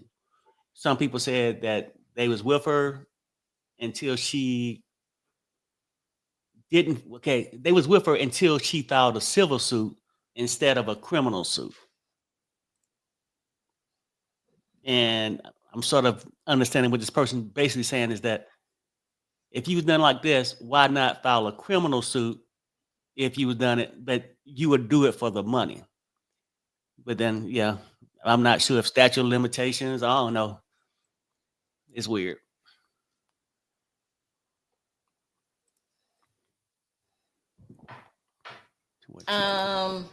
Let me go back to the live feed of someone in the courtroom that's updating us. She says, Officer Israel Flores worked as a security guard at the International Hotel in March 2016 when Combs was filmed assaulting Cassie Ventura on hotel cameras on the stand. Oh, he's on the stand. Flores described how the hotel's international security system works, who had access to the hotel footage, and how the officers would respond to altercations in the hotel.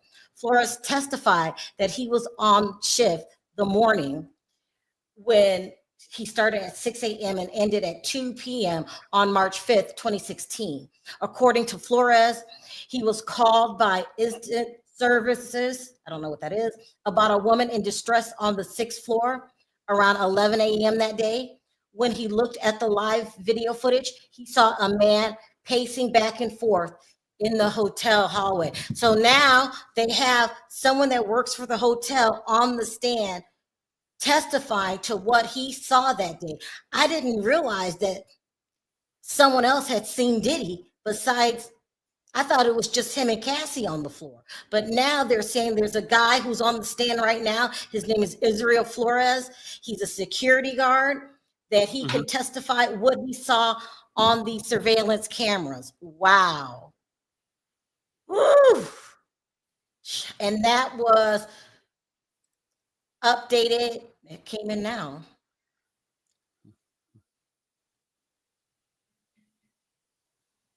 He says that former hotel security officer Israel Flores testified that he got off the elevator on March 5th, 2016 at the Intercontinental in Century City to find Diddy Combs in a towel and socks and acting strangely. He was on the chair, slouched down, and he was had a blank stare. The best way I could describe it was just like a devilish stare. Cassie Ventura, who was assaulted in the hallway on the floor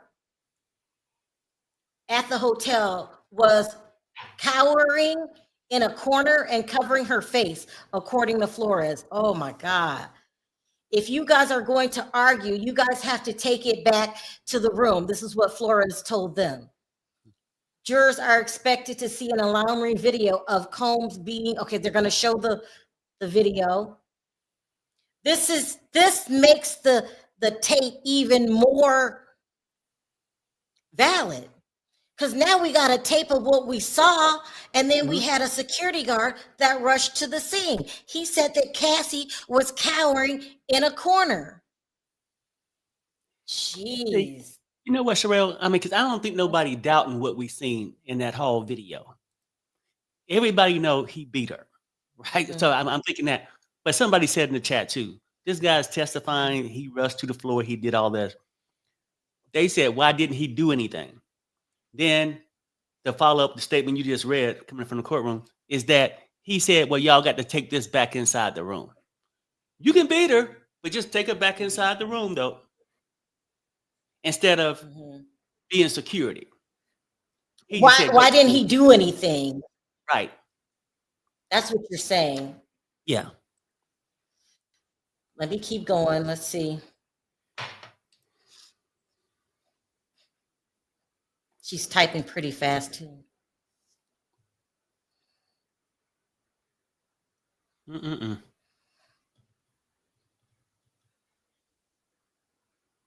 There's an objection. The proceedings are taking place. Okay.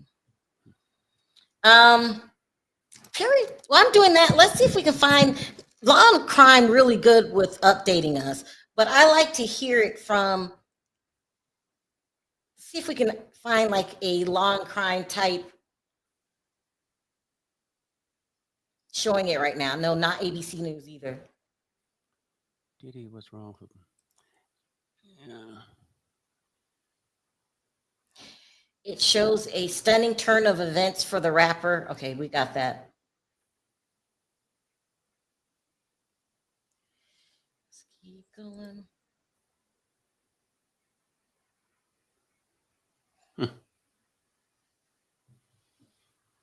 In the opening statements on Monday for embattled music mogul Sean Diddy Combs' federal ex-trafficking trial, prosecutors focus on Combs' alleged brutal abuse of Cassie Ventura in the video, another former girlfriend, while the defense argued that they were in a voluntary relationship with capable, strong adult women. No.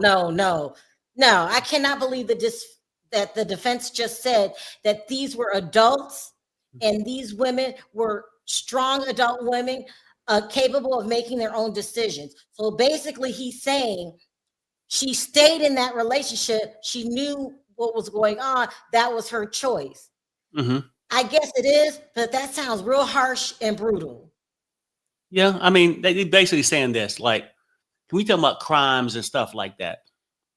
A minor or this, but they're basically saying, like, and their job is to defend him, give reasonable doubt. They basically saying, look, all this shit was consensual.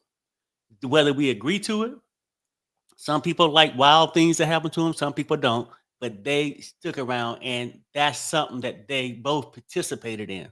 How weird it could have been or whatever, that's what they wanted. And it's crazy. Like, a lot of people see it that way. And if that person wasn't really forced to do it or drugged some kind of way, you know what I'm saying? I don't know. I just see it different ways, but I That is do. just despicable what they just did. They're trying to say that these are capable, strong adult women who knew what were going on. Their decision is their decision. This is really, I need this to be live. I can't keep reading this because I get mad. Sometimes you feel trapped. Sometimes you feel that if you leave, he's going to follow your ass. Right. I cannot believe there's a security guard, Flores, that was an eyewitness to what he's seen. And their response is, these are capable adults. They're going to shame the victim. That's why they're saying Cassie shouldn't let Cassie testify. Let's see them shame a pregnant woman that we've seen laying on the floor. Guess they're arguing over the tape. Some objection here. I mean, that's going to be their agenda, to make her look bad, to make her look slutty. That's what they're going to do. That's why I was like, sometimes I think that's what people saying about her testifying, bringing all this stuff up. All these things going to be portrayed of her. You know what I mean? So it's weird, but I don't mind reading these as they come in, but I really wish I could have. I wonder why Law and Crime stopped. I know they're also covering another trial right now. What is it? Karen Reed. Mm-hmm. Let me see if I can find something else. Yeah, let's see if we can find someone. I'm reading these statements as they're coming in from someone inside the courtroom. I guess there's been a dejection, but there on the trial is a guy named Israel Flores. He was a security guard at the Intercontinental Hotel in Century City. That hotel has since closed.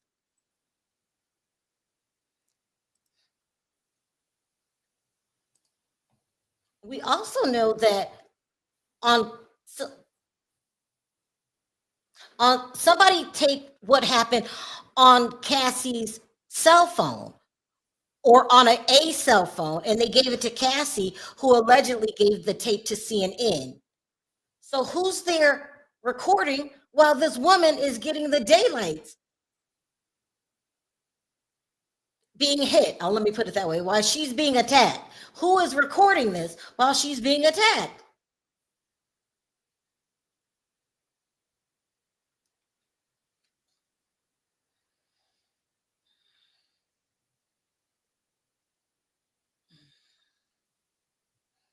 Absolutely crazy.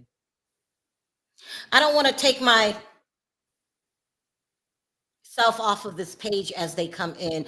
Perry's looking for someone else that was in the courtroom that can also moderate line by line.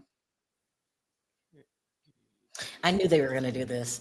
So you guys, hang on. Here comes the victim shaming. Here comes the blaming the victims. He just said these are adult, his words, the defense, these are capable, strong adult women that are allowed to make their own decisions. That's a decision to get your ass beat?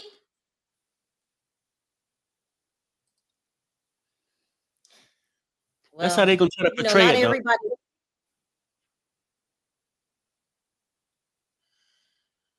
I mean, everybody's allowed to their decision, their feelings. I'm not mocking you if you think he's going to get off, but it's just crying shame.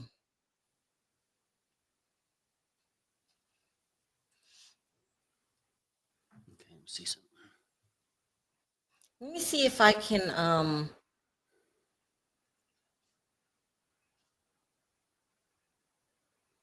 what's that, Perry? Oh no, I'm still trying to find something. Yeah, I want to know who's recording, who recorded it. Oh, talking about the Diddy thing at the hotel? Right.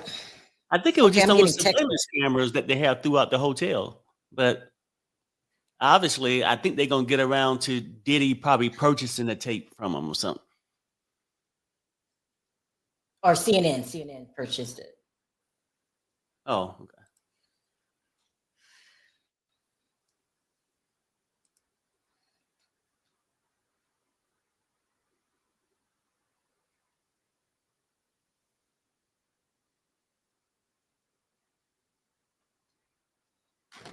Oh, so they resumed testifying. ASUA said, what did you say? Flora said, I don't want your money. The damage is going to be charged to the room. Where did Cassie go? After I spoke with her, she left.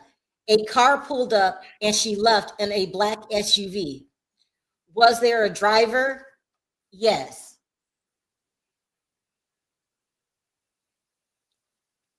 Flora said, she wanted to leave. So I said, you're allowed to go. I said, I'm talking about her, not you. Did you leave? No. We went up to Combs' room to remind him of hotel rules. He opened the door and grabbed the phone and says, are you recording me? I pinned him to the wall. Oh, shit. Keep it going. Keep it going. Come on. Don't leave me there. So they're saying that Diddy thought he was being recorded by the security guard, Israel Flores, and Diddy pinned him to the wall. Keep going. I hate this. This needs to be live.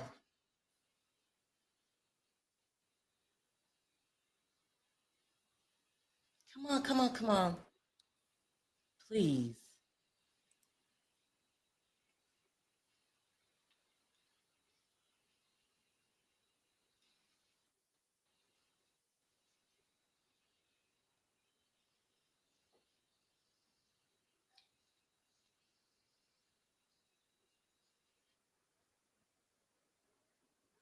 Well, I don't know. Nothing else is coming in. I Yes, feel everything. like Diddy was, yeah, that's about as current as we can get. And maybe it's hard to tape. Maybe there's an objection. But Diddy was, like Gene Deal said, had turned into a monster. He had turned into a monster. You're pinning security guards up against the wall. How did this not make the news? You know, people always selling stuff to the media. How did that not make the news? Somebody got paid to quieten that shit. Oh Manager my of the God, field, Perry, you somebody. think so? Yeah. Yep. He's an So important that's the client. latest. This, you know, Said, that's the thing to make their money too. I'll repeat this until more information comes in. He said, she wants to leave. I said, I'm talking about her, not you. They left. Then what? We went up to Combs' room to remind him of the hotel rooms. He opened the doors and grabbed the phone and says, are you recording me? I pinned him against the wall. Oh, so Flores pinned him. This is a mess. Flores says, I took the photos of the broken vase to tell them to come clean it up. I went to write an incident report. Is this it? My report with my name on it. Objection. Noted. Then they reviewed the video. Yes, Flores and them reviewed the video.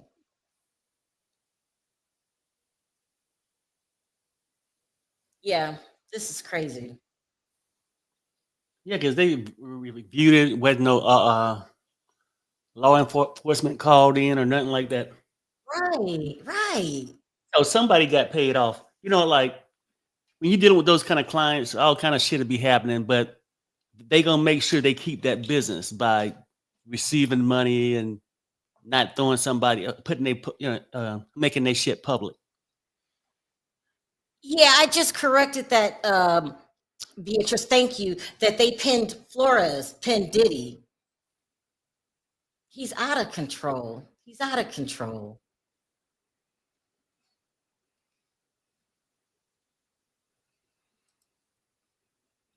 I really don't like reading this as it comes in. I really wish somebody would at least update us line for line. Mm-hmm. That's what I'm trying to find. Update. But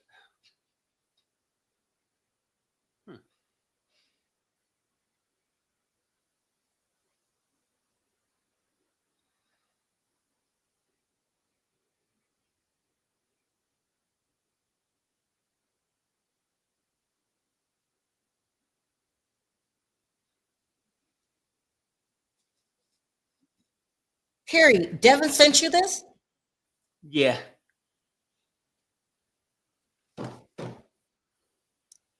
He's in the chat? I'm not sure if he's back working or whatever. I don't know. But he sent it. I don't know, y'all. There's a lot going on. I'm really waiting on the Cassie testimony.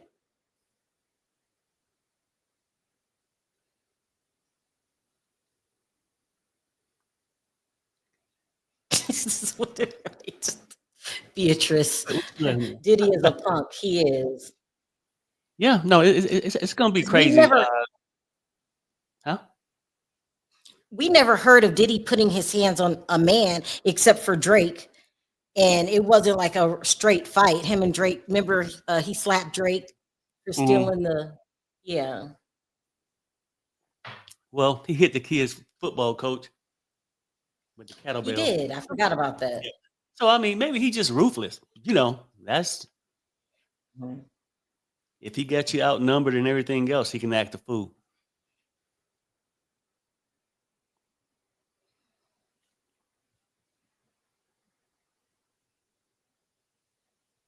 And somebody gave somebody the copy of this tape.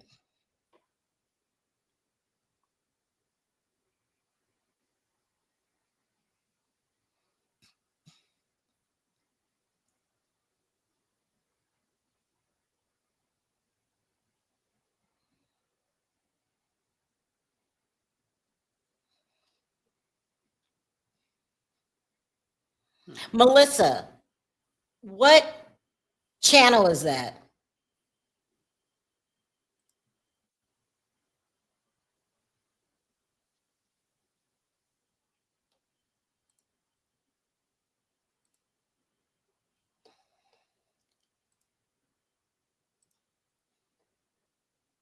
Okay, here we go.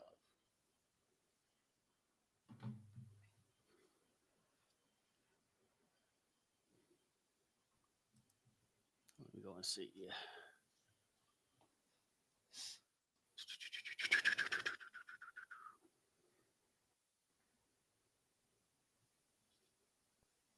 No, they're outside the courtroom.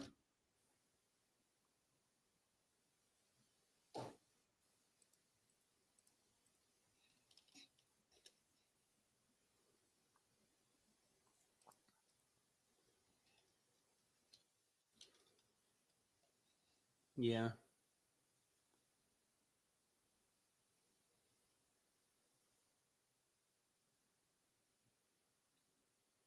Yeah, no, they're just on the outside. Yeah. And then Devin was saying Tory Lane's in critical condition at California hospital after being shanked in Wait, prison. what? Tory Lane's is Wait, in critical. what? Yeah, I I mean, posted. I heard you. I guess he got shanked in prison. And Tory Lane's in critical condition at California hospital after being shanked in prison. So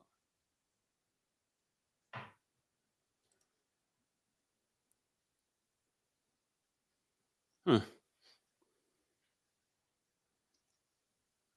Oh, these are the, yeah, they're airing it live too. They're a little bit behind where we are.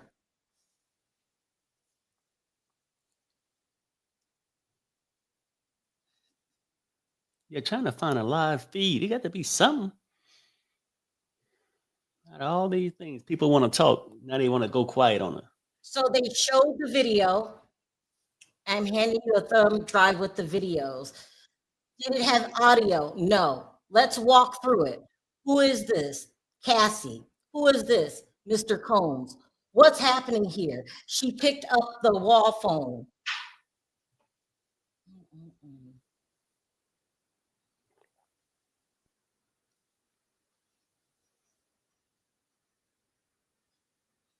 So they are narrating what happened. I guess Cassie called for help when she picked up this wall phone. Mm-hmm.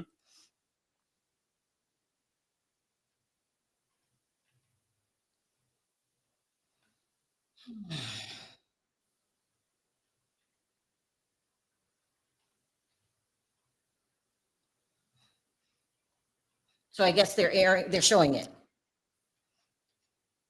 This is great. This is great that they have somebody there as an eyewitness as to what they've seen.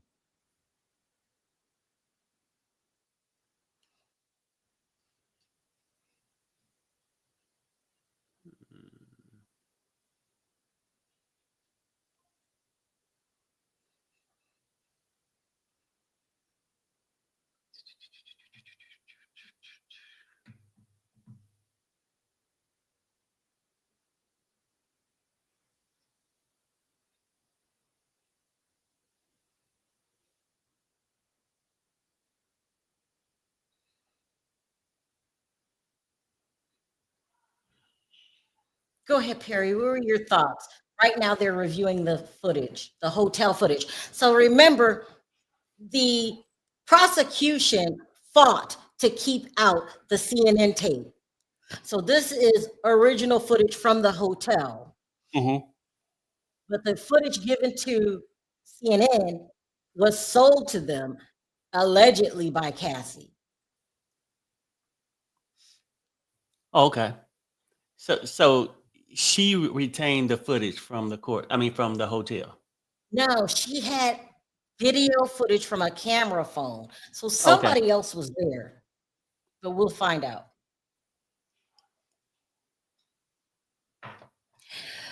I took photos of the broken vase to tell them to come clean it up. I went to write an incident report. Is this it? Yeah. My report, my name on it. Objection.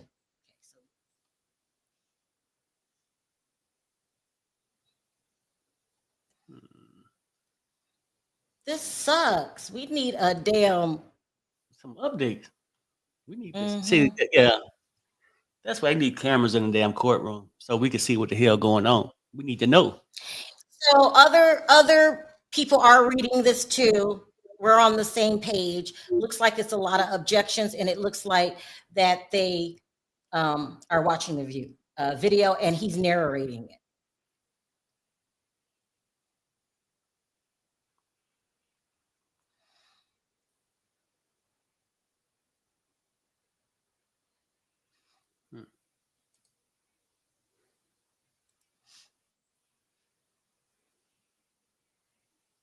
This is insane. It's just insane. Perry, do you think this is a slam dunk case? No. No, you know what? You know, like the whole thing is this. Certain things they might be able to prove, certain things they don't. And I know a lot of people coming in thinking Cassie, yeah, she can show off his character, but he's not being charged with beating her at that hotel room. You know what I'm saying? So unless she gonna say other things that she have, like show proof of him picking up hookers and taking them from state to state, and maybe she got some kind of immunity because the defense gonna say she was right there with him doing it.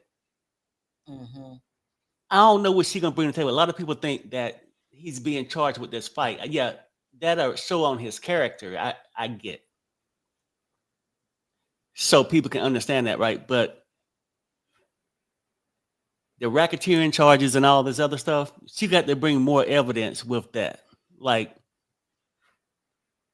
we'll be able to give them more insight on him selling drugs, doing drugs, giving people drugs.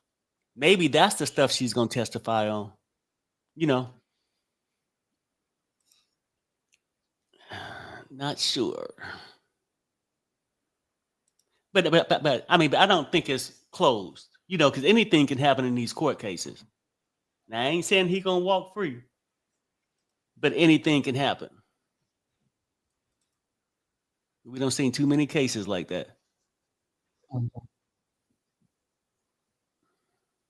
Oh, there are other people streaming our video. Okay. Oh, here you go. I have no problem with that.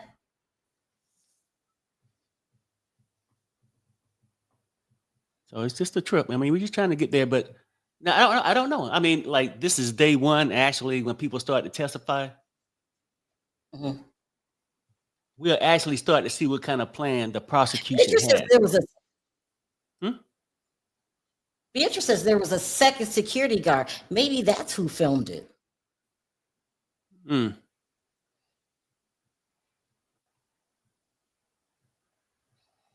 Yeah.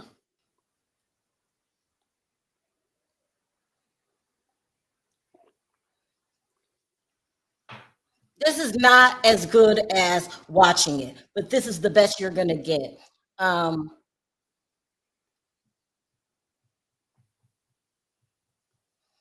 That's pretty much all we're gonna get, unless she was inside the courtroom, and then you can't talk about it until it's over. At the end of the day, huh? If you can't leave the courtroom. This is pretty much as good as it gets. Let me see. But I always feel like it got to be something. As big as this case is, they ain't got This is nobody it. that lies. Hmm? Well, we're being streamed on other channels too, so this is the best that it gets.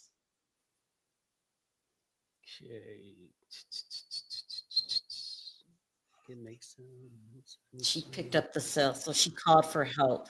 Poor Cassie. I know a lot of people are saying Cassie's not innocent. Until I see otherwise, I'm going to think she's a victim because I'm a woman and no one wants to see a woman get their ass whooped like that. No, that definitely wasn't right. And Diddy was definitely wrong. And he should know that shit. You know, I think she mixed Until herself. I see other evidence. Yeah. She got herself mixed up in a bad situation. But no, I'm not blaming Cassie for it. And then the one that seemed like she's getting immunity. What's that Quorum chick? Quorum, yeah, Christina Quorum. She gonna make the money with him, do the dirt with him, and then turn on him. Damn. You can't hear me, Sheila? I can hear you. Maybe sometime if it happened that way, Sheila, back out of YouTube and then come back in. Maybe sometime that fix it. I have that problem sometimes too. But I What can is hear you, that Sheila. noise though in the background? Let me turn this up. Hold on. Oh, I guess as loud as it'll go. Oh, okay.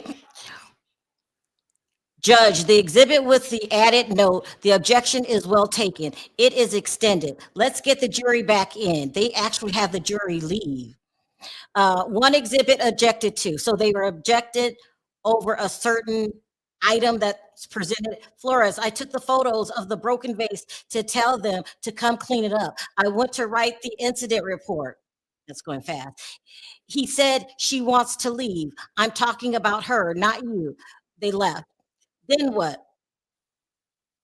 Then what did you say, Flores? I said, I don't want your money. The damage is done. These are being repeated, right? What we're saying. He called.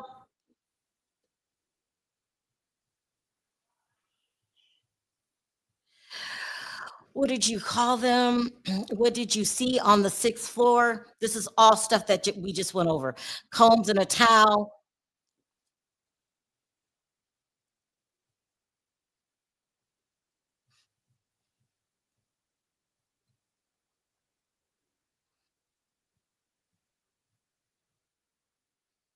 What kind of incident did you respond to? All kinds.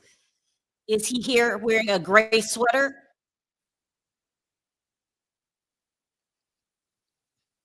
Flores is sworn. Flores, I'm also a reservist in the Army. Oh, wow.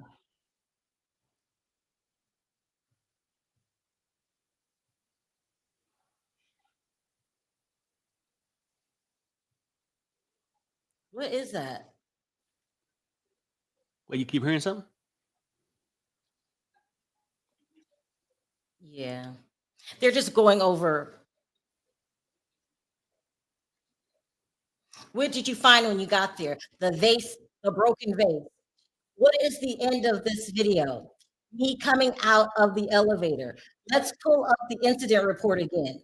Here, we reminded him that the check out time was approaching. Oh.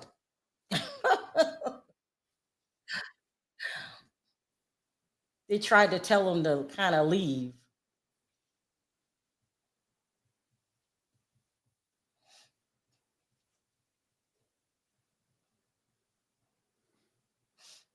I hope the security guards hurry up. We need Cassie Must on be that. another objection.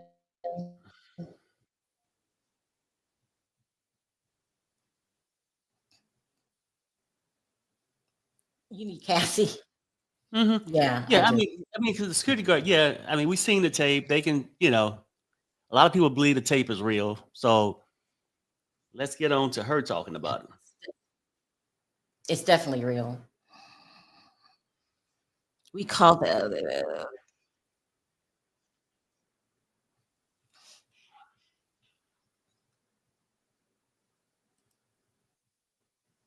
Oh, it's only 11:30. Uh-huh. 2:30 back east.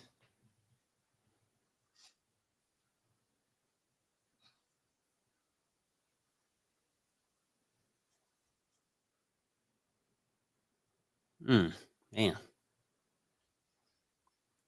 See that's why that's ridiculous. What did you add to the incident report after you reviewed the video? I described what I saw. What else did you do with the video? I recorded 2 videos of it with my iPhone to show my wife at home. Oh shit, that's who did it. The security guard. That's crazy. Yeah, it should have been 2. One was talking to Diddy, the other one didn't say nothing, and he was just videotaping. But right. But at the end of the day, all this shit went down. They got it on tape, and nobody called the police to report the incident. I guess they Here, figure, you well, do that one, I'll do this one. huh? I said, if you could see that, they're also live streaming it in that little red box. But what? Oh, that's the wrong one. Oh, no. Oh, I bet. yeah. Okay. So we know where the second video came from. It came from the security guard because he wanted to show his wife what happened at home. Insane. Insane.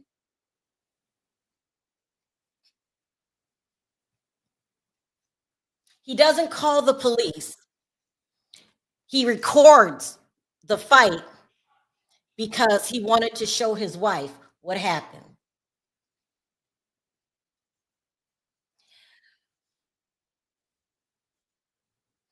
What did you do to the incident report after you reviewed the video? I described what I saw. What else did you do? I recorded 2 videos of it with my iPhone, 2 videos to show my wife at home.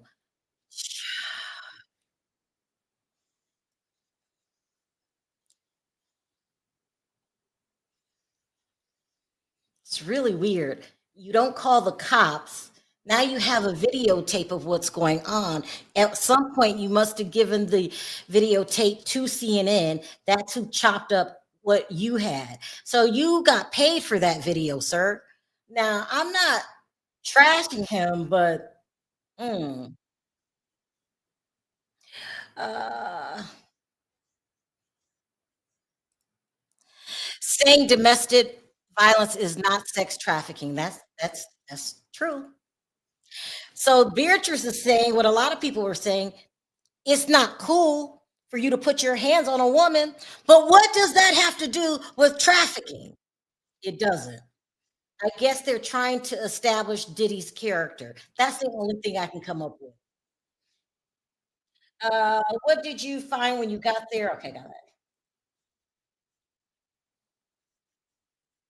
This is crazy. He admitted, CNN admitted at a pre-trial hearing that they paid for the tape. So the security guard doesn't call the cops, doesn't show the cops the video. He takes it to CNN. I'm surprised he didn't go. He probably took it to the highest bidder. Maybe he went to TMZ and other places like that. We don't know. It's crazy.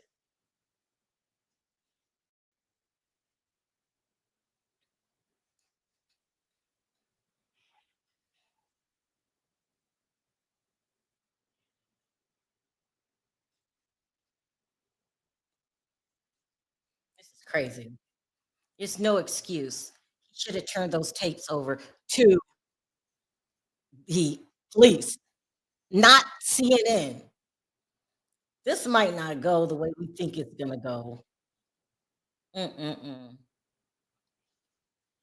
But again, as Beatrice pointed out, unfortunately, you could beat someone till they're blue in the face. Diddy can. Has nothing to do with ex trafficking. And I'm trying to be fair here. I think he's guilty. I want him locked up, but there's a point. Witness 5 is supposed to be a lie, a character witness that wants immunity, and judge says no. So now prosecutors have another problem with the witness. Oh my God. Who asked me why was I nervous? Who asked me why I was nervous? These witnesses are dropping like flies. They don't want to be here. They don't want to be here. My goodness. I was recorded the 2 videos. Okay, still.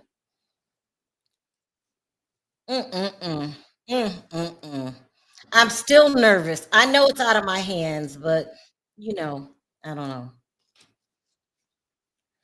But also too, yeah, it makes you look bad. So that's character.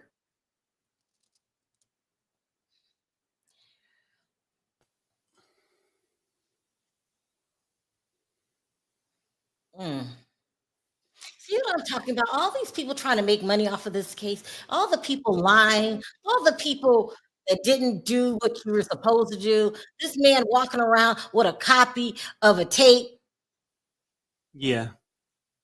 Yeah. That could have saved Cassie, and they decided to take that shit to CNN. They probably tried to take it to other news outlets. He may have been scared to hand it over to the cops. You could have left it anonymously. That needed to be in the cops' hands. The footage shows Flores stepping off the elevator and speaking with Cassie and Combs in the lobby. Flores testified. He was walking to them, talking to them about the damage. It's crazy. This man, I mean, I'm not going to crucify him. He did eventually come forward after he got paid from CNN. But, you know, let's see here. Let me make sure I'm not missing anything.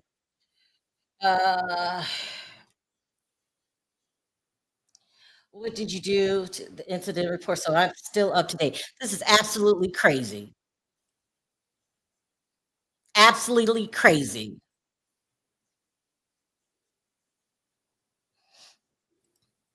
I don't know, Perry. What's that? What you mean? I feel like it's so easy to pay off these people. You know what I mean? Well, it sort of is. But see, like, yeah, it's easy to pay them off. But then if they talking about like Perry, you do that. I'm gonna pull up victim number 5, witness number 5. Go ahead. And like when you bring in like when you talk about RICO stuff, and then people start to turn evidence on Diddy, like that can be a problem with that quorum lady, because that was his left arm chick. You know what I'm saying? Like everything wherever he was, she said she carried the pouch with all his drugs in it to make sure he had them on site at all times. She know too much. Now that's gonna be interesting to see what she try to bring to the table. And like starting off right now, you would say, well, we don't know exactly what they got, but that's what the trial's for. I think the trial's supposed to last about 2 months. So it's a lot of stuff to filter through. But we know how much. So this is what Toria was saying. It says Sean Diddy Combs' federal ex-trafficking trial has announced their intention to call a new witness, referred to as Victim 5, to testify. This development was disclosed during a pretrial hearing where prosecutors informed the judge of their plans. That's the prosecutor. Okay. While the identity of victim number 5 has not been publicly revealed, it is now noted that the individual may choose to testify under their real name. Okay, distinguishing them from other accusers that have used pseudonyms. Okay, I'm for that.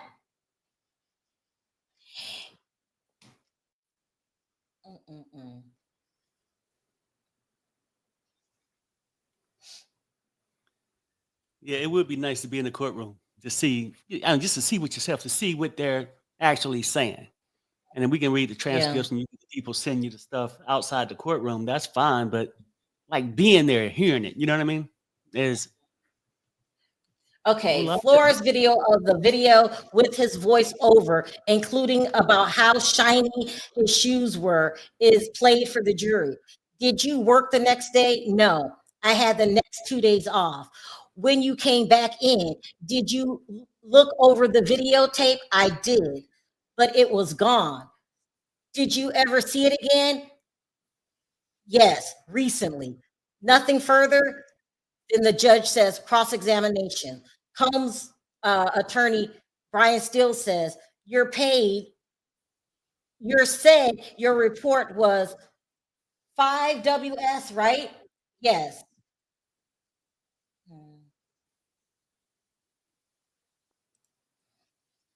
So we're on cross-examination. And Brian Steele is the attorney doing the questioning. I just don't understand why this man didn't tell anybody before the trial about this tape. Mm-hmm. Before all of this came to light about Diddy. Before.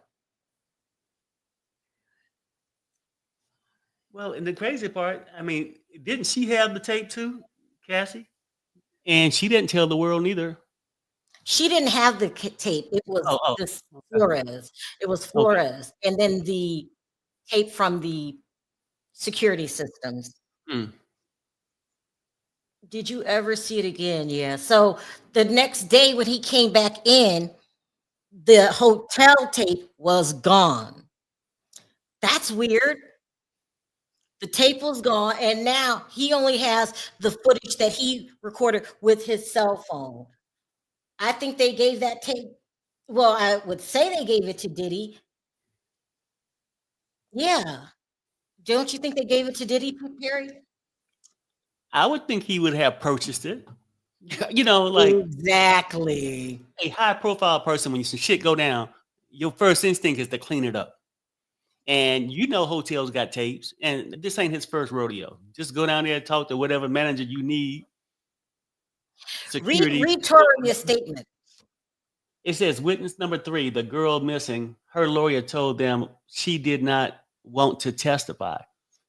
She don't want to testify, but she even, well, if it's the same victim that said she didn't even mind her name being out there, now you go from you don't mind your name being out there to I'm sick.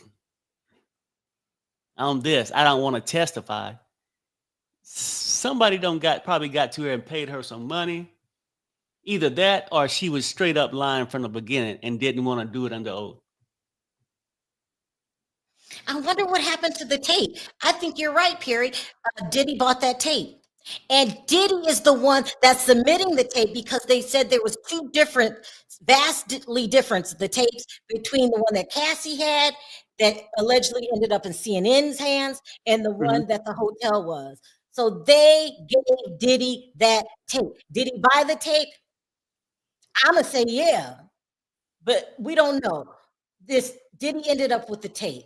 And then they're the one that's presenting the tape now because they're saying it's different than the CNN tape. Nice. And trust me, if all that shit went down like that, nobody's going to give you the tape for free. It had to be somebody that worked in security that had access to the surveillance tapes. And whoever got paid probably didn't tell nobody else, just went through, blacked out some shit, did whatever, got paid. Here's more coming in. You mentioned that when you get off the elevator at 11:14 or 11:15, you describe Mr. Combs as having a devilish expression on his face. Laura says, that's my opinion. Steele says, when you get off the elevator, what's in your hand? Flora says, my radio. Let's see what else.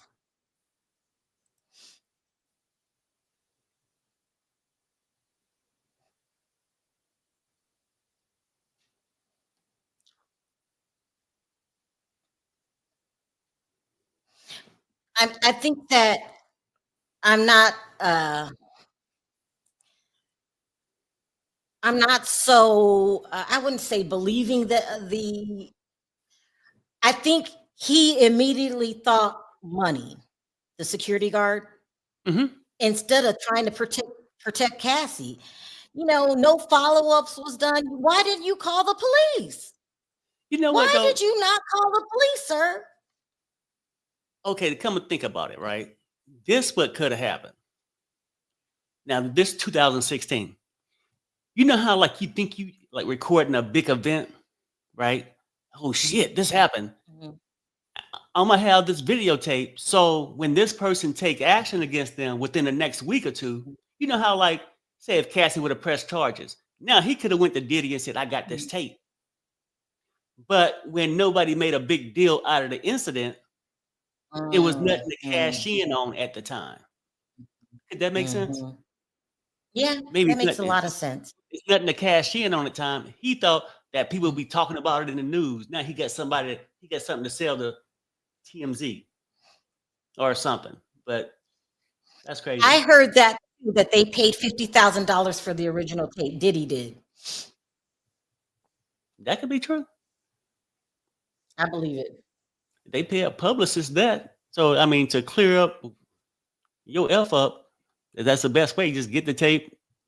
You know you got it, and you ain't worry nobody releasing it. But even that, half the time when a person sell you shit like that, It goes on to that's say, exactly- I'm sorry. Still says, Mr. Combs did not attack you, did he? Flores says no. And was there any law enforcement involvement? No. Your videotape for your wife and kept it, right? You videotaped for your wife and kept it. Flores says, I did. Still says, but never was law enforcement called.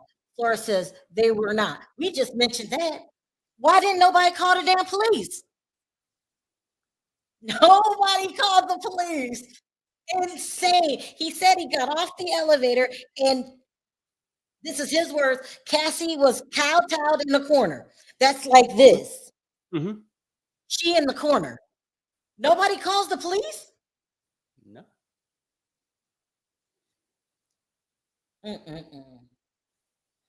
Nobody called the police. So that's where we are right now. And that was just a text. That was the last update.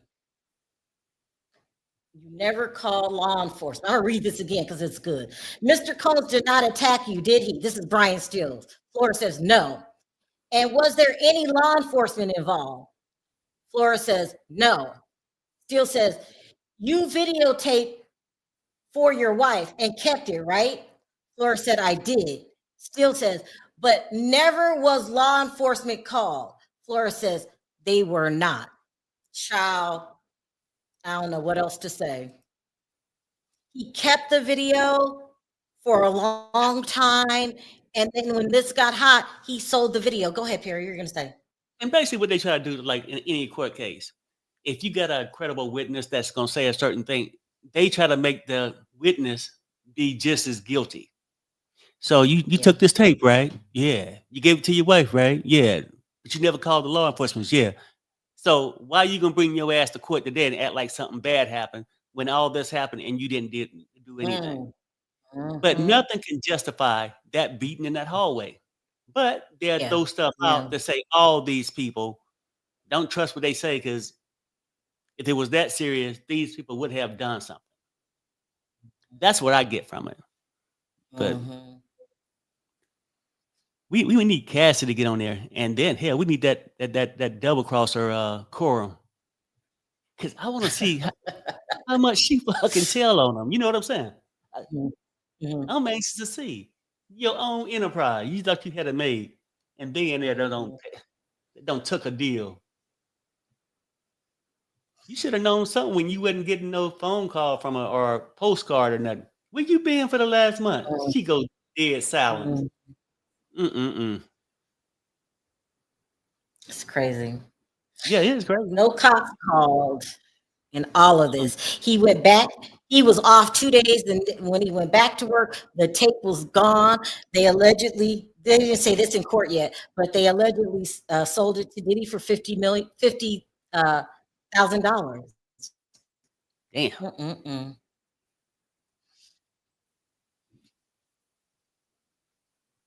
Somebody said the wife sold the video. Yeah, maybe she could have. But I'm saying back then it didn't. I think the person took it. I think it was going to be a bigger deal the following week or two when nobody said nothing about the beating. The tape was sort of useless. Yep. You told the juror, Mr. Combs said to Cassie, "You're not leaving," but your report did not say that, right? At that, and this is Flores. At that point, I did not believe it was a significant fact. I'm not going to put down the back and forth on the report. So it was important 9 years ago, but only now. So it wasn't important 9 years ago, but only now. Objection. Judge, overruled. I did not put it in the report at that time. You said you were offered a bribe. You hadn't, but hadn't you told him he had to pay for the vase? Yes.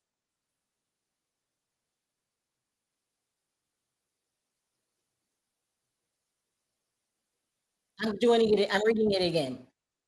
You told the jury, Mr. Combs said to Cassie, "You're not leaving." But your report did not say that. Right. Flora says, at that point, I didn't believe it was a significant fact. I'm not going to put down the back and forth. Still says, so it wasn't important 9 years ago, but only now. Objection. Judge, overruled. Flora says, I did not put it in the report at the time. You said you were offered a bribe, but hadn't you told him he had to pay for the vase? Yes. Okay. Now they starting to chop up his testimony, and they're ultimately is going to question his character.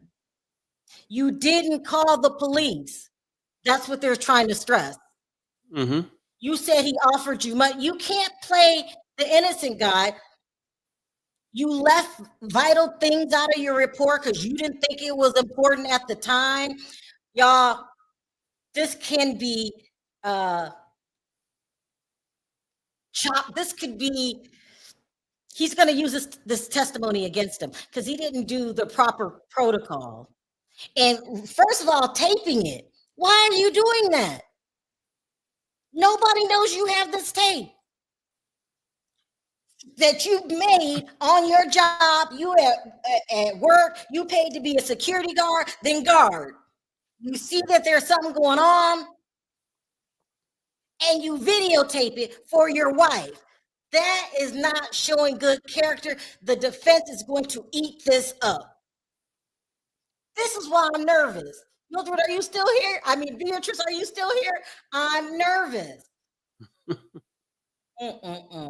Yeah, I mean, everybody know the beating was bad, but just to bring in these little security officers, yeah, this happened. They gonna discredit them as much as possible because, like I said, 2016, if it was that important, you did nothing. Now you up here telling the jury. Here we go. This is still the gentleman you said you saw in the room. You described the jury things not in your report. The things that you described in the room were not in your report. Flora says, I didn't engage. Steele says, why didn't you ask him his name? Oh my God. Flora says, he wasn't talking to no one. Steele says, did you tell anyone at the time?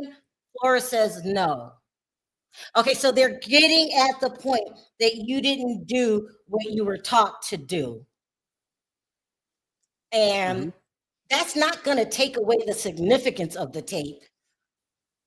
But it's going to say, well, if he does this, should we believe the whole story now? So what they're trying to do is exclude his testimony and put doubt in any juror's mind. Should I listen to him? Is he being truthful? Well, he's kind of shady. He didn't record the damn thing.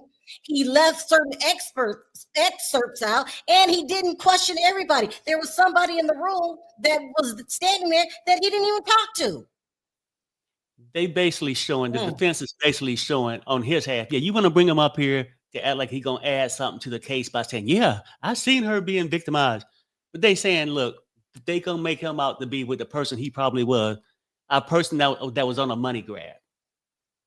You can say you took it for your wife, you took it because you're a security guard and you normally see bad shit happen. You might videotape it just to profit from it. If I seen you break into the house and I got the camera, if I'm a kind of money hungry guy, I mean, like, hey, I got this videotape you breaking in. Now, if you want the tape, you get to cough it up. He's just as greedy as, anybody else. Yeah. I'm going to read it again because this is money. I'm going to read it again because this is the defense setting him up. Let's read it again. So it wasn't important 9 years ago, but only now. Objection. Judge says overruled. Flora says, I did not put it in the report at the time. The guy Steele says, you said you were offered a bribe, but hadn't you told him he had to pay for the vase? Yes. Steele says, the gentleman you said you saw in the room, you described to the jury, things not in your report. Why isn't he in the report? Flora says, he didn't engage. Steele says, why didn't you ask him his name? Flora said, he wasn't talking to no one. Steele said, did you tell anyone at the time? No. This is not good. This is not good. He seems starstruck, because why would you film it? The investigation didn't seem thorough. Why didn't you talk to another guy that was there? He could have had valuable information. And not only does it not sound like you are doing your job right, then you come back 2 days later, the whole damn tape is gone. Yeah. Y'all gave it back to Diddy.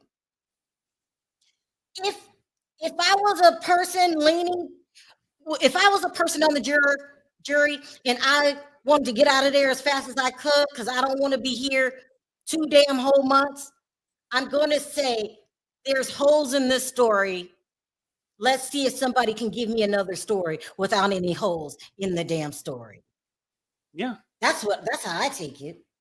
And they made it look exactly where it was. You took that video for one purpose only, extortion. That's why you took it. You can say your wife and all this. And don't you bring your ass on the stand 10 years later saying how important and how bad it was when you did nothing. That's Steele goes, and the 7-foot driver, do you know who it was? Flora says, I don't know, but Cassie knew him. Steele says, you didn't put it in your report that you offered to call law enforcement, but she refused. Why not? Flora says, she said no, so there was no reason to include it. Nah, this is not a thorough report. They are eating you up alive. This is not a thorough report. She tells you, you don't worry about it. Don't put them in the report. This is just a mess. This is just a mess. I'm going to read it again. The gentleman that you said you saw in the room, you described to the jury things that were not in your report. He said he didn't engage. Why didn't you ask him his name? He wasn't talking to no one. Did you tell anyone at the time? Flores, no. Steele, the 7-foot driver, do you know who it was? Flores says, I don't know, but Cassie knew him. Steele says, you didn't put it in your report that you offered to call law enforcement, but she refused. Why not? She said no. There was no reason to include it. Let's see what Beatrice says. Oops. I dropped the thing. Beatrice says, I am cooking and listening at the same time. I feel bad for you, Sherelle, but I love you. I mean, everybody wishes that they would have put cameras in the courtroom. They didn't. So this is the best that we can do. And so from what we can tell by these reports that's coming in from someone inside the courtroom, the defense is making him look inefficient. Like this wasn't a thorough report. When you admit to not including things in the report, not in asking people certain questions is not thorough. And I'm not jumping down his throat. I'm just saying how the defense is taking it. It's not thorough. But do we need him to convict Diddy? No, we do not. Here goes something else. So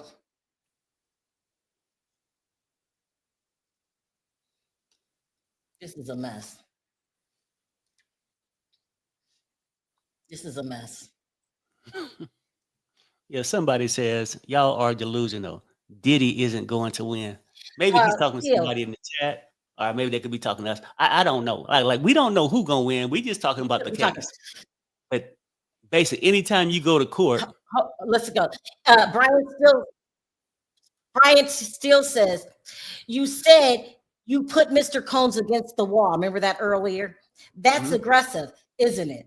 Flora says, it could be, but I only put my forearm against his chest. That's like this. But you didn't put that in your report. Oh, no. Flora says, you're asking me to have put more detail in my report.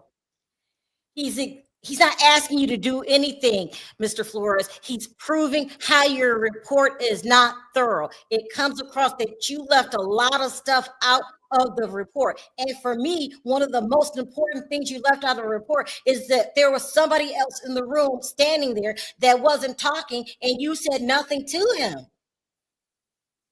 It's crazy. It's crazy. and basically what he's saying to the guy, he's saying, look, you wrote the report of what's supposed to happen 10 years ago, but now you bring your ass in court. Now you going a little Jaguar on us. Now you adding shit that wasn't in the report. Don't sit here and tell the jury this is what you did today, 10 years ago, when you didn't write it down. So basically, why should we believe anything you say outside of your report? Yeah. I mean, just filming it yourself for your wife, that's unprofessional. Not calling the cops, that's unprofessional. Not putting all the details. I don't care if there was a fly on the wall. And you have to add, there was a fly on the wall that seems suspicious. This report isn't thorough, sir. So y'all know how I feel. I feel that Diddy should go to jail. But I certainly understand the people that say, he's not going. They're putting holes in the case. And that's their job. I say never get too cocky with anything. They are annihilating this security guard by basically labeling him incompetent, starstruck. You're going to grab your phone and record it? For what? You don't call the police? It's crazy. And the thing we must never forget, this has nothing to do with trafficking. Absolutely nothing. It shows Diddy's bad character, but the defense is returning it with, you think Diddy got bad character? You got bad character, sir. You saw a woman having a man put his hands on her and you recorded. Right. You don't take a thorough report. I'm just saying this defense team, even though I think Diddy is guilty, from what we're watching right now, is doing their job. They're doing their job. Because the prosecution wants you in there, we're going to cross-examine. And right don't you now, though, I'm saying it for right now, right, Perry? Things can change. Oh, yeah, things can change, but we just taking one step at a time. That's why we ain't listen to bloggers make up stories that they knew Diddy doing all this. We talking about the court case now. This shit that they can tell a story, but they're going to be cross-examined. And for every good witness, the cross-examiner can break down some other shit. Like, don't you bring your dusty ass in this courtroom to act like you so concerned and that you got this great report, but you didn't write it down. Now you want to come in here and elaborate. Now you want to make up other stuff. Now, whether that shit happened or not, you did not write it in your report. If I got him against the wall and I said, listen, motherfucker. No, you ain't said all that. It was not in your report. And if you were Hold so on, here concerned, we go. Here we go. Steele says, do you remember the layout? Flora says, no, just a corner room. Steele says, was it a normal hotel room like would like I would stay in? Just one room? Or did it have a living room? Ooh, Flora says, I don't know. Steele says, the third party, you said he was on the bed. Flora says it was a pullout. Let's keep going. And it takes a person time to type this stuff in. That's why it's not coming consistently. So we have time to comment on what that they're saying. Oh, you were in the hospital business as well as security, right? Yes. Mr. Combs, it was clear to you that he wanted to pay for the damage, right? Objection calls for speculation. Judge, ask in a different way.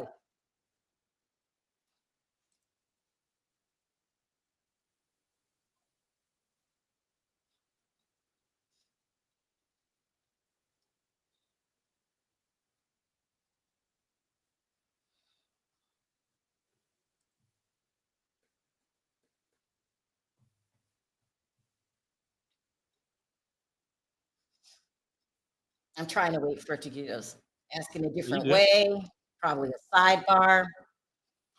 So I hear other people saying, no, they're doing a great job. He's showing the chaos that happens. No, no, no. Yeah, he's showing the chaos that happened. He's also showing how this report is incomplete. Yeah, if you're going to do a report, you got to do a report. And no getting out of why you filmed it. No getting out of that. But at the end of the day, none of this matters. It has nothing to do with ex trafficking. Here we go. It can be embarrassing for a guest. Objection, sustained. One moment, nothing further. Redirect. Did you typically include every single detail in that report? No. Did he seem drunk or high? Talk about Diddy. No.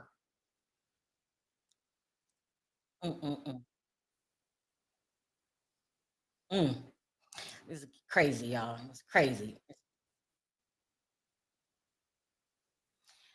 I'll repeat it. It can be embarrassing for a guest. Objection, judge. Sustain. One moment. Nothing further. Judge, redirect. Did you typically include every single detail in a report? Flores, being honest, no. Did he seem drunk or high? Talking about Diddy? No. I don't think he looked drunk or high in the video. You could tell he was it looked like he was losing his mad, mind. just mad. Well, and see, I mean, but drugs will do that to you too. I mean, any person in their right mind, typically you'll say any person that's not high or drugged out would not have responded like that. So, you know, if I'm just alleging things or thinking things could have happened, I would say to me, it looked like he was on something. Just how he was acting. Because what man does that shit like that? Somebody said that Brian Steele is being sloppy. Explain. Why do you think he's being sloppy? Because we have to remember, none of this has anything to do with ex trafficking.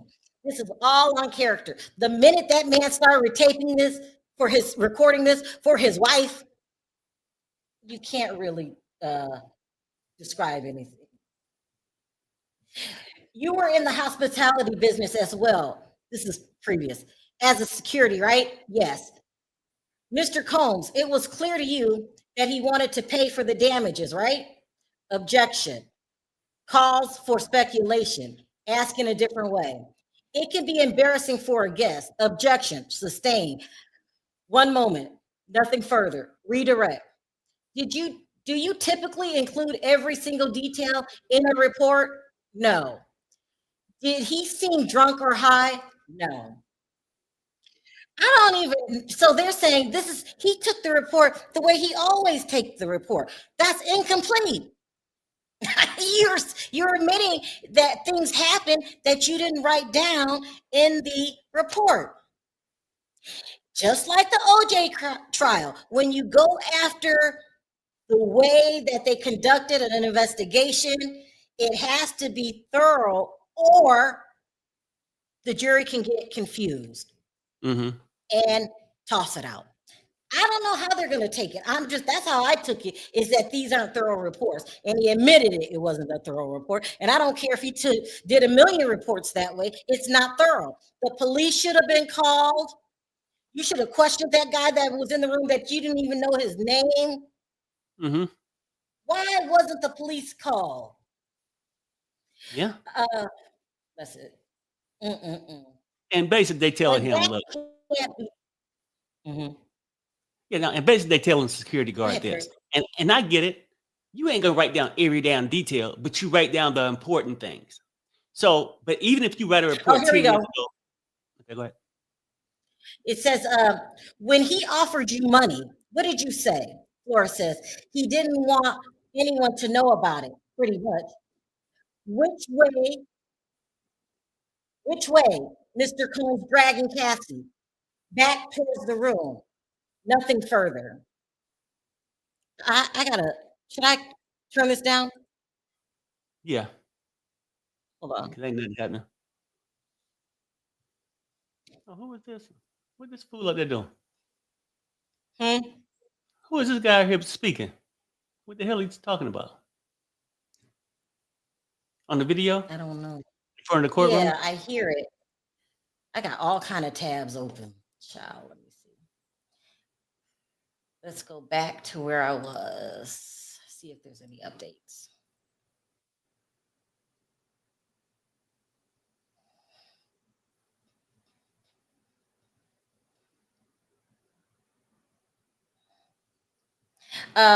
When he offered you money, what did you say? That he didn't want anyone to know about it, pretty much. Which way, Mr. Combs dragging Cassie? Back towards the room. Nothing further. He didn't even tell anybody that Diddy offered to pay him money.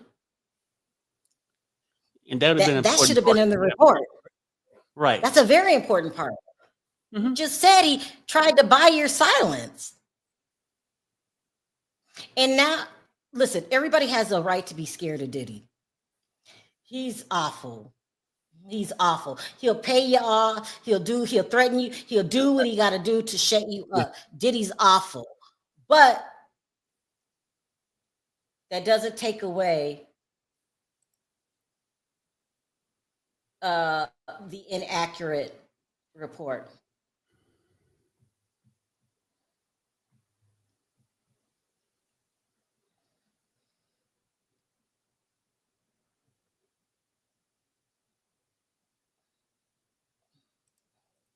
Sure. What do you think of this security guard so far, Perry? Oh, I mean, I think security guards are just what it is. A person at a hotel like that, you security, you ain't making that much money. There's a chance that, hey, you seen some shit happen and you can capitalize off of it. And he basically took the tape for extortion, because now he can always go back to Diddy 2 or 3 weeks later and say, hey, I got this tape. I'm going to publish this. I'm going to give this tape to the news unless you give me some money. And now at one point that since he was so detailed, how I braced him up against the wall, you didn't say shit about him offering you money.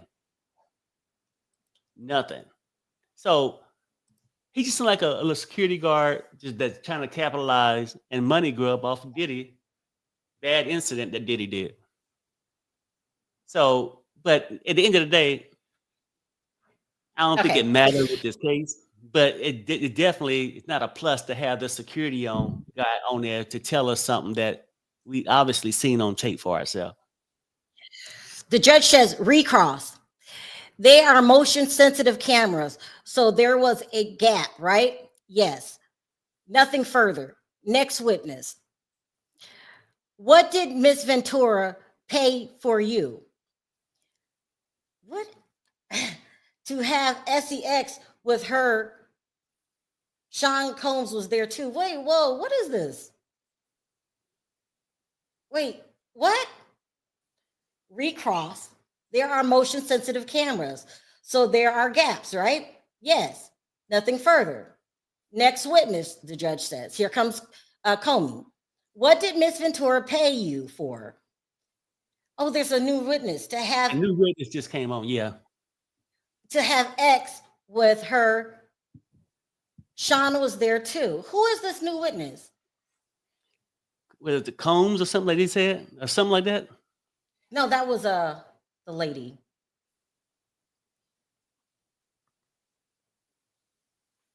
A new witness. They finished with the security guard. A new witness just came on. And What? Oh. And it sounded like they got right into it. When he offered you money, what did he say? That he didn't want anyone to know about it, pretty much. Which way Mr. Combs dragging Cassie? Back towards the room. Nothing further. Here comes a new witness. There are motion sensitive cameras, so there are gaps, right? Yes. Nothing further. Next witness. Comey says, what did Miss Ventura pay you for? To have sex with her. Sean was there too.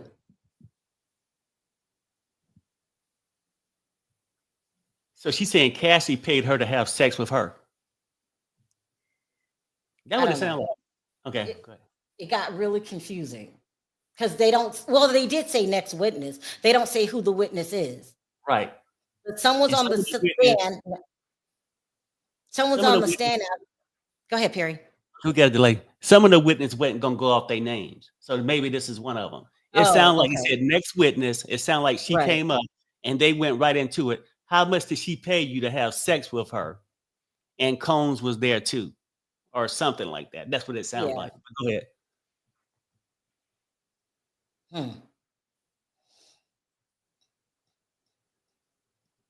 Somebody said it's Jonathan O. Oh no! Is it really? Is that the nut job in prison? That guy? Yeah. Okay. Oh, come on. Witness. My boss called me and said he couldn't find any of our black dancers. So could I go to a bachelorette party in the Gramercy Park Hotel in downtown Manhattan? What did you expect to do? A little strip dance. This gotta be Odie. This is Odie. Now they just talked about Odie Friday, showing the NDA that Diddy had him sign, and in exchange for $5 million. So he gave Odie $5 million. I don't know yet if this is Odie. I'm just talking out loud. You got to be real thorough when I'm reading this. This is day one and all of this. Yeah. So I'm going to read this again. Witness called me and said he couldn't find any of our black dancers. So could I go to the bachelorette party in the Gramercy Park Hotel in downtown Manhattan? Comey says, what did you expect to do? Witness says, a little strip dance. This has to be Odie. Now, if this is Odie, this is not a good look because Diddy paid you $5 million. Therefore, you didn't say anything before. Why are you saying this now? Recross. Okay, I already got that. I'll reread it because I want to make sure everything's right. Recross. What are motion sensitive cameras? So are there gaps? Right. Flores. Yes. Nothing further. Okay, so you're right. Then it says next witness. So they're not saying who this witness is, but they get straight to it. What did Miss Ventura pay you for? To have sex with her. Sean would be there too. Witness. My boss called me and said he didn't have any of our black dancers. So could I go to the bachelorette party in the Gramercy Park Hotel in downtown Manhattan? Comey, what did you expect to do? Witness, a little strip dance. Child, they don't got that crackhead up here, do they? Do they have Odie up here? Yes, Bobby. I heard that Odie also said that he got a disease from Diddy. Mm-hmm. If you want to know what type, he just told you guys. It's crazy. Absolutely crazy. Terry, this has nothing to do with ex trafficking. They're distinguishing Diddy's character. Right. Even though the report was not not in detail, not here. Male dancer. She was in the hotel in a red wig, stockings, and sunglasses. She gave me $100. What was the room like? Red crotchless, red couches, Astroglide, a lubricant. There was a man on the right side of the room. Okay, so he's talking about they labeled this witness a male dancer. They're calling him a male dancer now. This is Odie, if you ask me, but they don't give him a name. The thing significant about Odie's testimony is that he said this before Diddy was even accused of anything. Oh, here we go. Male dancers. The man had on a white robe and a bandana over his face, below his eyes, and a baseball cap. From his voice, I recognized him as Sean Combs. What did he say? That he was into importing and exporting. This is getting weird. Why Diddy in a disguise, Perry? I mean, why is Diddy in a disguise? That thug freakery he had going on. And they were talking about Cassie in the red wig. Let me read this again. She was in the hotel room in a red wig, stockings, and sunglasses. She gave me a few $100s. What was the room like? Red couches, Astroglide, a lubricant. There was a man on the right side of the room. Male dancer. The man had on a white robe and a bandana that covered his face, below his eyes, and a baseball cap. From his voice, I recognized him as Combs. What did he say? That he was into importing and exporting. Oh. Yeah. Weird. He over there dressed like a Lone Ranger and shit. It's crazy. He had on a bandana and a hat. Male dancer. He said he was having problems with my boss. Objection. I'll get back to that. After the sex was over, what happened? Cassie gave me a couple of $1,000 more. Ugh. Well, okay. So is Cassie a victim? She was forced to have sex with Odie? Nobody in their right mind will want to have, sex with Odie. Yeah, and see, this is the problem some people gonna have. They can say, hey, you paid them to come, then you had sex, then you paid them more. You had to do all this, and Diddy didn't pay the man, do all this stuff. They gonna say part of that, she did what she wanted to do.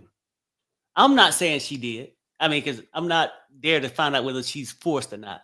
And I get what people saying that some people get in these situations, they feel like they have to do this for their capture, right? And that would be Diddy. But a lot of people saying, shit, girl, you had sex with the man, you paid the man, and nobody's saying that you paid him at GUN point. Go ahead. Perry, read Toria while I wait for more to come in. She said it's very tricky with DNA. If you witness a crime, you have to report it right away, or you can be charged as an accessory after the fact. Yeah. Yeah. Yeah. Geez, this is weird. And how did he not expect to get recognized? You sound like P. Diddy. We heard you. Thought you told you that we won't stop. Thought I told you that we won't stop. We didn't heard you a million times. You think if he be in disguise, he's just like Lone Ranger with a blue bandana around and saying black shades and a baseball cap. Come on. Crazy. The whole thing is insane. Really weird, really weird. And taking the joking out of it, Cassie was forced into that. Like forced as in if you don't do it, then he's gonna act up. Right. So these people are saying that she's a willing participant. I'm not saying she wasn't a willing participant, but what we've heard today, just the little bit we heard today, you could still be forced into this because you know what's going to happen if you don't do it. Right. It's just like when a lot of women get forced into that trafficking. They doing it, but they doing it out of fear. Right. That if they didn't do it, you know what I'm saying? Yeah. So that's still weird. And you're flying people in.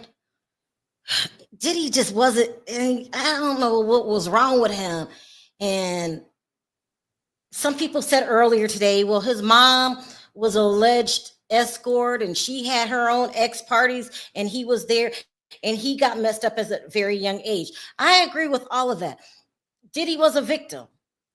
It's real. But I'll be just right back. Just like if it was in a, here we go, 36 seconds ago, here we go. Male dancer. He said to give them my phone number. I did. Cassie called me and asked me for a photo. Then what? This is Comey. She called me back to go back. I did for a few hours. And then a few times after that. Combs says, attorney says, Combs was always present. Odie says, yes. So this is the guy who said that Diddy and Cassie hired him to be his slave, his ex-slave. So he's describing what happened. And this man also was paid off, if you believe the rumors that we heard earlier, $5 million. You don't give nobody $5 million and make them sign an NDA if your ass ain't guilty of something. $5 million. So was she a willing participant? Not really. That's how I'm looking at it. Because if I don't do this, here we go. It's hell to pay.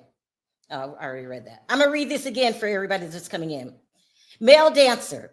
He said he was having problems with my boss. Objection. Comey. I'll get back to that. After the sex was over, what happened? Dancer. Cassie gave me a couple of thousands of more dollars. Dancer. He said to give me them my phone number. I did. Cassie called me and asked me for a photo. Comey. Then what? Dancer. She called me back. I did for a few hours. And then a few times after that. Attorney. Comey. Combs always present? Answer, yes. So this is unlike the security guard. This is more crucial questioning. Here, just came in. Comey, any other locations? Dancer, the Essex House, his residence on 56th Street, I believe 210 at the time, and at the residence of the West End Avenue, I think number 10. Attorney, what name were you to say you were when you were there to see them? Black. That was his code name, Black. Now, a lot of people are saying Cassie's a willing participant. Well, you guys don't understand. Once you've been caught up in the cycle, because that's what it is. It's a cycle of abuse.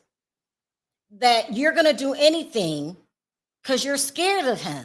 And I hope y'all understand that. Y'all calling her a willing participant. No, she's being manipulated. That's how I look at it. Now I know some of y'all look at it different, you know. And our opinions don't matter, only the jury. So I guess they can look at it several ways. And no offense, just looking at Odie, if this is who we think it is, I wouldn't want to be forced to sleep with Odie. Like, no. So, you know, this is showing force. If you can prove force, you can prove sex trafficking.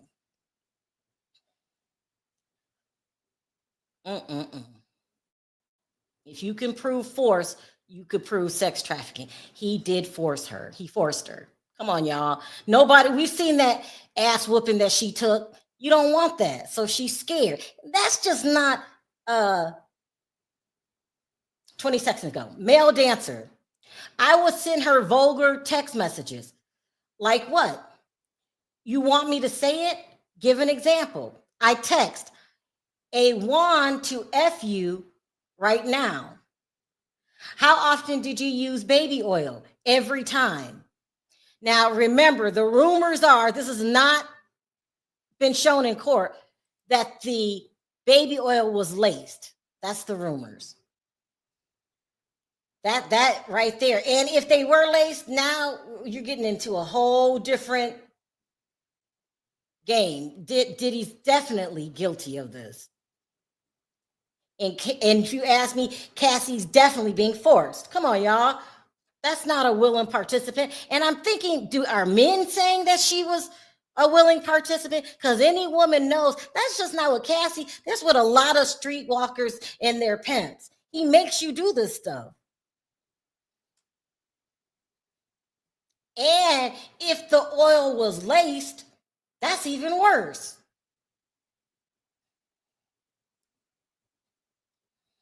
That's even worse. Male dancer, Sean Combs said, we didn't have enough baby oil on, he says. And y'all slow down, separate from each other. One time he tried to have us role play like we had just met at a airport. We weren't good, so he skipped that. What? Yeah. Here we go. 53 seconds ago. Flores video of the video with his voice, including how shiny his shoes were, is played for the jury. Oh, they're playing something. Did you work the next day? Flores. That's Flores. 53 seconds ago. Flores should be done, right? Unless they brought him back. I'm gonna read this anyway. Did you work the next day? No, I had the next 2 days off. That's old. I don't know why he's recycling that. He already said that. So now we've got a male dancer on the stand.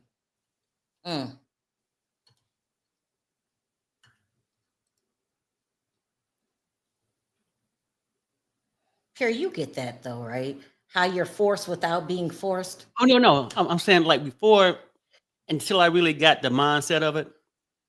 Pimps do it to their, workers all the time. Because they actually, you would say, well, no, I mean, when you was out there on the street by yourself and you went up to that room, you was by yourself, you could have escaped. They're fearful because they instill fear into you. And girl, if you try to escape, if I find you, people fearful for their life, I think. Wow. So I'm really thinking that it's Odie. Why aren't they saying it's Odie? Odie's talked about this publicly. Why would they not just say it was Odie? Maybe it's not Odie.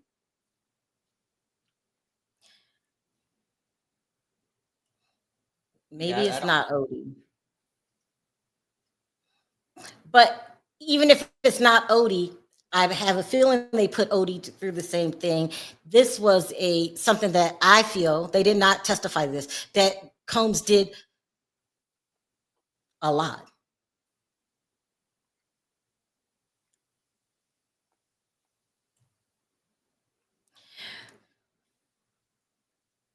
I'm gonna read this again. Sean Combs said we didn't have enough baby oil on. He said, y'all slow down, separate from each other. One time he tried to have us role play like we had just met at an airport. We weren't good, so we skipped that. He's up here.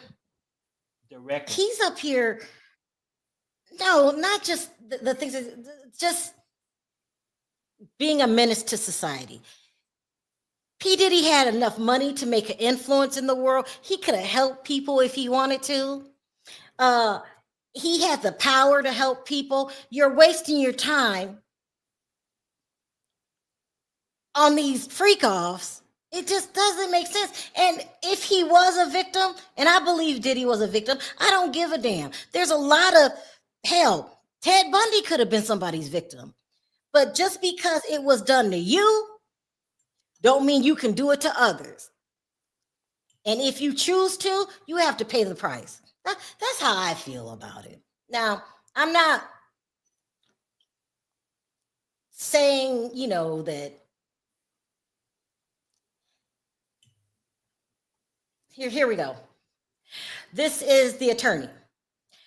What direction did Combs give you? Male dancer. He told me to step off and back off. Comey, how many times, if any, were you told to urinate? I cannot. Were you told to urinate on Miss Ventura? Objection, suggestive, overruled. That means he can answer. This is, I don't like this stuff. Now you're urinating on people. This is just too much. And y'all tell me that this girl was a willing participant? No, nobody wants that, except if you're Carisha. Carisha claimed she liked it, and then she claimed she was just playing. Something wrong with Carisha ass too. What's Carisha's rap name? I can't remember. Young Miami.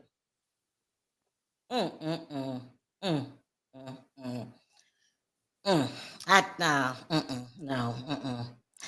Diddy needs to go to jail. This is just too much. And no, Cassie was not enjoying it. For those people that are thinking that, come on, y'all. I'm thinking maybe men don't understand that they are 10 times stronger than us, and we get scared. So I see her doing that. This is force. This is not a willing participant. In my opinion, I could be wrong. I'm not even reading the chat. So I'm not even hearing y'all cuss me out or support me. I'm not reading the chat. But this is just a mess. Peeing on people. If you don't get the hell out of here, no. That's just disgusting. It grosses me out. Here we go. Male dancer. They told me not to do it all at once. Objections. Him saying they. Judge, I got it. Comey, what happened afterwards? Dancer, they leave me waiting for hours. The whole thing might go on for 10 hours. What?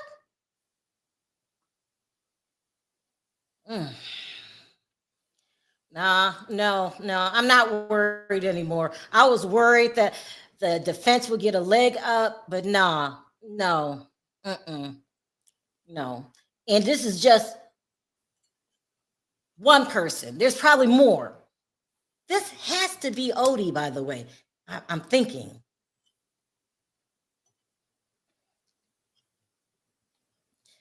Let me reread that. What direction did Combs give you? He'd tell me to step off and back off. Comey, that's Maureen. How many times, if any, were you told to urinate on Miss Ventura? Objection, suggestive, judge, overrule. They told me not to do it all at once, not pee all at once. Objection to him saying they. I've got it. Comey, what happened afterwards? They leave me waiting for hours. The whole thing might go on for 10 hours. Perry, I don't talk till I'm blue in the face. What are your thoughts so far? It's Hey, look, a freak off. okay, that's what it sounds like. And now I understand what you're saying, and I understand that pimp control over people. But then some people do realize not everybody's forced in these situations. Does that make sense? Harry, please stop saying that. Why are you saying that? Okay, no. Listen to what I'm saying. I understand the analogy of just people can have people do things out of fear. But what they saying is like, you put it this way: it's some people who some freaky people who does it because they're just freaky. I'm not saying this in Cassie thing, but I'm saying people see females that start their own OnlyFans and just by themselves do freakish things. So people do see it from a opposite side. Some people, Different. right? That's the point I'm just trying to say. I'm not saying with hers because hers could be out of fear. Here we She's saying, go. go ahead. Here we go. Male dancer. They were headed to Essex Hotel. They said go in 30 minutes. It was the first time he opened the door as himself, dressed in a suit, no mask. How did things change? That's what Comey asked. Dancer. He didn't feel. Objection. They're not letting these people talk. God damn.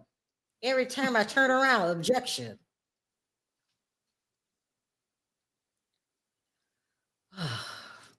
I mean, that's what they're supposed to do. They're supposed to object, but I want to hear the story. Stop.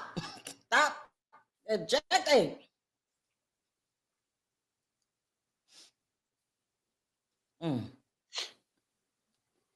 Jesus Christ, let them talk.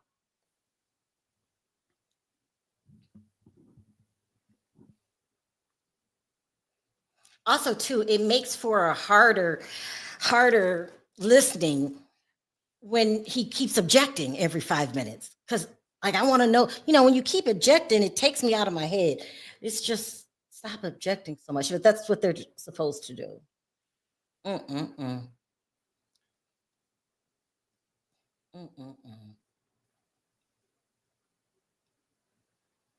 I wonder if it's going to get worse than this. Is this what's this guy they're preaching about?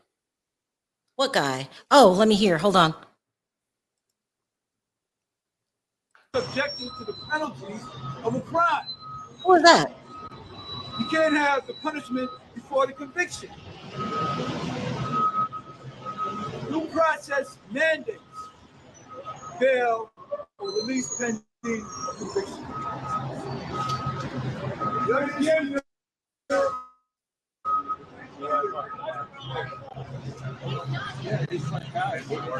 Are you connected to the case? Listen.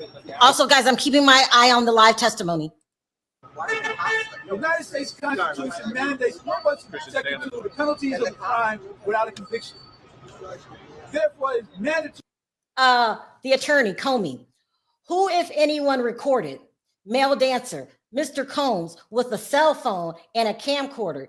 He took a photo of my driver's license for insurance. He said, objection. Here we go again. What did you understand? He was threatening me. Oh, by taking a copy of his license. He could feel threatened. Who is this nut job? Who is this? Something they might do. They can only punish the person for something they have done.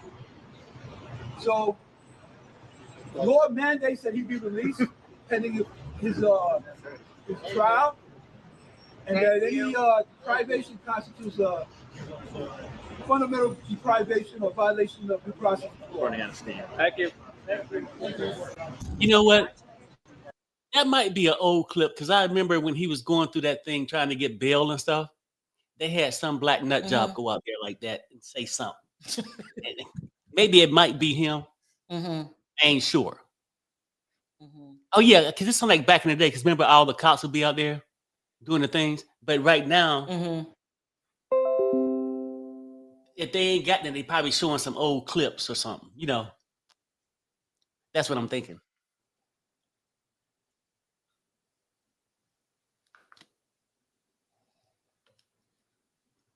You missed this, Perry. Let me read it again. This is Comey, Marine. Who, if anyone, recorded? Dancer says, Mr. Combs with a cell phone and camcorder. He took a photo of my driver's license for insurance. He said, Combs, objection. Focus it. That's what the judge said. Comey says, what did you understand? Dancer says, he was threatening me. And this time he wasn't dressed in no crazy costume. He was himself. I don't understand this behavior. He could have been doing so much more with his life. What is this? A male dancer. Once I went and Cassie was slummed over, he said, it's not going to happen this time. Attorney, did Mr. Combs offer you drugs? Male dancer, Molly, I guess it's called. I don't do drugs. MDMA,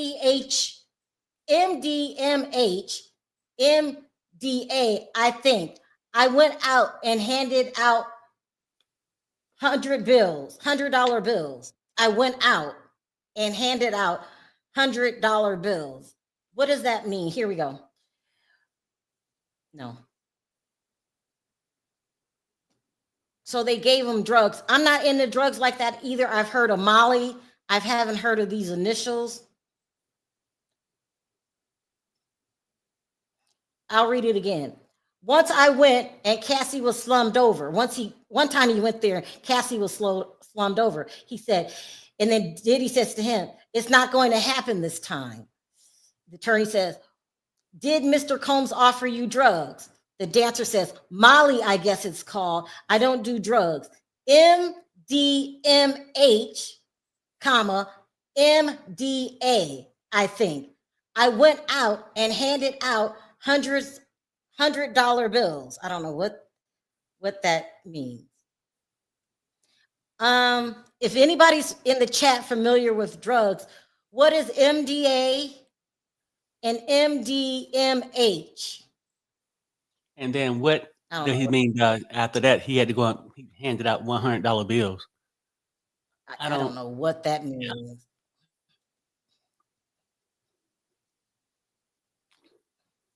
Oh, somebody said MDMA is an ecstasy, sometimes called Mandy.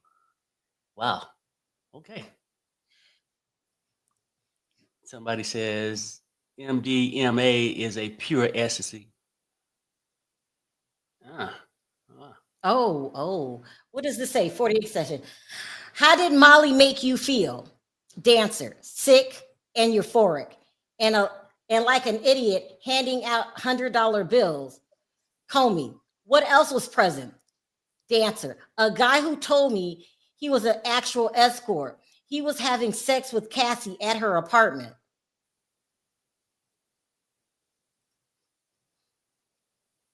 And I have a tendency to believe the escort because nothing was in it for the escort, even if it's Odie.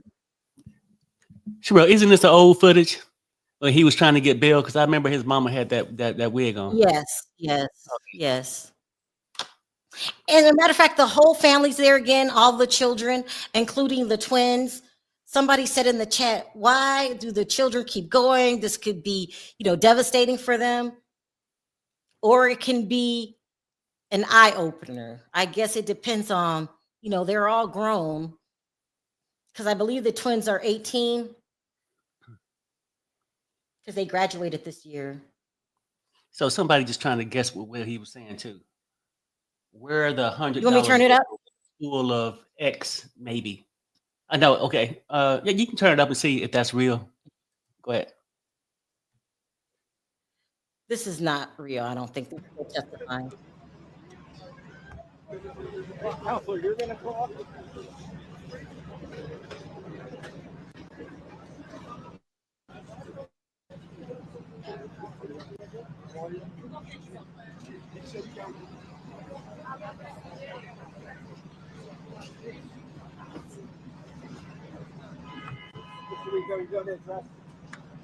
Here we go.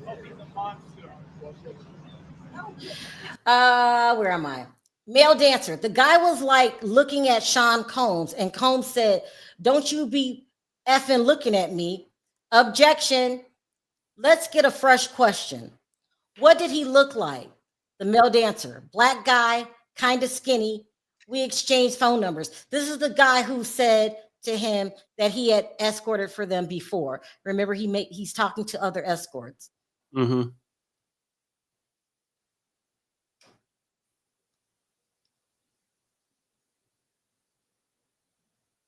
I'm not taking my eye off the screen. So even if I let y'all listen to this, I'm not taking my eyes off the screen.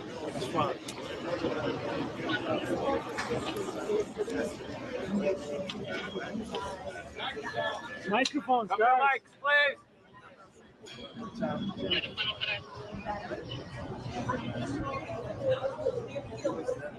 I don't know. Yeah, that video is from 7 months ago. You know, that old clip with the mama coming out and stuff. Why are they playing old? Why are they playing old clips? Probably just to give you something to watch while this trials and thing. But Dennis live. Look like he's live. Oh, Dennis, where are you? You listen to him. You tell me if I need to shoot over there. Let me see. Hello. I know it's a little dramatic, but you understand what I'm talking about. Can you hear him? Yes. Here we go. Here we go, Perry. Here we go, Perry. Okay. Comey says, have you seen him in 10 years? Male dancer, no. Did it ever seem you were not the first person there? Yes. Half used Astroglide, towels on the floor. Attorney, after the $100 bills, did you see them again? Male dancer, I couldn't do it anymore. That's what we have. What is Dennis saying? I don't know. I think he's just outside. Right. He couldn't get in. Yeah. You said what? I didn't say anything. Oh, okay. Well, yeah, I think he's just saying that they, he's gonna be there for 360 all day long and whatever, I guess.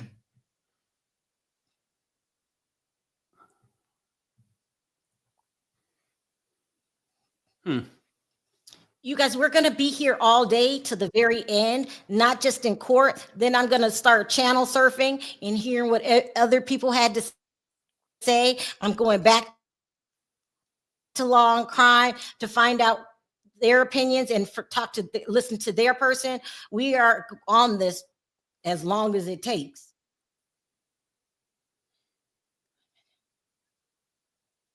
And right now, I'm not taking my eye off the screen because this is a lot. Yeah, no, it's crazy.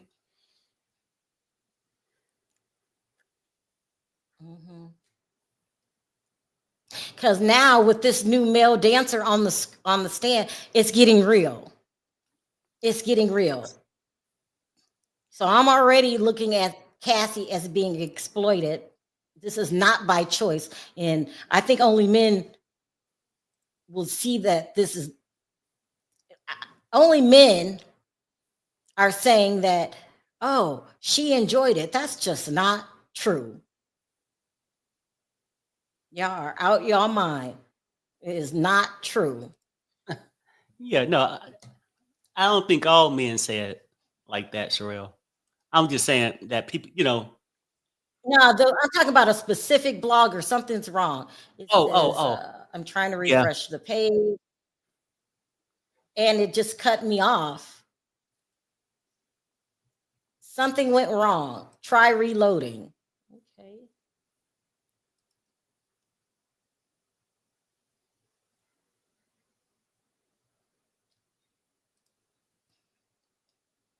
It's not reloading. Perry, go to your, oh, you don't have it.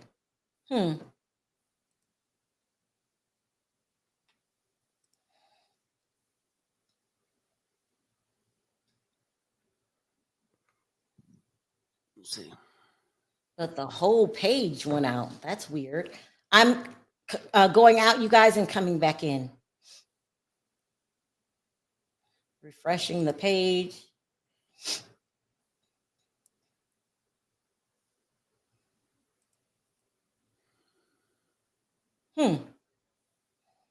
Let me go to a backup feed that I have.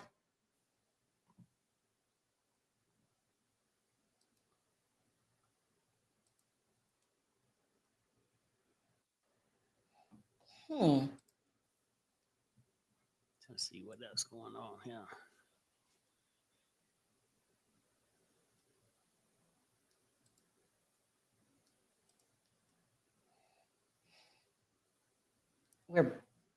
Damn.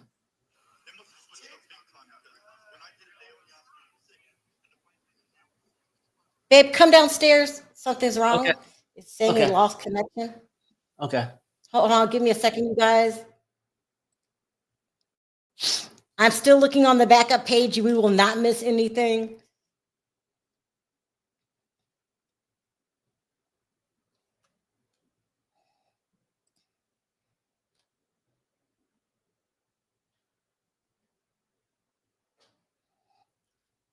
Look.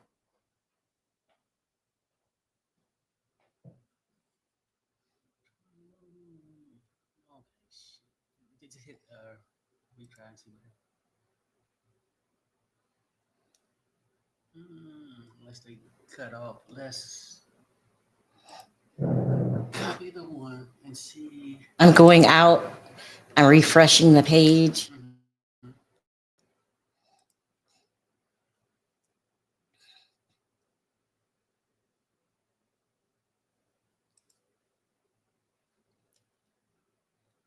Is that the same one? Okay. Hold on one second, you guys. Let me go to the backup page. Oh, someone said you and Perry should do more cases because y'all are so entertaining. So far, Cassie is there one that made the contact and paid the money. Thank you both for doing this. Thank you, Subpar. I really appreciate it.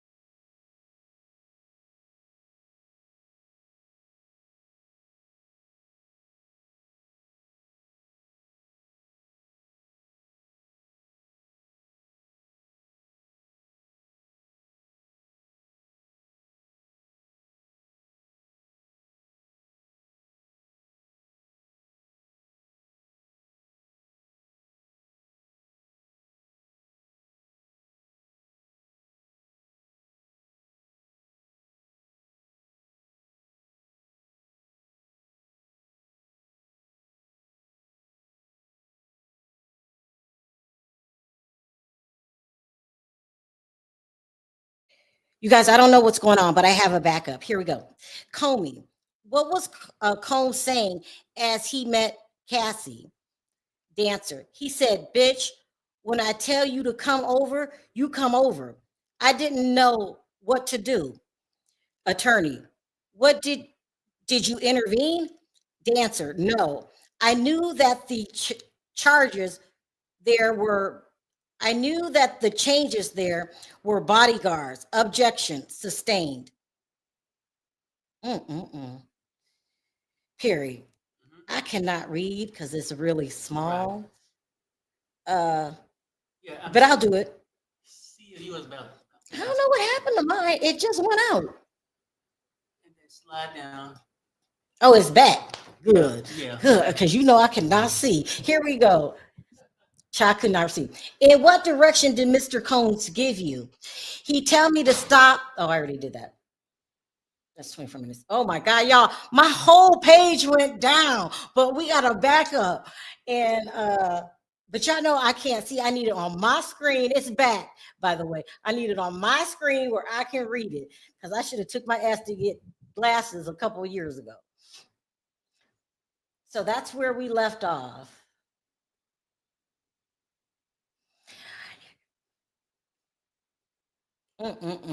All of this objection.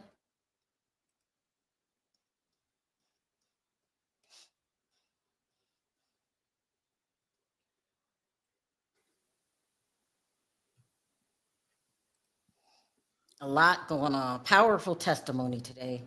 To hear it from an actual witness, this isn't somebody saying what they heard, is overwhelming. So now do I think today that the prosecution, that the defense won? I do not. From what I'm reading right now, it is the prosecution that's winning, because that male dancer, he ain't lying. He is not lying. And they saying he's being called Philip. Somebody said in the chat. Philip? Yeah, I guess, it might be a made up name, but that's what they call him. Yeah. I guess. But now you're starting to see a different side of the Diddy thing, to where people can say, well, hey, maybe she volunteered. Here we go. Okay, go ahead. What's next? That's Comey. Dancer. He said, "Are y'all ready to continue? Did you try?" Dancer. "I don't recall." "Did you see them again?" Dancer. "I thought I had developed some sort of friendship with Cassie. I may have been speculating." That's not what she asked you, sir. Go ahead, Perry. What were you saying? Oh yeah, now I was going back to the one thing before that, where you're starting to see something like the Diddy being controlling, just from the male.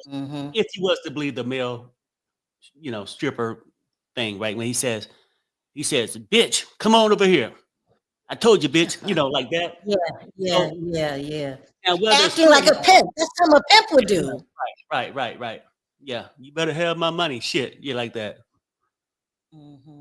Yep, that's crazy. He's talking to her like he's the pimp and she's the trick. I don't know what the word is for, but that shows right there that's against her will. You don't see her taking initiative. And if this baby oil is spiked, like the rumor said, they haven't said it yet in court, you really need to be going away for life.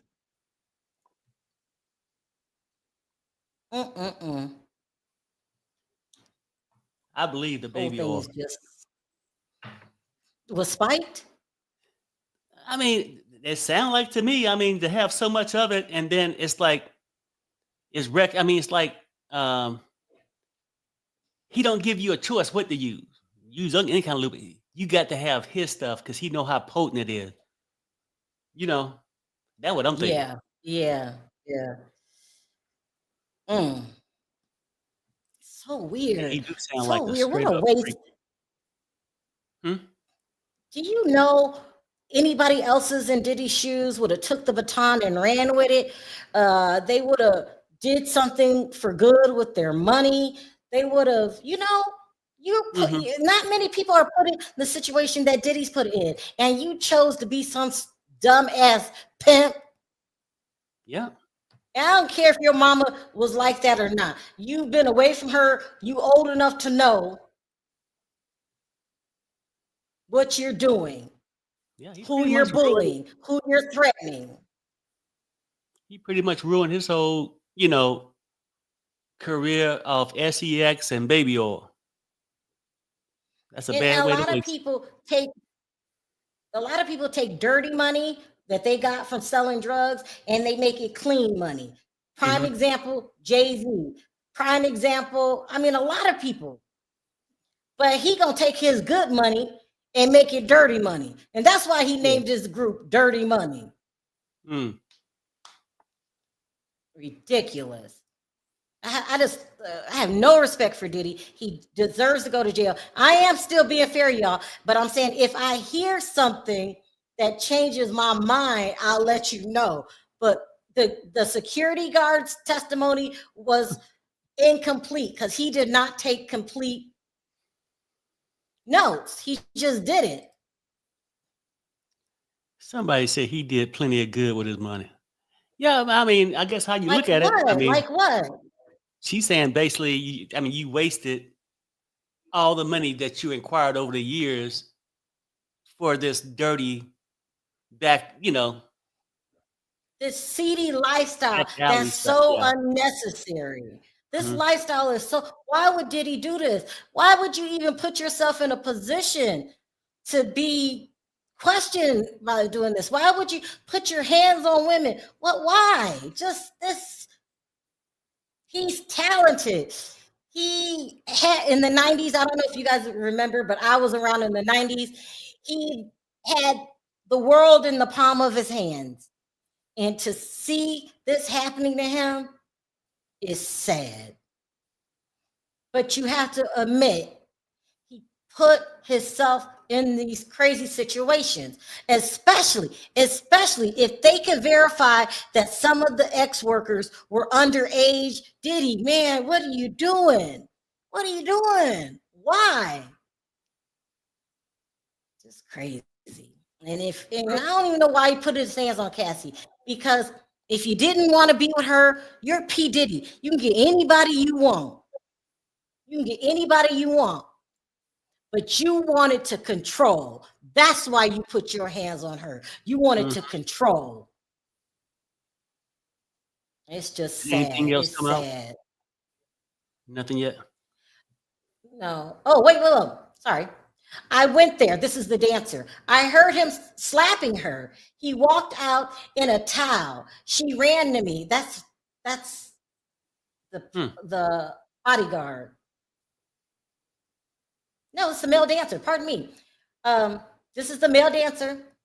I went there. I heard him slapping her. He walked out in a towel. She ran to me. I asked, "Why are you staying with this guy?" Objection. Ground. Hearsay.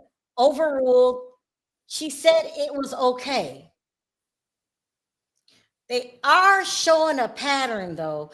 Every time Cassie, what's that noise? Oh, that's the Law and Crime. I still have it. Let me turn it down. Every time Cassie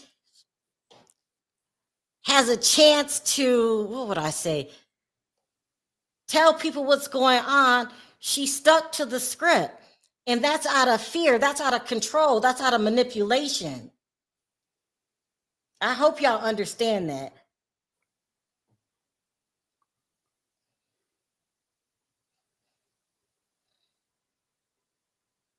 It's sad.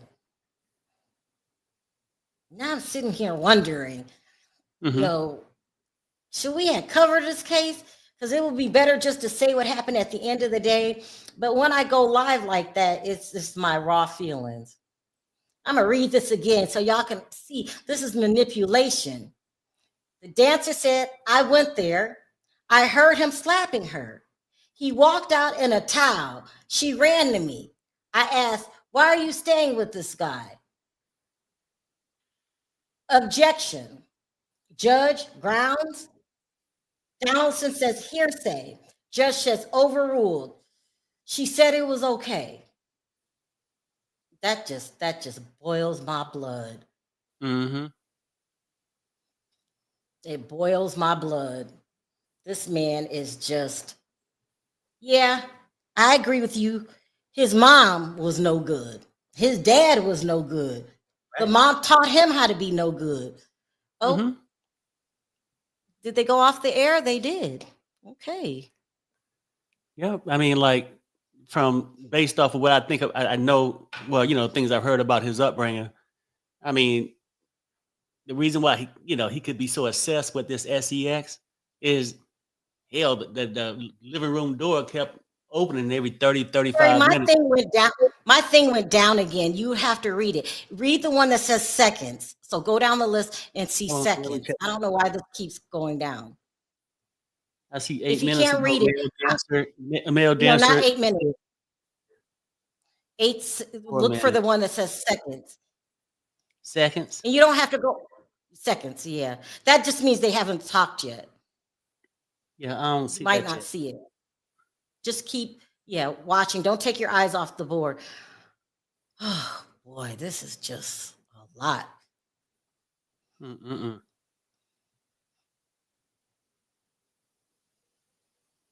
Yeah.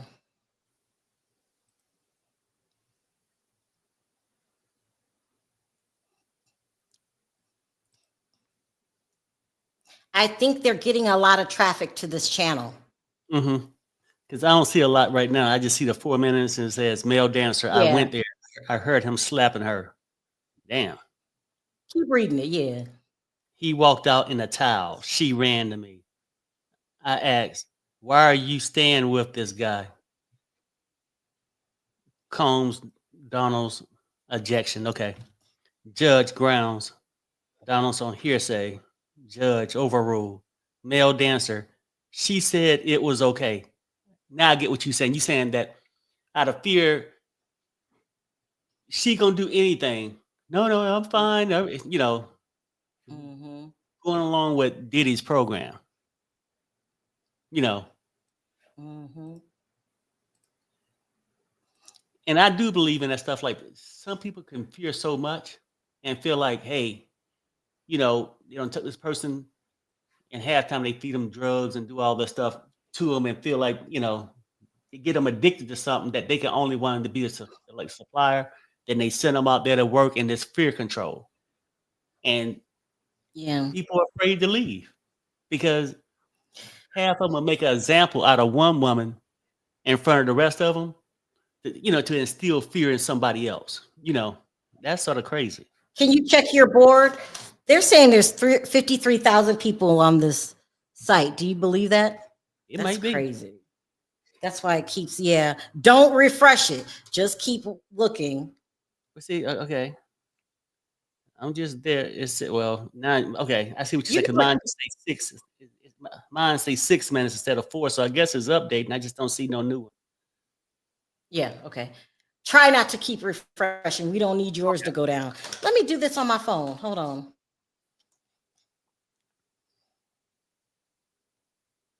Man. Yeah. I mean, this is going to be crazy. Yeah. But at the end of the day, he going to have somebody, because he's not being charged with beating Cassie, or as far as I know, right. any kind of treatment of Cassie, right? Unless they going to tie it in to get her information saying that some kind of racketeering thing or something. Is she going but it's not about the hotel situation or just, I don't know. This testimony is showing his character. And you just said he's treating her like a pimp. Right.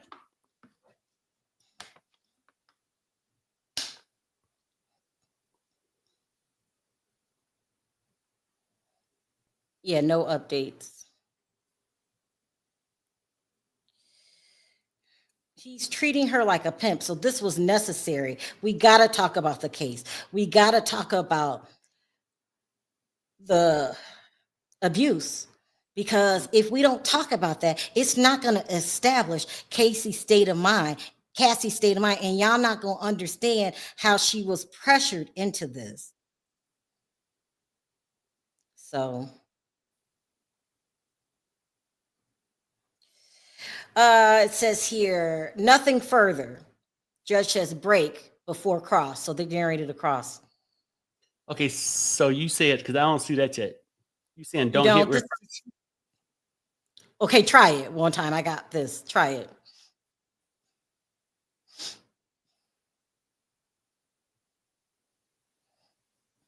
Okay, so mine just refreshing. I guess last thing I see is nothing further. Judge said break before cross. Okay. Mm-hmm. Oof. Yeah, I don't know. I mean, it's gonna be weird. It's gonna be weird.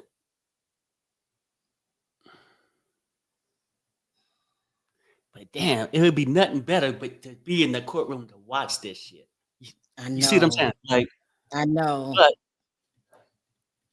federal case, I guess they don't show it like that. Yeah. Look at someone doesn't they think different. They said this is a distraction. She is a pimp. A lot of people are going to think that Cassie was a volunteer, not a victim. But she's a victim if you ask me. Like, y'all don't understand how these men can scare the daylights out of you. When they hit you, they can hurt you. Your ears will Okay, start ringing. and I'll say this though, like I know people gonna have different opinions, but would a pimp, uh, a pimp, but she's the one doing the work. Normally, Right. pimps dictate who do the work. Like maybe I can look at him as being a pimp if she was bringing in these people for Diddy, right? You know what I'm saying? Well, hell, to keep it real, most pimps get paid. They actually paying people to come in. So I think it's maybe Diddy just for his freaky. It's a cycle of abuse with the pimp and the, I don't know, the lady of the night is, I bet you, without them even talking about this yet, there was a time that Cassie was beat so bad that she told herself never again. That's what they do. That's what they do. They beat you into submission. Mm-hmm. Y'all don't understand. I mean, I get it what y'all saying. And it's so powerful that he could leave, go across seas, go overseas, do a performance. She not going nowhere. Y'all don't understand that she not going nowhere because she feels like, where can I go hide? This is P. Diddy. He known everywhere. He gonna find me wherever I am. It's sad. It's just sad. It's no way to live. It's no way to live. And I'm sorry for you, Cassie. I'm sorry for you. It's no way to live. I'm glad she got out of that. That MRF owed her that $30 million that he allegedly paid. It's supposed to be 30 million. And y'all say, well, she took the money. I would take it too. For all the hell you done put me through. I'm glad she's moved on. I'm glad he had to pay her. Now I'm glad that she gonna testify. This is what the rumors are. And I'm glad when they put his ass away. You just damaged goods, Diddy. You too far gone. You too far gone. Can't be beating women like that. What's wrong with you? Hurry up, y'all. I want to see the next. Yeah, I know. That's what I'm waiting on too. Because I don't think Diddy could be reformed. That's all you know after a while. He's been doing this shit over a decade. And, you know, how did he treat other women? We hear he broke Kim Porter's nose. That's what we hear. Now, something happened to the nose because she looked different. Something happened to her nose. This is a real emotion. I didn't think it would be this emotional either. Very emotional. But I'm still open. If y'all say something, you know, if they tell me something that sounds like Cassie's full of shit, I would say it. But right now, this testimony of the dancer, not so much the security guard, the dancer, got me, you know. I'm not changing my mind. Maybe if it was just the security guard, but no. And then you got people peeing on her. She don't like that. What? Child. And R. Kelly did that too. It's a sign of control. All these people that put their bodily fluids on you, put the excrement on you, Y'all heard about the porta potty Instagram models. They let these men do that. That's for control. That's their control. That's what I think. Because I ain't never had it happen to me, and it ain't gonna happen to me. Like, I would think you out your mind if you did that. Like, no. It's crazy. It's crazy. And I'm not, it's Sherelle, I got to tell you something. I'm hitting the Ink Suite link. Come on up. Come on up. This is just disturbing. It's bothering me. I can't watch it without feeling some type of way. Here we go. Hey, Toria. Hey, sweetheart. Listen. Girl, what's going on? Good. Dennis said they're already lining up now for tomorrow. Okay. They already got the lines going for tomorrow. Cassie's supposed to come tomorrow. He's hoping that they're going to have a doctor on standby because she is due any day now. She was due this month. Toria, can you explain to these people how pimps work and how it's more mental than physical? It's physical too, but you know what I'm talking. Do you understand what I'm trying to say? Let me tell you, pimping has been out there for years and years and years. Just go watch some of the old Foxy Brown movies and stuff. Go watch what was that show, Starsky and Hutch, and see Huggy Bear. He was a pimp, and that's how pimps be. Here we go. We got some more news. Hold on. What does this say? As in unsealing a indictment charging. No, that's the wrong one. Let me see. Sorry, hold on, Tori. I don't want to miss nothing either. Go ahead, Toria. What were you saying? Pimps be like, bitch, you better bring me my money. They do. When they send you out there, you better make that money or you better not be seen again, because don't make the amount he thinks you should have made that night. He gonna whoop that ass. Yeah. And most pimps sleep with the women that they're with. They have them out there doing their bid for them. So I looked at some documentaries because so many people's got documentaries right now going on about this trial. And there was some people talking in these documentaries saying that Cassie was a party girl and sex freaky girl, and that's what he was attracted to her in the beginning for, was her freakiness. Listening to other men. Here we go. This says, meanwhile, SDNY Live unsealing an indictment charging Nasia Nasia Carson, aka Nas, Elijah Santiago, aka, I'm putting this on the screen, with aka 90, with committing multiple violent crimes in aid of racketeering. What? Including the unaliving of a 21-year-old man named Jesse Bynum on April 12th, 2022.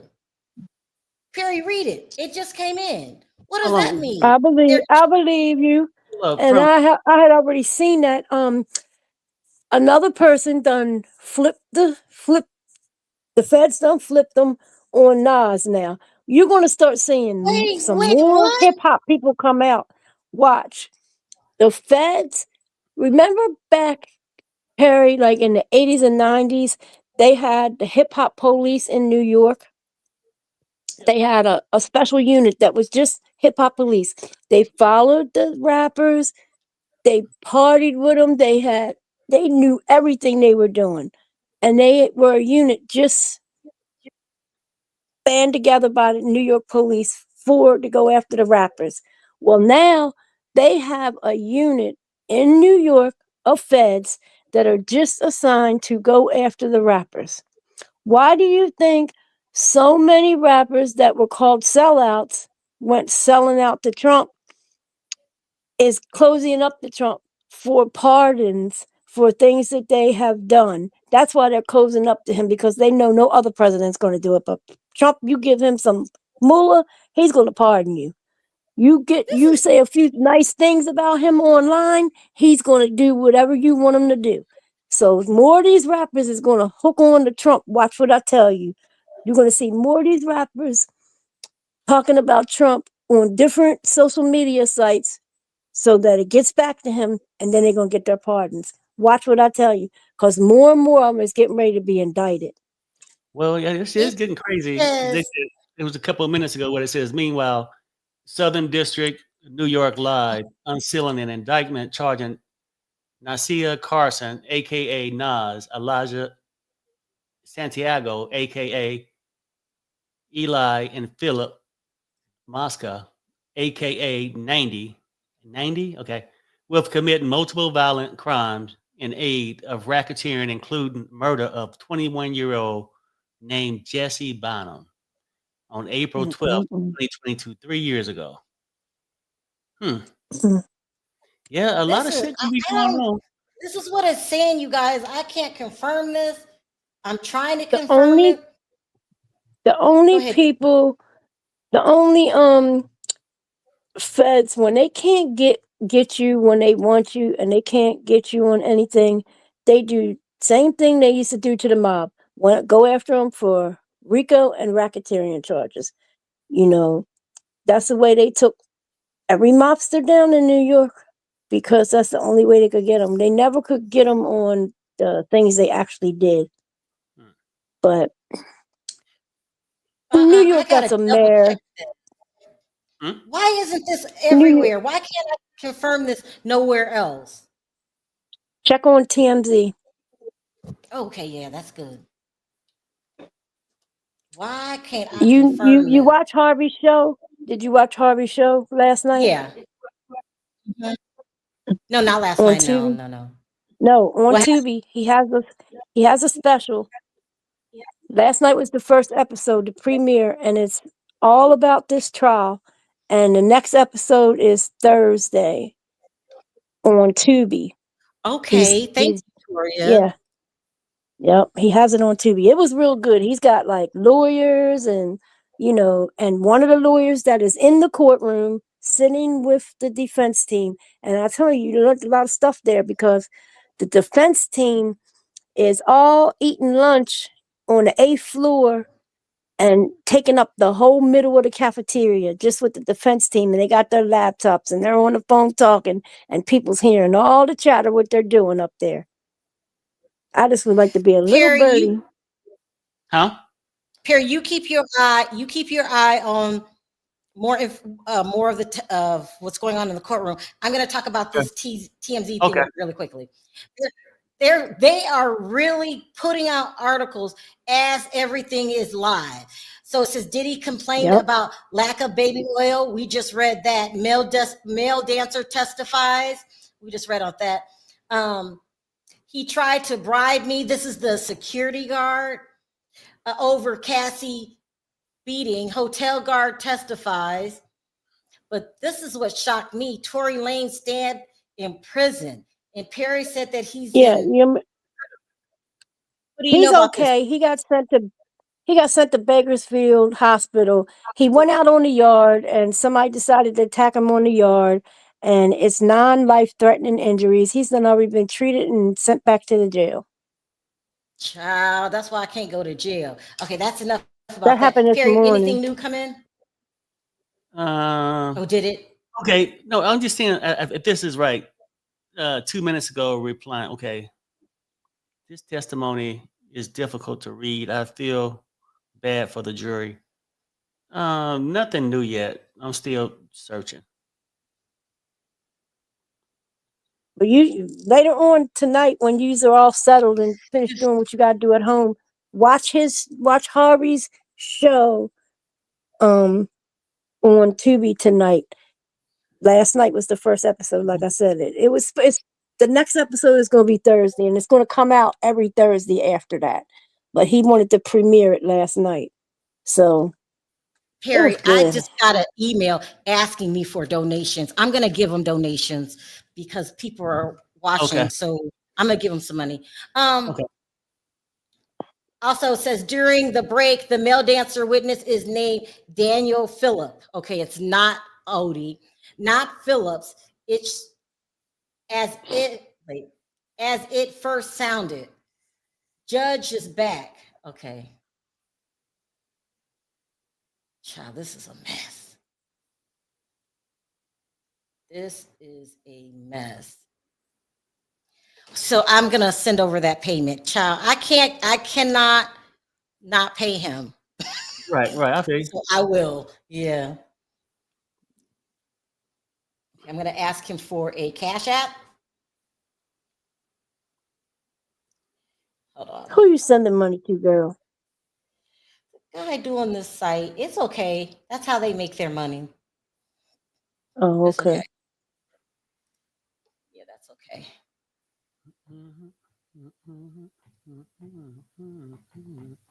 Okay. Something went weird on my. Okay, that's better. Child, this is a mess. Dennis This is outside though, but I'm telling you, he's getting all the like excellent pictures because he got cameras that can do more things that them what is he news on? people got. Is he on his Instagram or is he on his X? He's got it going live on his Twitter. I mean on YouTube, but I don't know if he's doing it on his Twitter too. Probably is because he usually does it on everything. But I was on his YouTube when he was live because I sent him a couple dollars. Because I told him go get Yeah, some and we coffee. are subscribed, Dennis. Remember, you said as long as I'm subscribed. Yeah. No. I've Dennis, been subscribed for. he got some nice. Dennis, as long as you support, say it's his stuff and give him the credit, he don't mind nobody using his stuff, but he wants credit for it. And I don't blame him because he actually went to school to be a journalist.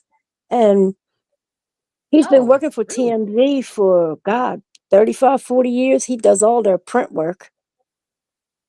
Dennis writes a lot of them We stories love for Dennis over TMZ. He's been here. working for them for years. He gets on my nerves. He plucks my nerves. But we have some good Friday night dance parties because he plays all the oldies. We love We have Dennis. some good He about oldies our age. party. He's a nutcase. I'm older than him, but I remind him all the time who's the oldest. So it seemed like the jury's back and they just like a sidebar, right? With the attorneys. I hate it with objection, but that's what good attorneys do. But it's just, I'm getting into the story. The next thing I know, objection. Let me tell you, you would have hated the YSL trial then, because sometimes when they would object, then they have to go up to the judge and have a talk. You might be sitting there 15, 20 minutes waiting, and then by the time you forgot what the question was that got objected to. I hate that. I'm still watching you guys. I'm talking to Toria, but I'm not keeping my eye off of the screen because it's And coming in. Brian Steele got arrested in the YSL case. He got detained by the judge and held in contempt. The court. I remember that. Yeah, oh, that was a good day because it was awesome. All the defense lawyers that was in the courthouse and not in the courthouse came flocking to the courthouse to come there to defend him. Man, they was mad. And we got that judge thrown off the case too and got a new judge. But it was all because of Brian Steele. I'm telling you, that man, he knows what he's doing. He can recite the law for you word for word. Well, let me ask you right now. This is the first day. What are you thinking so far? Who are you leaning towards for being guilty? I don't see how they're going to prove these RICO charges and racketeering yet, because that all requires like wire transfers and money things and stuff. I don't see, they got to have the proof for that. So, and the sex trafficking, I don't see that because they're consenting adults. adults it's not against the law to have a freak party at your house. No, That's not against the law. If he was on trial for beating Cassie, I think the women jurors would lean towards her. I don't think the men would, because their thing is, men don't understand anyway about abuse. Some men, most men don't. And the way this jury's made up, I don't think the men is going to lean towards Cassie at all. You This might is have terrible. one, but I doubt it. That's terrible. I believe you, but I think it's horrible. It's just horrible. Yeah. Because a lot of men, when you're talking to men these Oh, here we days, go. Here we go. Here we go. Here we go. Here we go. Let me show you the text chain. No. Okay, so here we go. It says, Mr. Phillips, this is the judge talking. Mr. Phillips, you are still under oath. Combs Xavier Donaldson. Oh, that's an attorney. Let me show you a text message chain between you and Cassie. Is it accurate? Yes. Were you working for Service, a male review show? That's all I got. Okay. Ooh, Perry, that's small. Does that hurt your eyes? See? Oh yeah, you're trying to read it. Yeah, it is tiny. I don't got That's the dancer. Yeah, Philip Daniels or whatever. Yeah. Okay, so he was hired to come there to dance, or but he had sex. Is that what he's testifying to? That's what it sounds like. With all these giddy ups, I don't think nobody really danced. Okay, they just call a dancer to do the other stuff. Mhm. That's just an easier name to get them. Just a couple dancers. See, That's it. and look at this. This is all consenting adults. So this case is weak, and it was like a couple weeks before this date came out for it starting. The feds they had all this, how people talking in the lawyers world. They was all saying feds nervous, prosecutors are nervous about their case falling apart, case is weak. There's all these headlines you were seeing coming out of New York, and in all the papers, even the Post, and besides just New York Times, in the Post and the Guardian and all them, they was all talking the same thing. Sure, I think another one just came out. It did. Mm-hmm. I'm gonna refresh. Keep your eye on it. Okay. Because I've been having trouble refreshing the page. Here we go.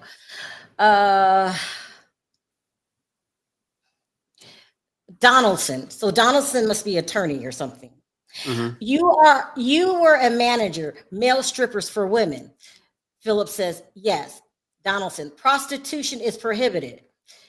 Philip, that is correct. Donaldson, your job was to build it up. Phillips, yes and no. Donaldson, I'll go with yes. Objection, sustained. My goodness. I swear every 5 minutes there's an objection. Mm-hmm. Sometimes they go quickly. Some of them, like the judge might just say, reframe the question a different way. And most likely when they do reframe the question a different way, it's basically say the same thing anyway, that they objected to, and then they don't object. And I'll be like, he said the same thing he just said. What's the difference? I think it's just funny.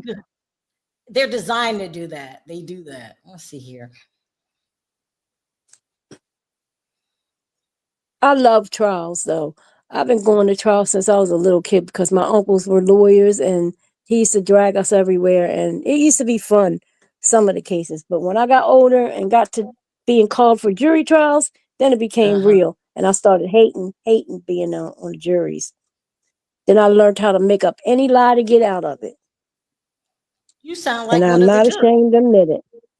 I'm not ashamed. I made up lots of stories. I even went as far as said I hate the police, hate everything they stand for, and judge said out of here. The lawyers didn't get to object. The judge did. Said out of here. I was laughing all the way home.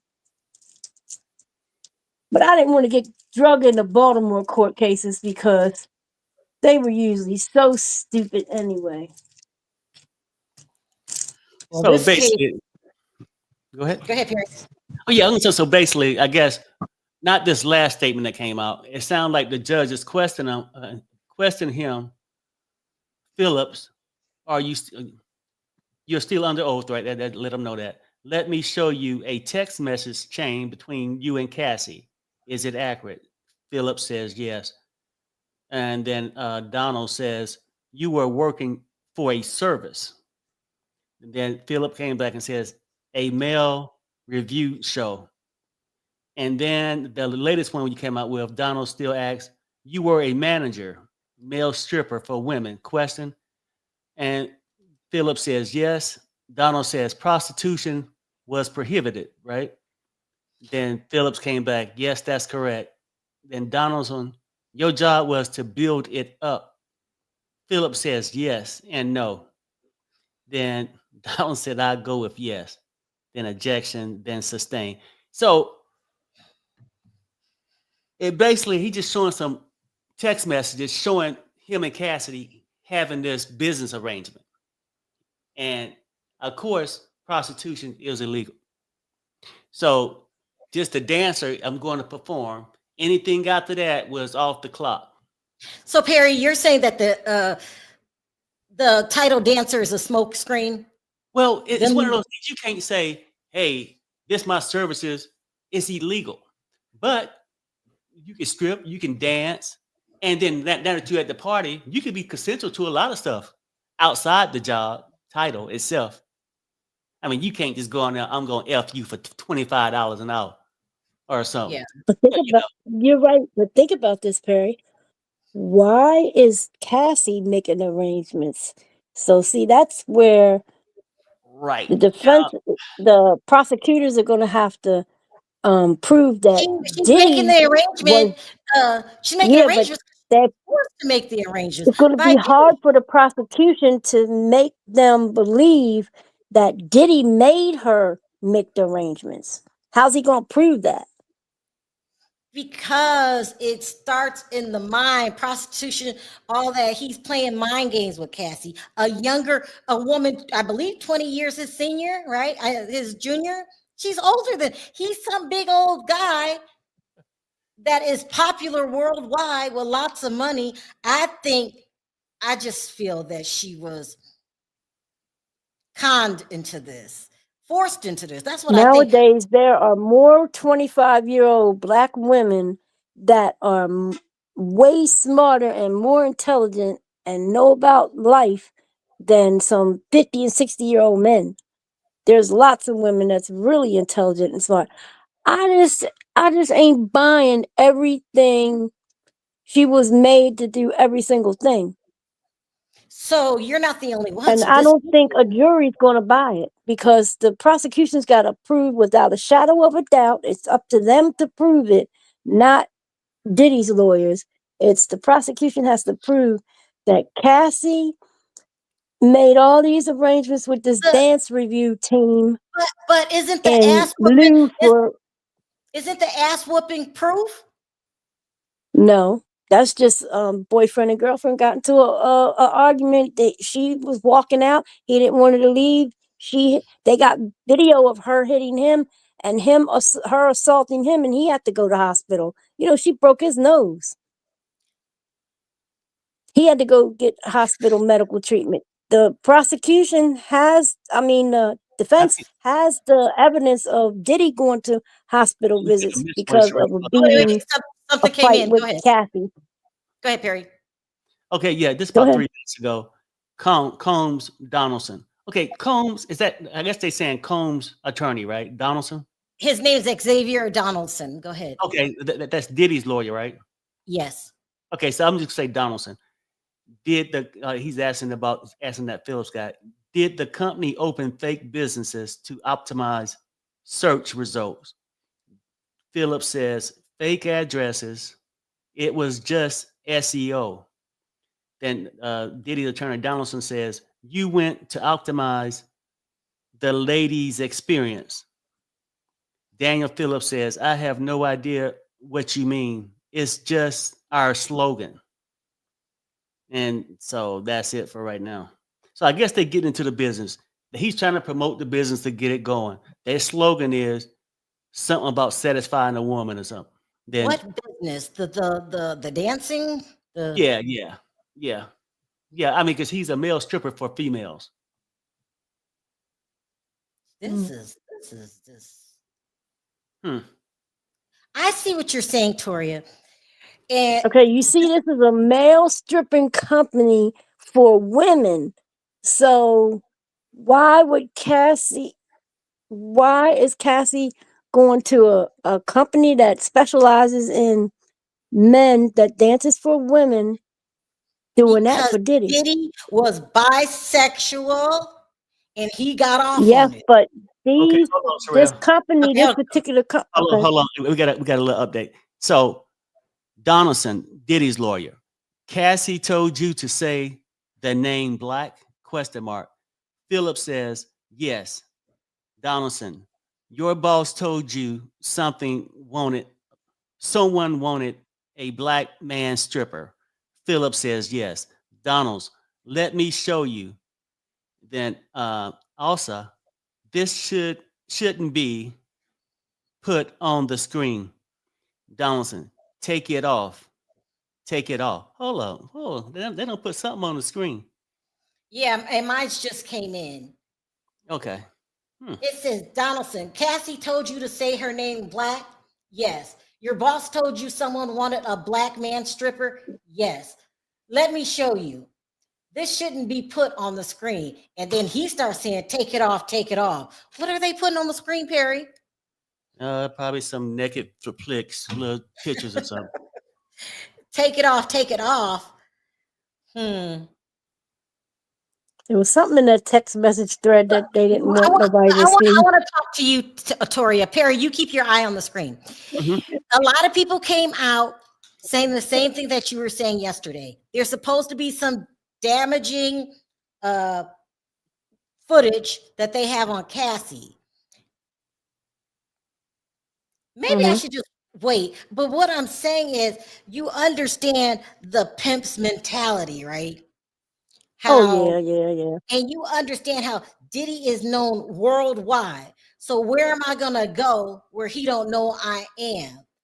But your people that on your side saying, why didn't she call the police? Okay, but see, another thing, Sherelle, she left him one time and got away from him successfully for like 6-7 months. Is that when he blew up Kid Cudi's car? Then I don't know, but then she ended up going back to him, and then they broke up again. She went back to him. Now, this last time she broke up and didn't go back to him only because by that time she was messing with his trainer that she met at his house and had been his trainer for years. Then she ended up marrying his trainer. So all that's going to come out in this trial. All that's going to come out that they're going to try to make her look so bad. How really does that make her look? I'm trying to think like the juror would think. These ain't my personal opinions because I think as a woman, he abused her, period, point blank. But I'm talking about how the jury would think. And, from being in these courtrooms and going watching these verdicts and dissecting these trials through transcripts and everything, you get to learn different things on how these people's minds work. Well, this is They're going to be asking these questions, and it's not going to be no come back right away with the verdict. They're going to talk about it for a little bit. But like when we talk to all the some of the jury members after the YSL trial, I'm thinking the whole time the jury is going to find these boys guilty. Come to find out, them jurors were all leaning to not guilty at all. So if they would have just went straight on through with it instead of making the deals that I think they got suckered into, some of them, they should have just went on with the verdict. Same with Young Thug. But see, Young Thug got tired of sitting there. He'd been in jail 3 years. He wanted to go home. They wouldn't get these boys no bail. Yeah. Same with Diddy. I still think they're going to come again with another offer, especially after Cassie's testimony don't do what they wanted to do. They're going to make him another offer with That's some time important. served. Say it again. Cassie testimony is crucial. It It's is. And I'm crucial. telling you, after this, don't go the way they want it, where Okay, they Cheryl, expecting another it. one just came out. Okay, go ahead. Let's hear it. Okay, so Combs Donalds, she was wearing a wig, question mark. Daniel says yes. Donald says, she handed you money, question mark. Philip said, she handed me $4,000. Question, before any oil rubbing? A, the answer, correct. She had on heels. Philip says, dark glasses. So she had on heels and dark glasses. Donald's, where the money come from? Question Yeah. mark. He says her hand. So even though somebody got mind control over a person, and this is the part we'll get into when we talk about like Cass, the problem gonna be, yes, you saying all this, but everything came from your actions. Now she will have to just prove to people, look, I was in fear for my life. I was forced to do these things. You're saying the defense is going to turn it around and say, you called them, you picked up the phone, you paid him, you were at a service made for women. That's what you're saying? Yes, and then the sad part about it, people gonna say, and you enjoyed them. No. No, listen what I'm trying to tell you. Even though I understand what you're saying and understand, Diddy is the freak behind the strings, right? He's the puppet master. But he's keeping his hands off. He ain't paid one person. Because he made her do that. He made her do that. Yeah, we can assume that pretty much he made her do it. But what people gonna go say, well, when is his hand ever hitting the money? She's always doing this. And you know, it's just crazy. I get And what you're saying. another thing, It they're going to depends on the say, jury. Right. in the beginning, when she was hiring these different men to come over there to dance for her, he wasn't even in the room. He was somewhere watching in the beginning, and he didn't get near the dancers in the beginning. You know, it was just call the dancers over, you know, for the freak off until they found the right dancer that he felt comfortable enough with to go on and do his thing and make his presence known. And I don't think they got that witness yet. I hope I see And then what you're another saying. thing And too. go ahead. Say if that's the case, right? Like, because Diddy, people know he's freaky. He'll be on a trip and he'll be having a house party at his house. He ain't there. That he got all the monitors and he's sitting there watching every bedroom, right? Getting his freak on and shit, his fetish filled, right? But when you have her in that apartment by herself or whatever, and bringing these people in, even though it could be at the direction of Diddy, it's gonna look like that's something you wanted, even though you got directions.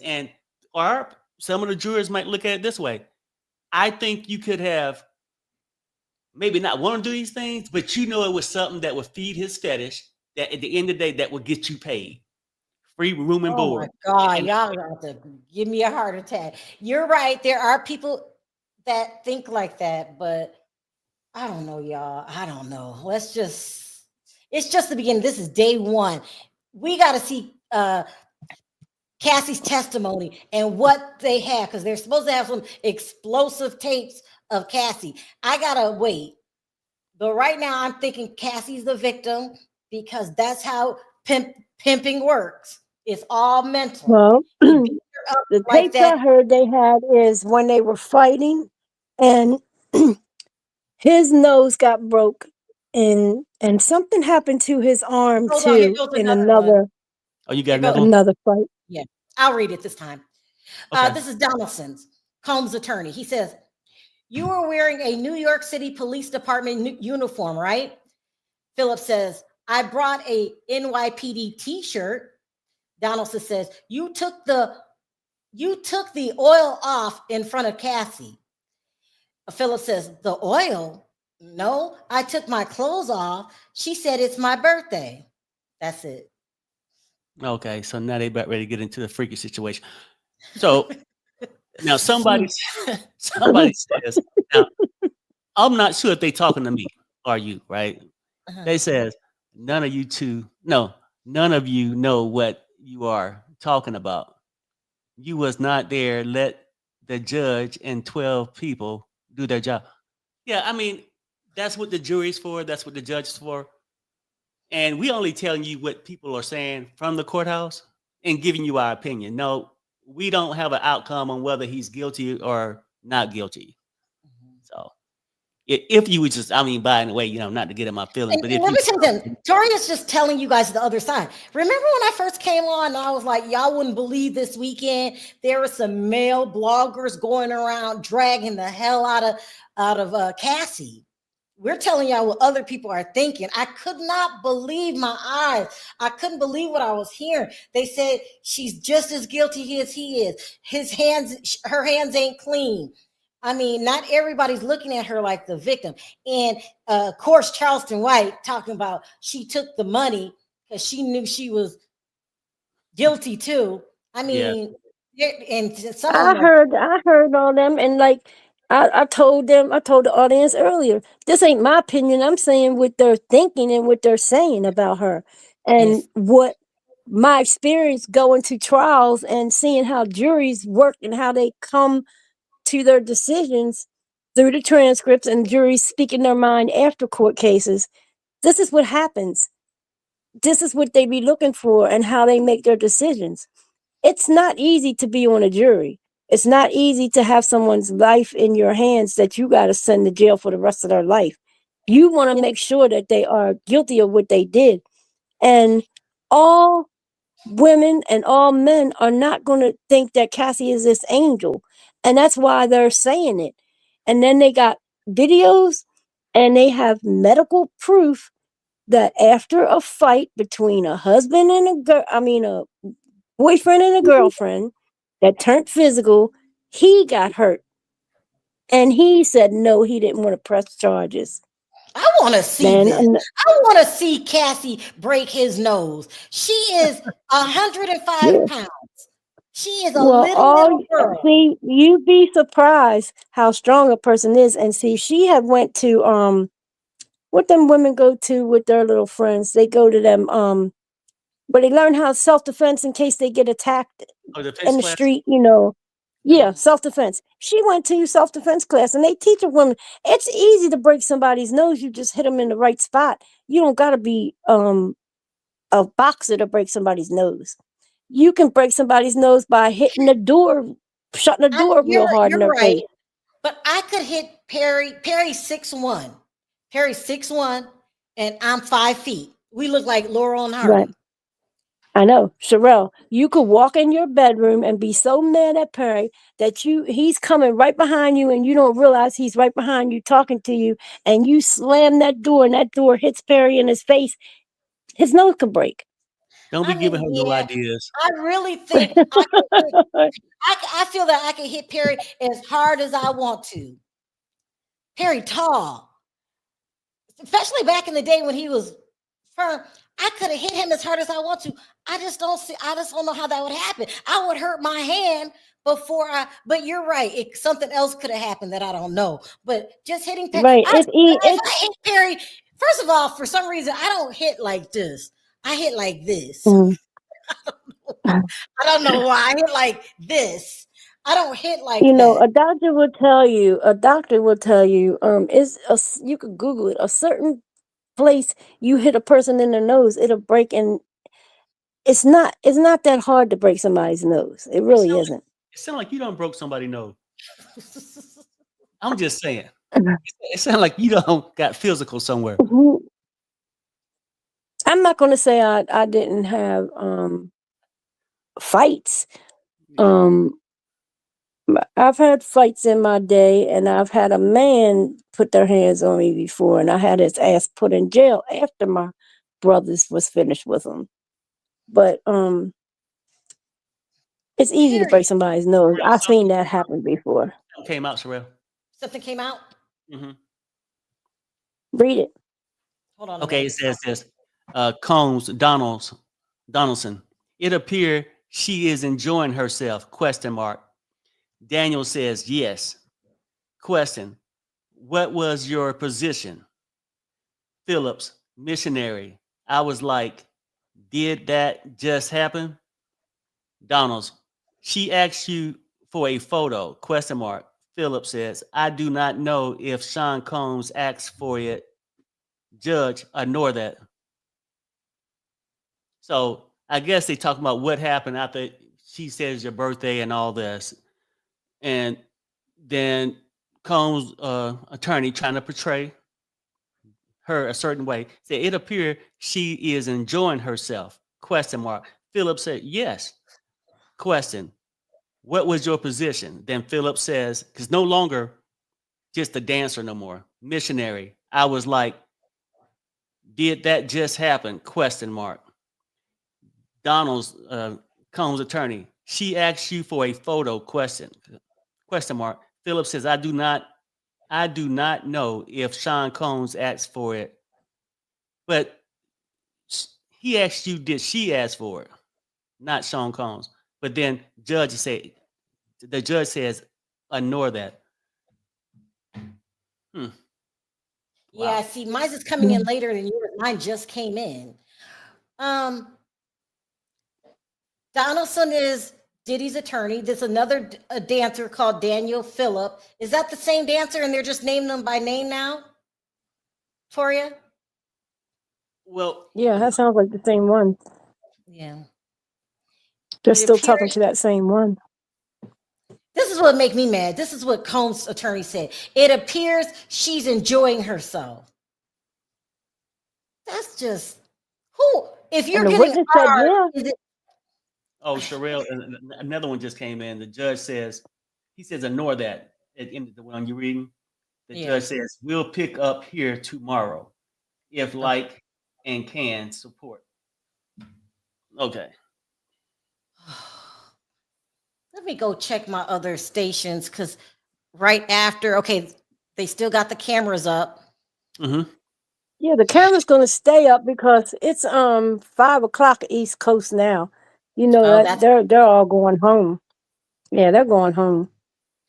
I'm not going nowhere, you guys. It looks like they're ending things. I'm staying here. I'm going to watch Law and Crimes follow up. I'm going to go to every blogger I can find that's going live, even if their name is Jagger. They just cut the camera off.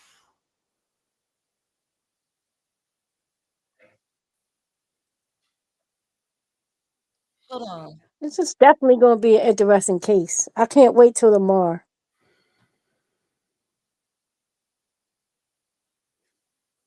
Okay. What is this? Is this?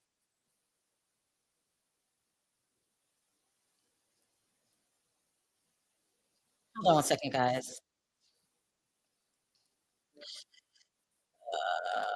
Hold on. Come on. So, wait, I'm just going to read a comment. Yeah, go ahead. They cut the cameras off. They're not Reed live. says, Okay. we not talking no streetwalkers. We're talking about a woman that had means, family, and the media. She taunted Kim. Nobody's talking about that. Yeah, I think I heard something about her taunting Kim or something. I think Sherelle talked about that before. They just went over Sherelle, you to talked about that before. You talked about Kim, Cassie taunting Kim. You did when that story first came out. You did talk about it. So, they just went members only. So let me shoot over to this other Okay. thing. Let me see. Hold on. Child. And then I'm gonna go pay. And I'm gonna go to Law and Crime. Let me put this up on the screen for you guys. I don't care what I gotta pay. We're gonna pay it. Yep. Because we need to know. Needs to know. So this is CBN, CSNBC. I'm getting ready to go pay Law and Crime right now so we can hear their live. Perry, do you have the credit card? Yeah, it should be on file too. If not, I get it for you. No. Yeah, I need the credit card. Okay, I'll be back. We got to do. I really want to hear what they're saying. Hold on. Why did this?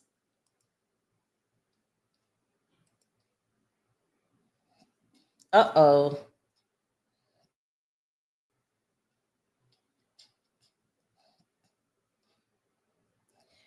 Uh-oh.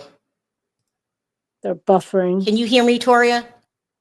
Yeah, I can still hear you.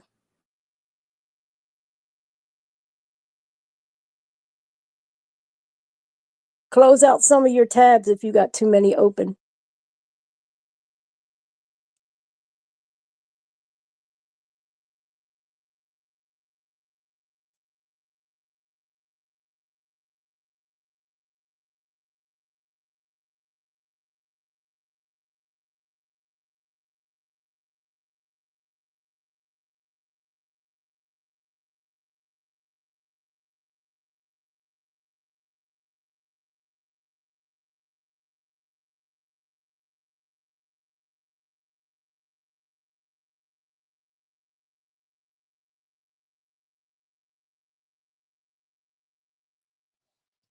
Can anybody hear me?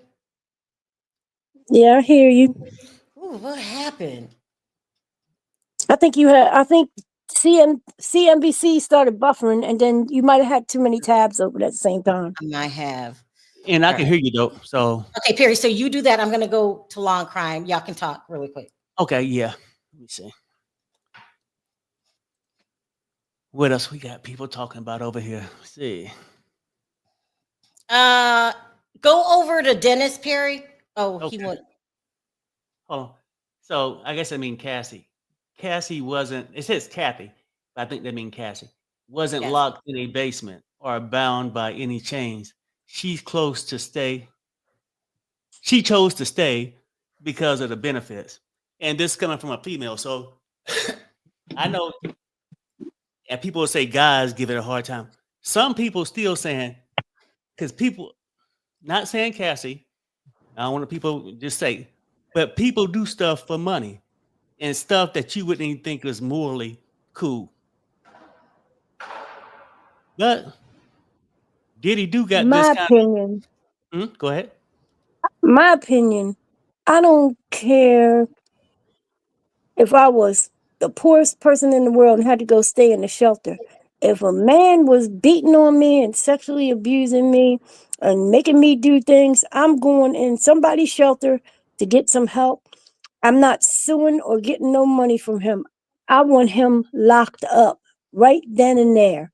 I'm not waiting 5 years, 10 years, and then go sue him for 30 million because my husband ain't making the money he used to make when he was training celebrities, and I got 3 and 4 kids now and want to keep having babies, and I need money, so I'm gonna sue him for 30 million to keep my mouth shut.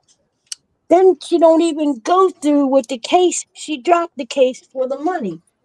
So in the beginning, when she first put that suit out, I said, yeah, take him all the way because he did something to you. He beat you. We got the tape now. We seen he beat you.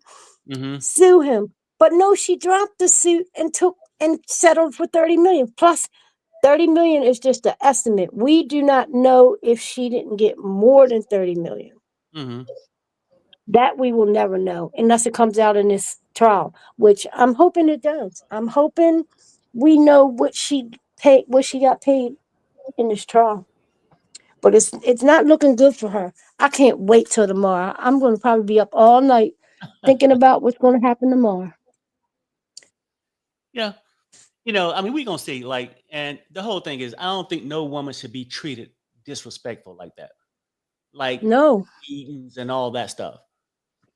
So I know that when I'm talking about this case, I don't want people to take it the wrong way. I just know that, yeah, I know how mind control do work. And some people on the surface will say, well, damn, why would you stay in that? I mean, hell, when they went to work, you could have left. Some people be so fearful of being unalived or whatever if they got caught trying to leave. So, but then some people saying, hey, just like earlier, and when we was watching it earlier this morning, the comment was saying that I was with Cassie until she filed a civil suit and not a criminal suit.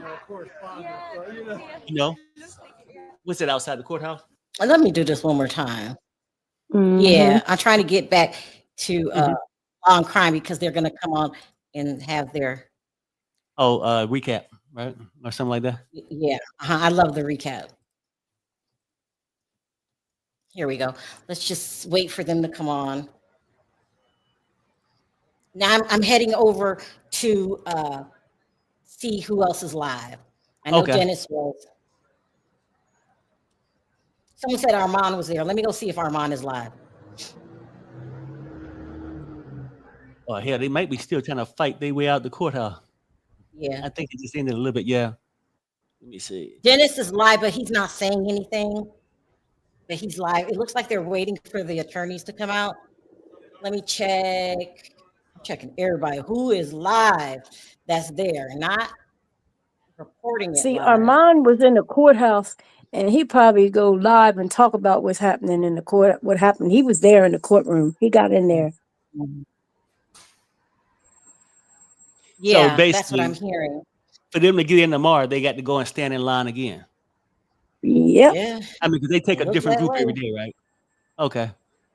Well, Whoever's but in the people line, remember. whoever gets is the first 20 people. But Sylvia said something happened funky this morning, and I guess she'll tell everybody, tonight. She couldn't really say it then because You she had mean when just Jack came out showed of up? getting her, just came out from getting her press pass, and she was going back into the overflow building. This was around lunchtime.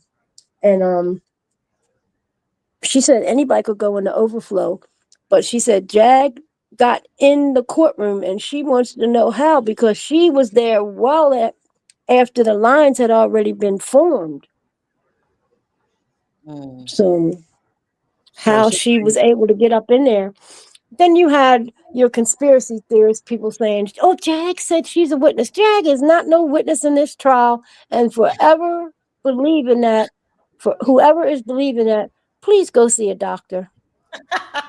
Because clearly you need some help. Because Jag wished she was a witness in this trial. She has nothing to offer. Nothing. You can't be a predator and offer the feds anything because you're a predator yourself. So That somebody girl was never at is no Diddy parties. She Yeah. wasn't even around when Diddy was having them parties. Did you call Jag me, was Terry? already running up and down the road. So basically, somebody is saying, "Is court over for the day?"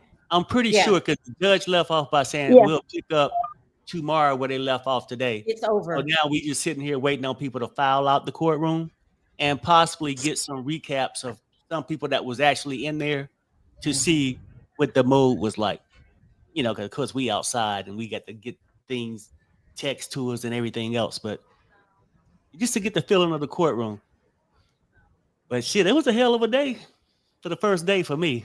But now they're getting into the sleazy stuff and the mind control, or as some people might want to say, the pleasure part of it, if they think that she was doing it for herself or just being pimped out by Diddy.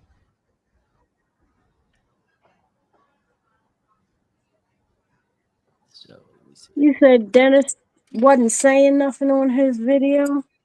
He was pretty much, Mm-mm. I think last time I checked, he was still like filming outside. And you know how people just walking around with nothing going on. So he was just probably just standing around, just Yeah, I filming. know he said he was waiting to see who was coming out when I left from over there. Mm-hmm. See, let me show you, Dennis. Hold on. We're waiting for it. I am cruising the internet. Let me Just see want who to make else is sure. on too. Oh my God. Here is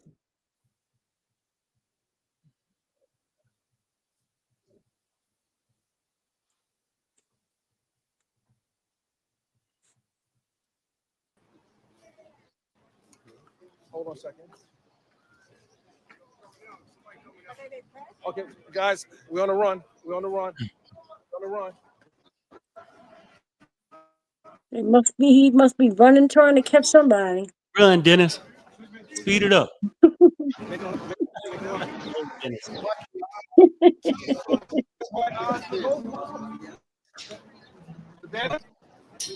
And it must be coming out.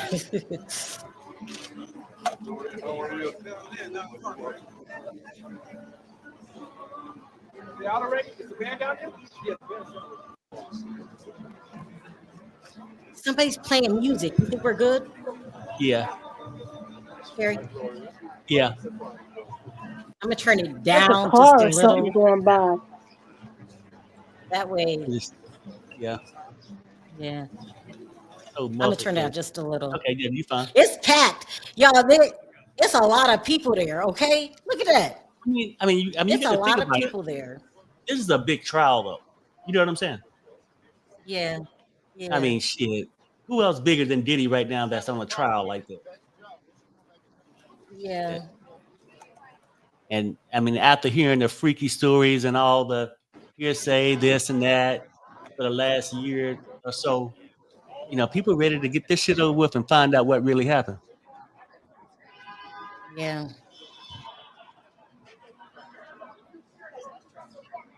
So earlier when we were on, somebody was arguing did y'all hear that? Two like bloggers, reporters, some kind of media were going at it over a spot. Did y'all see that?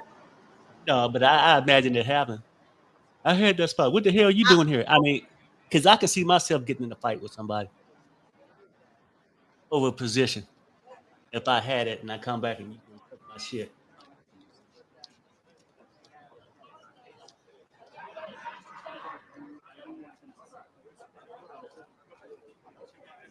So everybody I'm showing, either I have a subscription or I subscribed, like Dennis, to his members only. I'm not going to show people's footage without paying them. But I just thought it was easier than being there running around. Right. Well, yeah. That's a long day. It's a long day sitting down. It's damn sure a long day if Yeah. you sitting there walking around and I don't got hungry maybe twice. I don't eat. And I don't see how you did it. I had to go. We've I been had to turn sitting my here camera. how long? Yeah, for at least 7 hours. I had to turn my camera off to get Look at something to eat. Bobby. He said Jag is probably line jumping. I keep checking her channel and stuff to see when she goes live. She's not gone live. Nobody that was in there. Armand hasn't gone live. Jag hasn't gone live. Not even Dennis, and he's outside. Sylvia's just She's there. showing pictures now of outside. She said court's done for the day, but she's just doing the same thing that Dennis doing. Dennis doing. Yeah, she's doing the same thing Dennis doing. And you know, we gotta stay Gavin with Lewis. Dennis because we Tori, we gotta stick with Dennis. We don't want to pick a side. Are they still That's going right. at it? That's right. That's what I told him earlier. He said, after I gave him the money for the coffee, he said, even though you be over there with the other side, I said, look, I don't discriminate. I go where I want to go. And I stay out that drama. I'm too old for that. I don't. I'm Team Dennis. All right, Dennis. I'm Team Dennis. I'm Yeah. not going over there. Dennis know I Jag, love what- him. No. The other Hold on. guy, Gavin Lewis, you know him? He used to work for Diddy's company back in the day. Oh. He's outside of there too. Okay. Yeah, he used to work for Bad Boy. He was on the street team. You know, the street team, they go out and pass out flyers and promote whatever the company's doing at the time. He was on that. He was a part of that for like 20 some years. Thank you, Working for Diddy. Kelly, for the super chat. I really appreciate it. All right, let's go between Tori and Perry. Perry, you go first. What did you think of the overall today? Today was crazy. What did you think? I think, well, hell, for one, I'm just glad we still get to find that missing witness, right? But at least they got the jury set. At least they came into it instead of dragging off the open statements. Get right to the shit. They did. The security guard was a little waste of my time because we seen the footage and we found out you were just a money hunger too. But Damn. to hear some of the male strippers start to get into how things rolled out when they showed up on the scene, how Diddy sitting there with a bandana with some black shades and a baseball cap on in the corner, admiring everything and watching the performance, because that's his fetish. I mean, he got a weird kind of fetish. He just like to see these things and put on the production himself. I'm sure he can buy tapes or videos. Or he wanted to have all the control. Who came in and who they was with. He's sort of weird, but I see this thing going a couple ways. Hopefully, Cassie can come on and do her thing, but believe it or not, and I know people can get mind control. It's that pimpology syndrome where people can take control over people. I don't know if I made the word up, but where people take control over people and use it, or is some people going to look at it that she was just as much involved as Diddy was, and both of them was freaks. I'm keeping it real. Who had the win today, the defense or the prosecution, in your opinion? I would say at this point, probably, can I say it's pretty much nobody had the win? That prosecution didn't prove anything. And I would say that they didn't prove anything today. And it's on them to prove that Diddy was this thing. Because even when they tried, the defense came back and said, hey, well, she the one received the money. She the one paid. She's the one communicating. So why are you putting it on my client that he's the one doing it? Even though my opinion is he's playing mind control and doing it. But they're at least dropping it out there that she was just as much involved than his freaky ass. So I don't think the prosecution gained anything today. Toria, who had the win today? I don't think the prosecution did very well. I don't think the two witnesses they put on so far did what they wanted them to do. I think them two witnesses were to lead into the Cassie being the witness. You know how they put like someone to set the groundwork before that person comes out. I don't think they accomplished that. That's what they were supposed to do with these two witnesses, but it didn't. It made it look bad for Cassie, especially the dancer. Well, I think the prosecution had the win today. And I say that, yes, the security guard's testimony was shaky at best. Yes, he proved that his report wasn't thorough. Then he, instead of calling the cops, he pulled out his camera and records. But they made a huge comeback with the dancers. They set the scene. Diddy was manipulating everything. What position to do it in, what to do, move this way, move that way, put the baby oil on, not enough baby oil, put more. I think the prosecution had the win today. That's just me. Amy says they all should be in jail. Cassie included, free.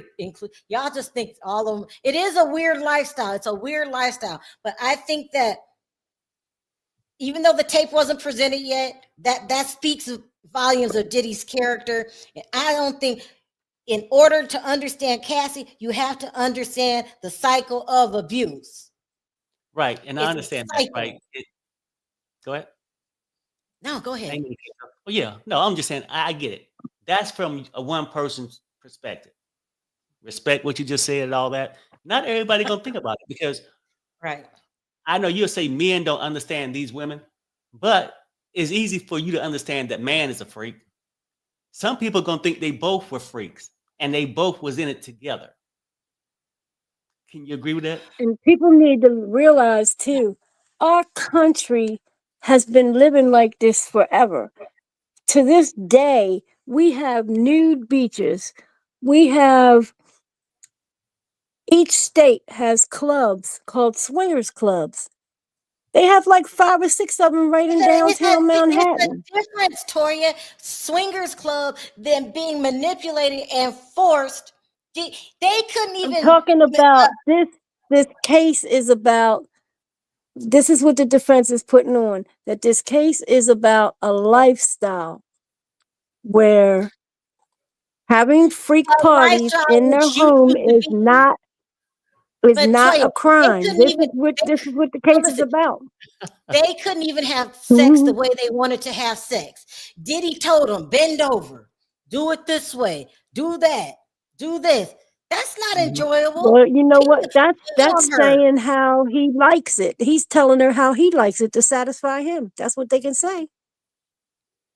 I'm telling you what they're saying. Yeah, I know, I get it. He's telling her how he wants it, how he wants to get satisfied. Mm-hmm. Yeah. I mean, either way, I mean, I'm just saying, yeah, that's what they tried to establish, but they Right. really haven't got to that point where the prosecution proved that he forcing her. We can assume because you sort of been knowing the backstory, but you in court right now, never heard of this case before. What did they show you today that he actually is forcing her to do these things? I want to They say didn't this show real that. quick. Go ahead. Toria is speaking for another side. There's a big famous blogger. Y'all know who he is. He didn't show up today. He's coming tomorrow with a gang. He got over 1 million followers. He got over 2 million followers who says that Kathy was a willing participant. So she's just telling y'all what they're saying over there. The men look at this way different. It bugs the shit out of me that they look at it different, but they look at it different and they're saying she's a willing participant. And tomorrow when he shows up, y'all know who this big blogger is. It's going to be a shit show because he is not Team Cassie, not at all. And it's just sad because I have never heard of a man. Most women get their ass beat by the pimp, and I don't think men understand that part. They don't get it. You Yep. so damn scared. Go ahead, Perry. You know, the Something crazy going part on with about it, Dennis. honey, you know, I agree with you 110%. We have seen the pimp and the whole syndrome, how it come out. They beat him, they do all this. But we also seen it where these girls would go out there Hold on. and do these Everybody things. left Dennis chat, so we're gonna change too. I don't know what's going on. Keep going, Perry. Okay, I'm basically saying, not saying the Cassie thing, you know, I haven't seen enough to say she was willing to do all this or whatnot. I ain't seen enough. I just don't think the prosecution proved without a doubt that Diddy is pulling all the strings behind this. Everything came from her hand, out of her text. But They he ain't did that. He showing- set her up. He set her up because he knew what would happen if he would pay. Okay, right. Okay, now we can say set up. I mean, that's but having nobody prove that she was set up. I'm just saying, There are just people take the believe bait. in this chat that agree with you. Al says Diddy is a grown man. If he's a freak, he's a freak. But it's not criminal. Right. And so, and I'm gonna tell you this, and this is a fact. You got 2 boys. Now, these days, a lot of people, I'm gonna say a lot of females would do stuff for money. Do you think a person would date an athlete that you don't like and try to get impregnated by just so they can have a monthly payment? You are messy. Yes, I No, do. I'm asking this question because I've seen it. and Yes, not to say every female does it, because no, for Mhm. sure most of them don't. There's a few. Mhm. Diddy is a super freak beyond anything, you know, the average guy. He's really out there with these fetishes, okay? But these fetishes wouldn't be around if people wasn't willing to perform them. And some Excuse people me. is just as sick as the person who want it, the person who's doing it. Because like you said yourself, ain't nobody gonna be replacing you with the bathroom. You see what I'm saying? You know, Child, you Sherelle. can't. Yeah. oh, Sherelle, if you Yeah. want to check out something else too, check out the Daily Guardian. They're now showing this morning. They're showing they showed Diddy's mom coming out, and they showed all the kids On you getting out of the van. on YouTube? Yeah. Yep. Daily Guardian on YouTube. Yeah, let's try to catch the people up that weren't here. Today was a shit show. It started out with jury selection, and when I tell you jury selection went by very fast, it went. I thought it would be tomorrow, But no, they came in with the plan, the Daily Guardian. Okay. Hold on. Let's see. Yeah, so we ain't even got into this. Right now, we are cruising the internet. We want to be the focal point for everything because you can only Yep, watch so all many. the kid, every last kid is there. I'm watching them as they all walked in the courtroom. All of them, boy. They got out that van.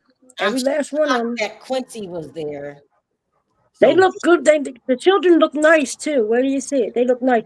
The title of that video is Sean Diddy Combs Trial Live. Diddy's mother attends opening statements. okay, so Bishop says this. So you get a RICO charge for being freaky. Now, this is day one and pretty much a half a day because they still had to fix the jury thing.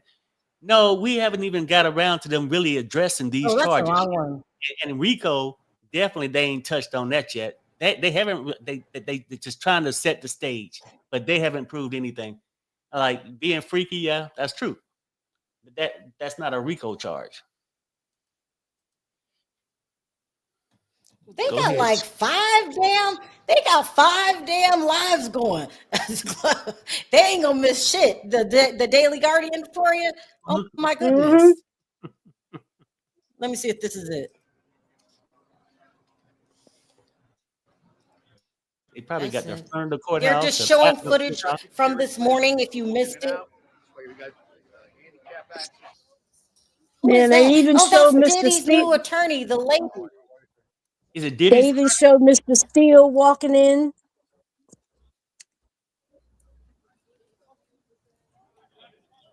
And he's gonna always smile for the cameras because he's What's her name, Toria? very. Diddy's new lady attorney. That's one, a lady from his office. I forgot her name. Sylvia knows her name. I forgot her name, but she's just one of his team. I'm gonna look it up. Yeah. She allegedly was SA'd by somebody that worked for Birdman. That's just the rumors. I don't know Yeah, if it's true or not. that's what I heard. No, and then they actually went. The guy got sentenced, I think, when she's like 19 or something, and then To that's when she trial, went on. didn't they? Or court Yeah, or yeah. I mean, something happened like that. oh Yeah, my. yeah. So she ain't just making the shit up. What's her That's name? something, huh? If you rewind that Yeah. video, Darrell, you'll see Yeah. the beginning of it is the mother, Diddy's mother, and then right after that, the van pulls up with the kids in it.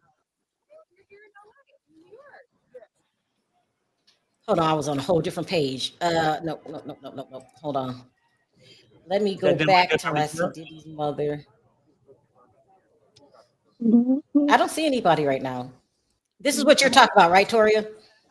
Here we go. Yeah. See, there's the Y'all see van, it? all them kids getting out. And you'll see all the kids because they get a good shot of them all walking into the court. There's Quincy. Quincy's there. All Who's of that them, every lady? She last looks one of them. familiar. Them poor kids. Them poor. There's Justin. This was King. He's a nice look. He looked like his daddy. The twins. That's Chance in the white pants. Them poor kids. These poor. They're grown, and the boys are in their 30s, except for King. I think he's like 28, 29. It's just sad. They came on a united front. They was coming to court for their daddy. See, Yeah, people because gotta did you hear realize the that Quincy kids. was There you go, They gotta No, Tori. go ahead, realize Toria. this is their father. They gonna love them differently than we do. You know, they kids gotta little girls always cling to their daddy, and by their boys' mothers Who is gone. this? Who's this, Toria? Who's this? He's ready to go. He's ready to put on his defense. This has been, what, 8 months waiting for this? So I think Wait a everyone's just minute. ready to get this started. Is this day overdue? Of course it is. And we're just getting started. I do believe there's going to be a lot of curveballs. I do believe there's going to be a lot of interesting things. And what I will say is, See her flunky back there? He got her jacket on, and she got. I forgot to tell you, she's got 2 peanut butter security guards. You talk about Odell? Mm-hmm. Marshmallow. He's got her marshmallow jacket on. They don't have no clothes. Who is that? Oh, that's Somebody said, didn't you say Jag is staying with a friend now? yeah. She's staying with one of her people that is her mods. She took the name from you, Mod Squad, and I remember that. She sure did. That's okay. because your mods was named that, and she took that from you, Uh-huh. and she turned the top of that hat she's got on is got all lint all over it. It looks like lint balls. Harry, is the not The live girl's right now? name is Ayasha. Oh, The no. girl named Ayasha, she wanted to be in what's that, Carbonation. She wanted to be a part of Carbonation. That's how we met her. She used to be over there on King Payne's channel with us years ago. Then she didn't like Jag then, and then she started liking Jag and became a mod for Jag, and then they got real close. And she has 7 children. She lost custody of all but 3. Oh my And God. No, the Sherelle, he's not. 3 that she has living with her now, they're in subsidized housing where they go 30% of your income. Jag shouldn't be staying there. She gonna get that girl put out her place. She don't have nowhere to stay, so she was I'm staying at her starting to house. And think. she's the I'm one. starting to. But Tori, I'm starting to think She's that Jag is the Teflon Don. You are bold enough to come to court with 2 warrants for your ass and give interviews. in a federal courthouse. Plus, before she got interviewed, she was out there talking to her channel for like a half an hour. That's why I told you something fishy happened. How did she get into that courtroom? Because they only let 20 people in there. Let's hear And it. we're Hold on, just here's getting Stro. started. I do believe there's going to be a lot of curveballs. I'm gonna go back. Hold on. Hey, Sherelle, no, Is he's this not day live. overdue? Of course it is. And we're just getting started. I do believe there's going to be a lot of curveballs. I do believe there's going to be a lot of interesting things. And what I will say is, be vigilant. Why is Jag talking like that, y'all? Why is she talking like that? That's one of her voices. She's Yeah. civil. You know, she got Jag, 35, 50 voices. we gotta give it to her. Jag is the new Teflon Don, okay? He's supposed to be Look, in jail she's years fine. ago. How in the world you got 2 warrants? You're a fugitive and you walk inside a federal courthouse. A federal courthouse. Do you realize they lose you? They can lose you in that federal courthouse and we never see you again? And she's sitting there She talking about she need to see justice. Yeah, you probably do. Jaguar Wright has 2 active warrants out for arrest. Not only does she show up at court, right, giving interviews, then she gets escorted inside the courthouse. Insane. This is insane. Child, I'm oh proud of her. my I'm proud of her God. because I'm proud because she probably had the best. Like, you don't know how long she's been waiting for a day like this. The attention, the drive. She can go up to anybody's camera and just say what she want to say, whether it's true or not. She just say it, Perry, huh? you gotta watch King World when he was doing it this morning. Oh my God, I never laughed so hard. My stomach was hurting so What was bad he because saying? I didn't know she was there until he said it this morning and showed it. And then I went to Sylvia's, and then Sylvia got mad because she was inside that courtroom and she shouldn't have been in there because Sylvia had been outside since yesterday. Look. And Somebody said, people are upset that she's in there. Brian McKnight will be there tomorrow, and he'll talk to Jag. Hey, Jag, how you doing? This is getting crazy, y'all. We don't. This is. He's suing Jag, ain't he? I can't explain it. That's the mom. That's the mom. She looks like she's like having. Is she looks nervous? What is it?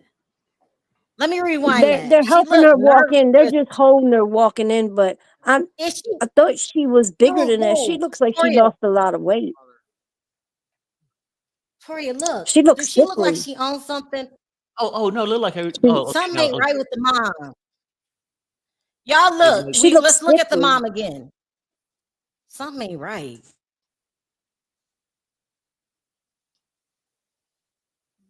She didn't have no She didn't plastic look surgery this done. slow at the damn freak off when she was kissing her son on the lips. Yeah, How old do y'all think she is? Let me go look. she got to be at least 68, 9, 70. She looks sickly to me because I've been noticing since this all been going on. She lost a lot of weight because she was bigger than this. Right. She wasn't fat, but she Right. was bigger It's than what she something. is. I mean, Diddy about 55, so I'm gonna Do say you she could be think 70. she's 84 years old? She's 84. That's old. Yeah, she And doing she good. didn't Yeah. look like this sickly before. I think she's stressed, y'all. She's stressed. Yeah, Who is this? Yeah. that's all the kids. Oh, they're playing it again. Yeah. Yeah, they're I cannot rewinding believe it. Quincy is there. Yeah, they rewinded. I could not believe these are nice looking children, all of them. Nice looking children. All of them. This They was So sure bad. are. All of them. Somebody said mama playing to the camera. She's in her 80s. You don't think mama looks like something wrong, y'all? They saying that she's just throwing that thing out to look like a concerned mother. Somebody said here, Quincy love his dad. I fully believe Quincy believes that Diddy unalived his mom.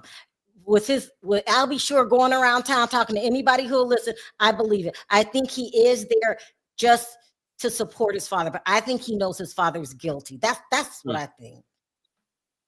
Yeah. Poor thing. This is just And then somebody was sad. wondering if Albie Shore be there to testify. But I mean, I don't think. Who is this lady with the bag? A nanny or something? Who is that? Nobody knows? Not at all. All you people that think like all these stars and stuff is going to be there to testify against him, that's not happening because you got to look at his charges. They don't have anything to do with that, and Kim Porter doesn't have anything to do with this case. All the speculation has gone into in the conspiracy theories into her death. I can tell you one thing about her. She was a beautiful lady inside and out. And if anybody has her book, that book died when he died.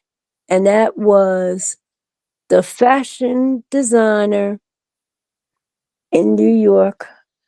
Can we stop You for a know that minute and change the subject? What is Jag wearing? It looked like she I might be in the told you. military.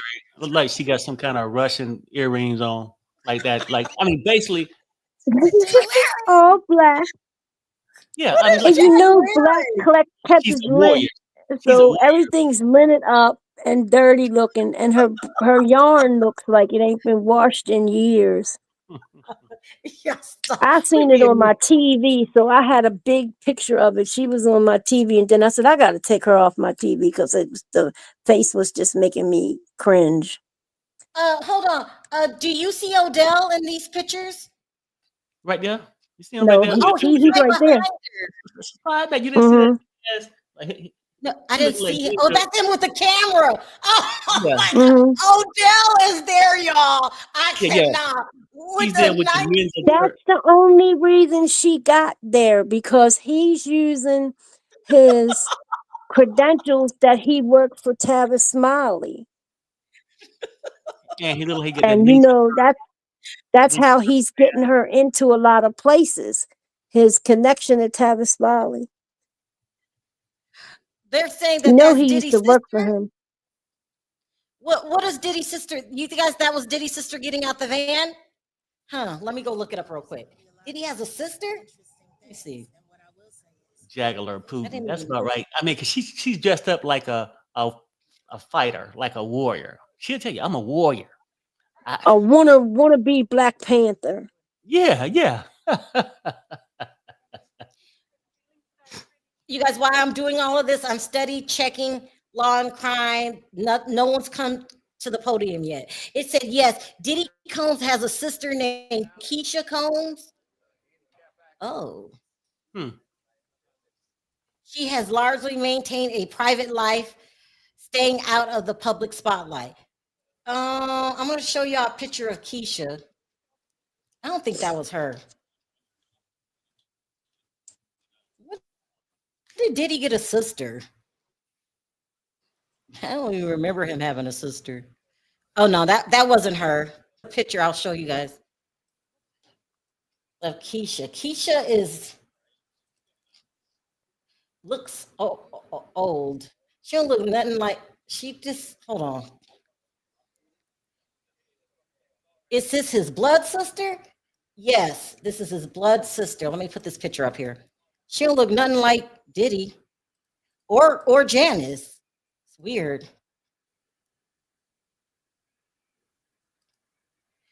I forgot how this worked.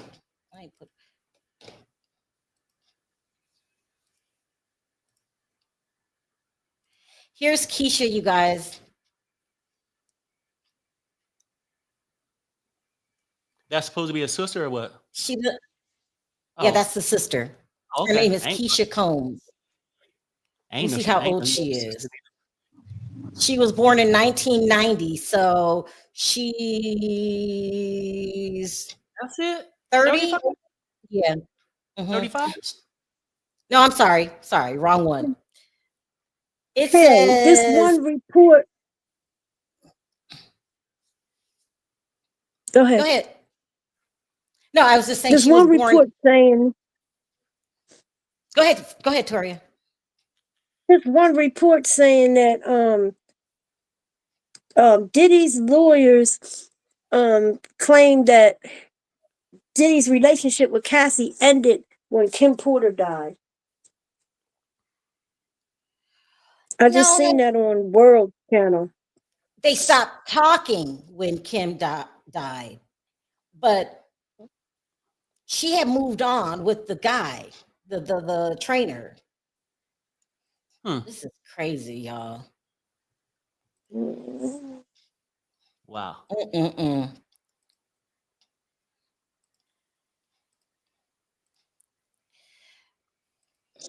And you know, a lot of people is talking about Diddy's bodyguards back then that now have YouTube channels and making all this money off of. You talk about Gene Deal. Making all this money off of YouTube and everything. Sorry, I dropped you. Making all the money off of YouTube and everything when they should have did more of stopping any abuse that they witnessed. Don't talk about it now. Why didn't you stop it then? Because you wanted to keep making that money. I'm sorry. Listen, I Gene couldn't Deal. work for somebody that's abusing somebody. I couldn't do it. And watch it every day and see him beat a woman and go back to work later on like nothing ain't happened. No, I ain't working for that person. Gene Deal just made a 4-minute video. Let's see what he has to say. I think this is it.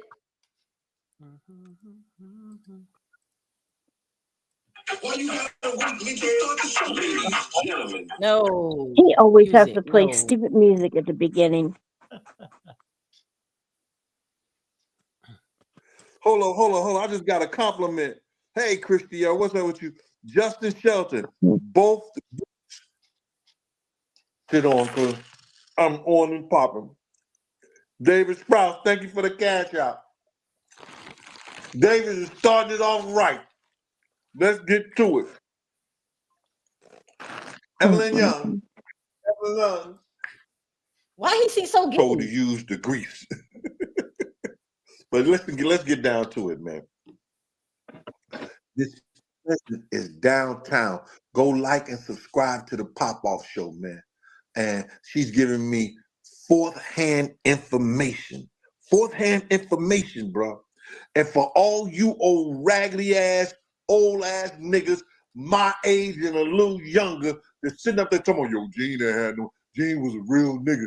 Gene had no business, bringing this shit to the forefront Puff, nigga. You wasn't there. You was not there.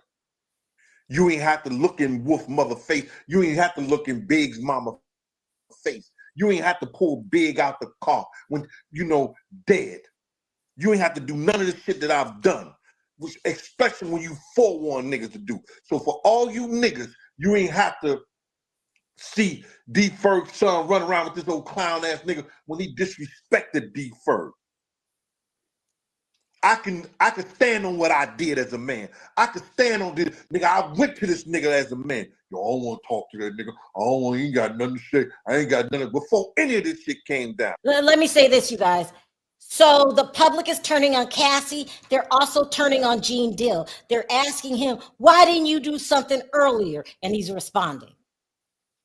I'm glad that shit go. And when the shit come to light and this nigga sit behind bars and all you old fun ass niggas who sat there and did shit with him and was at the after parties and did shit with him, nigga, I hope y'all rot in jail too. Fuck up out of here. Excuse me, I don't care if it get monetized. I don't care if they don't what to do nothing about it. Get out of here. I don't want to hear none of that. This shit is real, bro. This shit is real. The shit that I heard today, Miss Pleasant was downtown. Now, Miss Pleasant is a college-educated woman. I told you, Judge Emilion said she should have been a lawyer. She in court.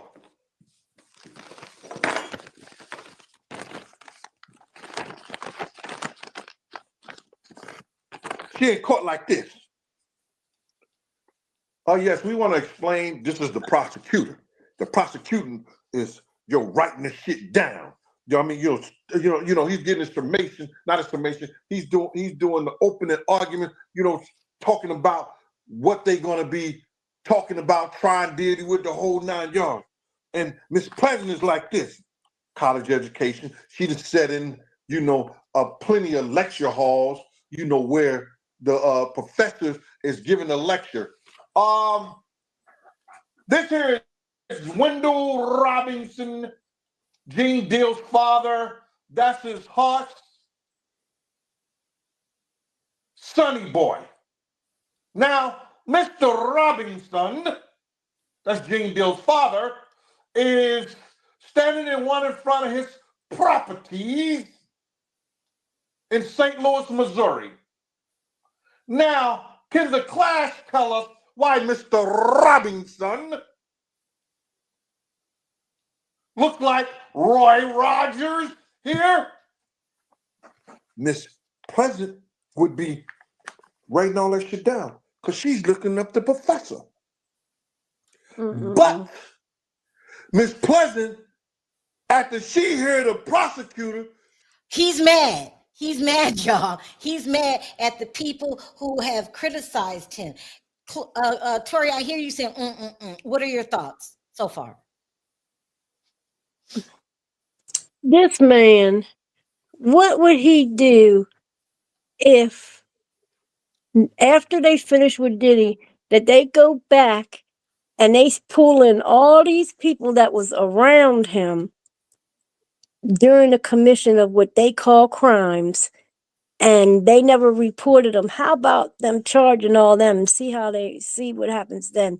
Because he should have, I don't care what nobody says, he stayed and stayed and stayed. He liked it, the prestige and the lifestyle Tori, and all that back then. See, that's the crazy part. Go ahead. Have you ever talked to Gene? Personally? Yeah. No. Perry, you've No. talked to Gene. What were your thoughts on Gene? I don't talk to him numerous times. And the whole thing is this.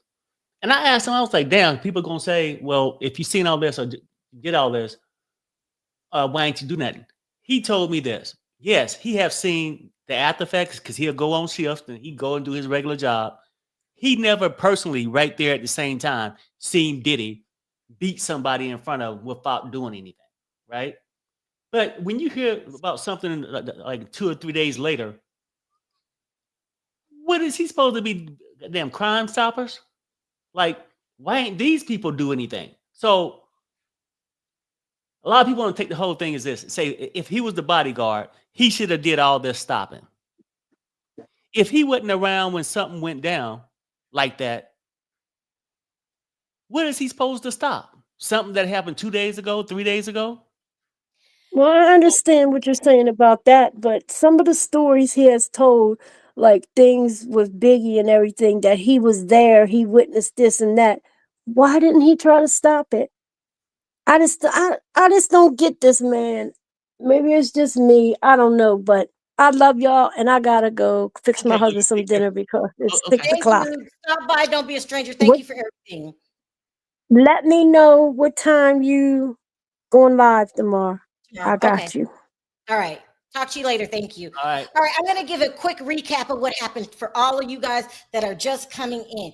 It was a long day. So it was around 7 o'clock Pacific time. So that's 10. Probably started. They really went through with the quickness through the jury, getting the jury people settled in.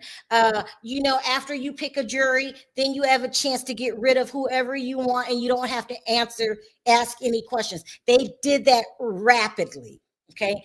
We are sitting here waiting for the trial to start. All of a sudden, they go to opening before they didn't even announce it. They go to opening statements. They pretty much laid out their case. The case is that Diddy is a grown man.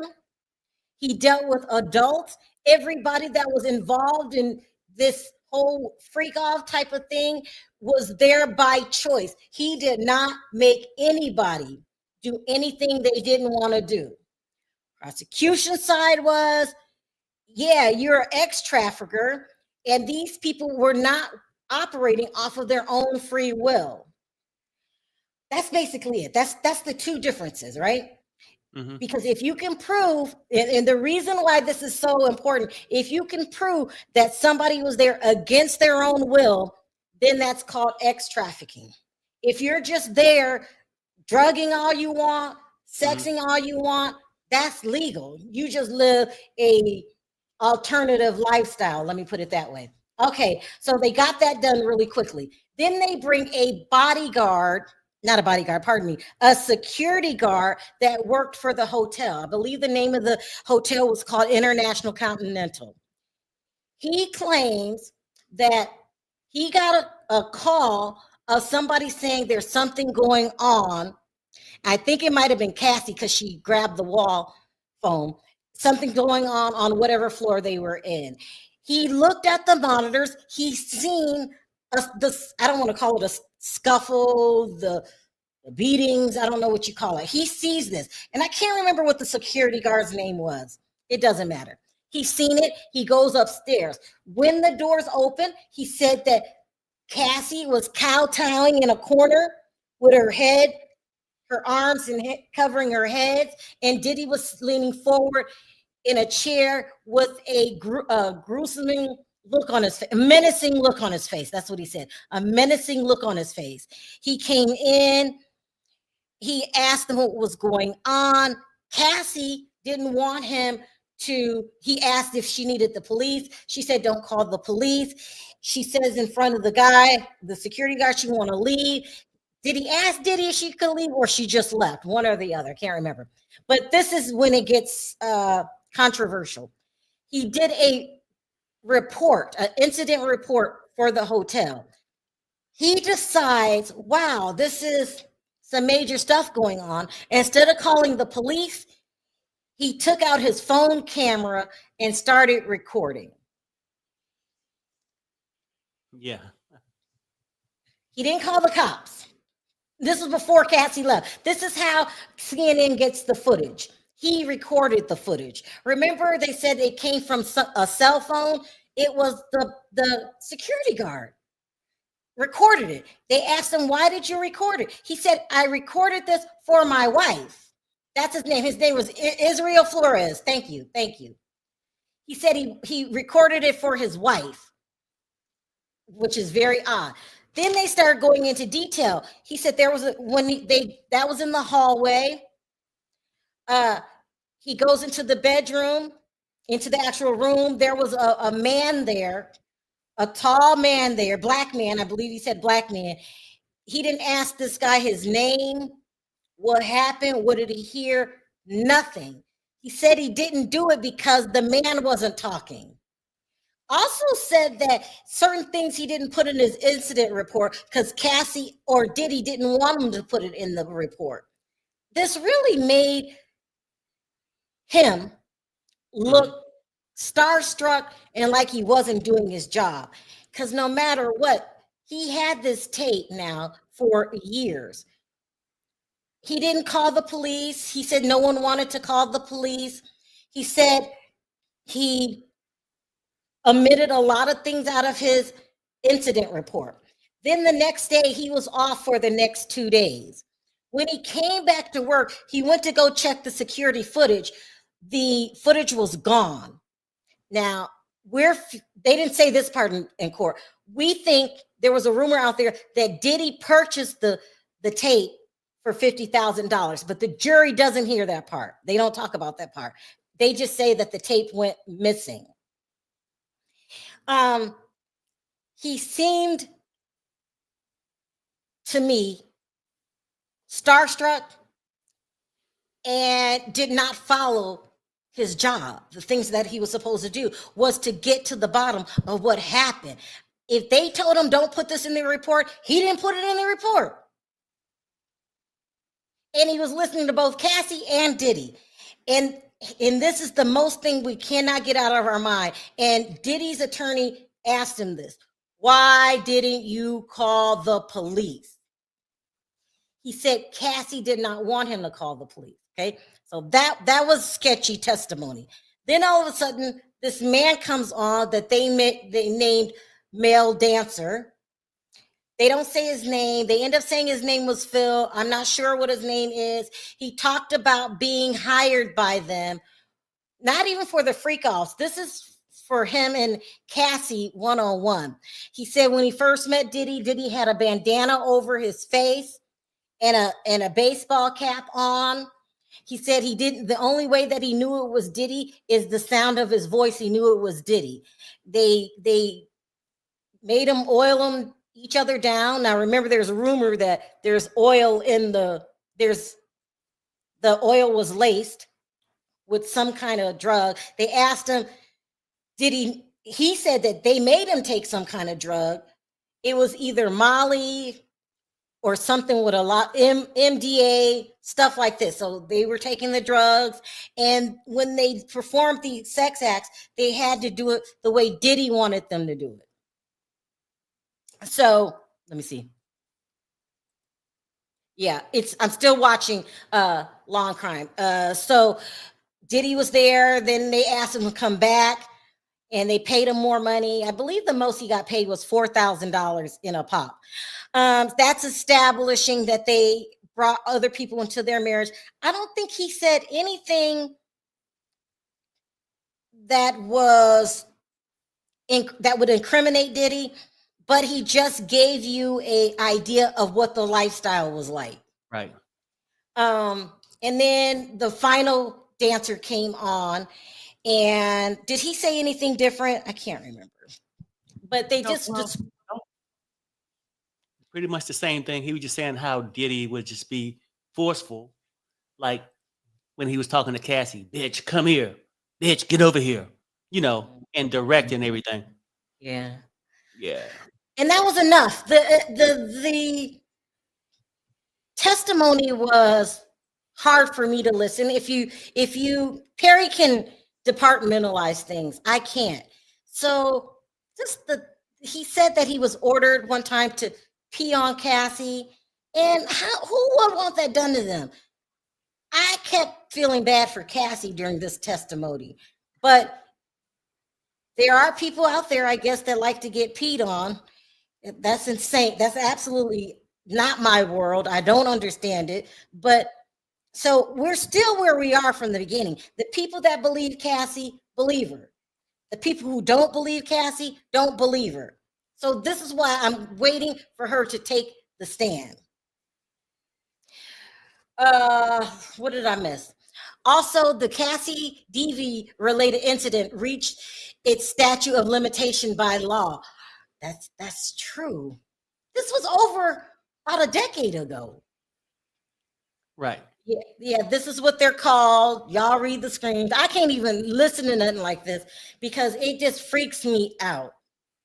But there are women who let men do this to them. They're called porta potty models, and they let men do it to them, number one and number two.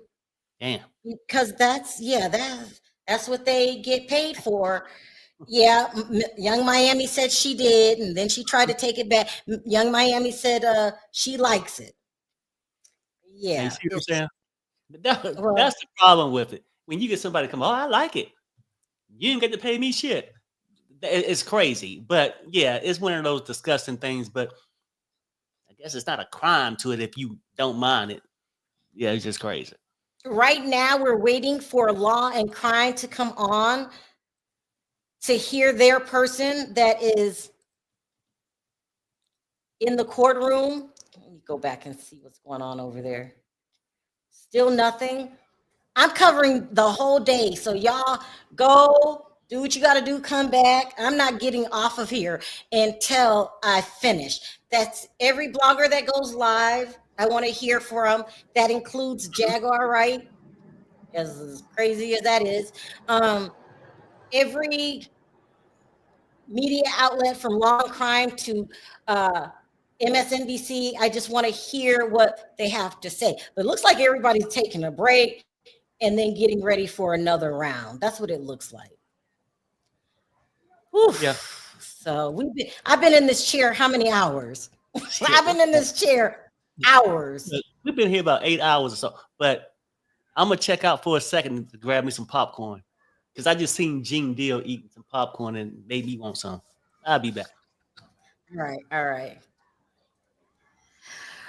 Diddy beat her butt for a freak off. He did. But some people don't look like it. There's another very popular blogger who's going to come in tomorrow with over 2 million followers. He does not believe Cassie. So everybody be prepared. If you are a Cassie supporter, which I am, they're going to drag her. And they've been dragging her all weekend with the different popular male bloggers coming in saying that she was a participant, not a victim. And that's basically what the defense is going to say also.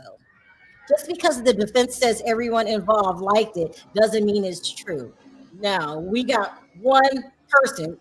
Popcorn time? Yeah, go to popcorn time. We got a certain amount of people that I don't know. It's crazy. I don't know why they keep putting it up there. They must like it. I don't know. Say you've been here I've been here 7 hours since it got started. Before it got started, we were just talking, and then all of a sudden they go, hey, well, you know what, Rhonda? Oh, I forgot this part. They still have the missing juror number 3. There was another juror this morning who tried to get off the case. No. I feel like people are being paid off. I do. One of the charges that he is being charged for is bribery. But that's just me. But we wasn't hearing people talk about Cassie like a dog when that tape was shown. And now all of a sudden she's a willing participant and not a victim. I want to see the paper trail. Is the blogger being paid? I don't know, but it just feels very suspicious. But Toria wasn't lying. All of a sudden this weekend, there was a handful of big bloggers. I'm not talking small bloggers, big bloggers, and they wanted to drag her for filth, and it just didn't sit right with me. You've been here since you went live. Thank you, Sheila. Hi, Sheila. Girl, this is a mess. I'm glad it's here. Let's just get this over with because I'm tired of talking about it. I just want to hear people testify. Miss Bishop says that because it was consensual. There are a lot of people saying it's consensual and everybody's entitled to their opinion. Well, Cassie got her money, but Kim lost her life. And a lot of people said Kim isn't on trial here, Sherelle. You're right. But I just feel that Kim was unalived by Diddy. He wanted them to act like they met at an airport. He wanted them to role play. I don't know if that's your thing. You know, some people, who was it recently got caught role playing? Was it Shannon Sharp? Some of these men, they're weird, okay? They're freaks. We all seen the video in the hotel. If that occurred where anyone could have seen it, can you imagine what it was like for her in the house? Listen, that wasn't her first ass whooping. Come on, y'all, let's be real. That wasn't the first time. I've been here since you went. Thank you, Carrie. I got some ride or dies. Because my back hurts. I need a little popcorn too. Maybe Perry will have a heart. Very weird, very freak, I'm not used to this. I'm telling you, I could never do what Cassie did. I don't care if you was you not peeing on me and you're not going number 2 on me. That's where I draw the line. Like, no, I don't give a damn. I don't care. He's going to jail either way. Attempted M, if anything else. Attempted M. Well, this is a separate case, Rhonda. It has nothing to do with Kim. So they're not even charging him with M. I get it mixed up too. All they're charging him with is RICO, but they said most RICO. Perry, did you pop the popcorn? I sure did. Okay, can I have some? Yeah. Oh, you did it right now? Most RICO cases have more than one defendant. But they said R. Kelly was also charged with RICO. What else was they talking about? Bribery. This is not a M case. So it's just sex trafficking, bribery, fraud, other things like that. Yes, this is a good one. You can't consent when drugs and alcohol are involved, especially if they laced it. So I'm glad you caught that, TT, because I was getting like paranoid. Perry's bringing me. Thank you. Child, we've been here all day. Thank you. Sharing is caring. I'm hungry. I'm sorry, y'all. I'm sorry. I'm talking about Kid Buddy. Oh, Kid Cudi, the lady he hung over the banister. No, that is. He's going to get off. What they're showing has nothing to do with his charges. This is true. Now we have to remember, you guys, this is a domestic abuse case. We have to remember, we might know things, and in the jury, because the jury's not being sequestered, that's another thing, but they have to charge him on X trafficking, not abuse, not DV. We've got to remember that. So we can't get shook, you know, if they let him off, because they're saying to them, this is 2 separate cases. They should have added that on there, but I guess Cassie had already took the plea deal. It's a mess. Hopefully y'all aren't eating microwave popcorn. How come? It's microwave. It's butter.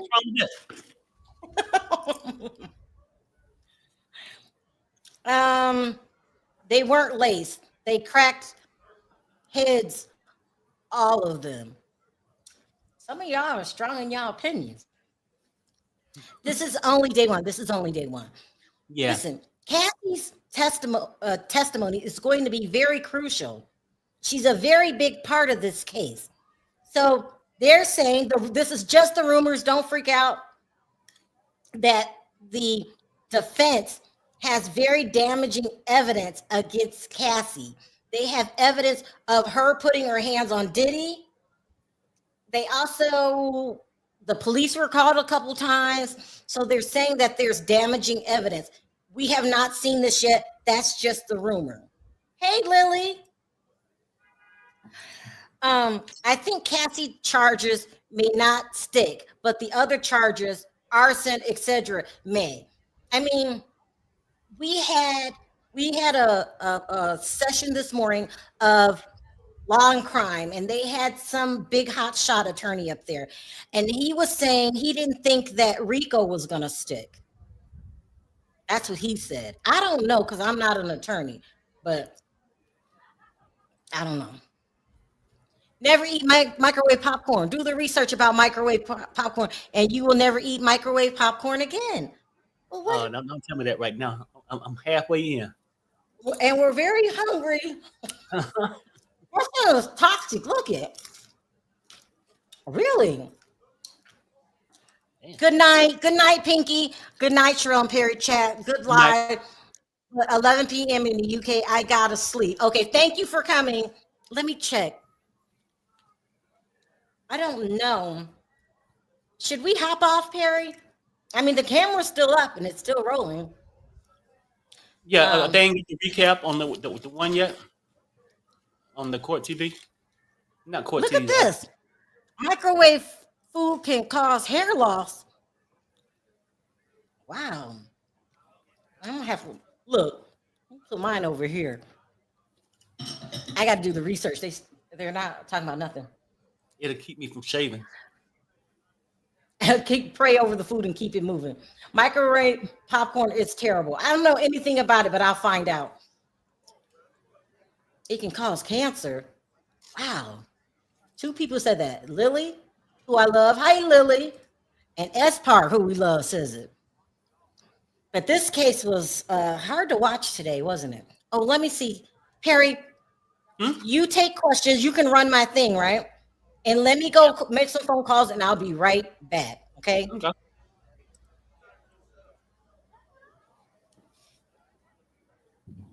All right, now here we go. It's us. We'll see what y'all got. Everything pretty much terrible for you in this country. Yeah, I mean, look, microwave popcorn can be bad. If I reheat food in the microwave, it can be bad. A lot of stuff is bad, but I have to eat something, people. Even if you buy it from the store, how do I know how they pop the popcorn? They could have popped the shit in the microwave. I don't know. Or do they have some kind of organic popcorn? Which I think organic can be misleading anyway. Okay, so I'm being told that if they come back, but they might not come back, law and crime. So should we hop off here, take a break? If they come back on, you guys, then we'll come on and listen to them. Because I've been sitting in this chair for about 8 hours. I need to stretch my legs and digest what happened today. It was insane, very insane. So let's end it here, Perry. Okay. You guys, thank you. We were going to come again tomorrow. They're saying that Cassie's supposed to take the stand, which is, that's a must see. That's a must watch tomorrow. But yeah, let's take this break. If they come back, we'll come back on. If not, we will see you guys tomorrow morning. Don't forget to check my regular videos. I'm going to do a brief recap for those that are working and can't, missed a lot of stuff with a lot of clips. And we'll see you guys tomorrow. Perry, you have anything? Look at Perry eating that damn popcorn. You ready? Huh? Yeah, on 3. You good? On 3. Let's say bye. 1, 2, 3. Bye, guys. Thank you.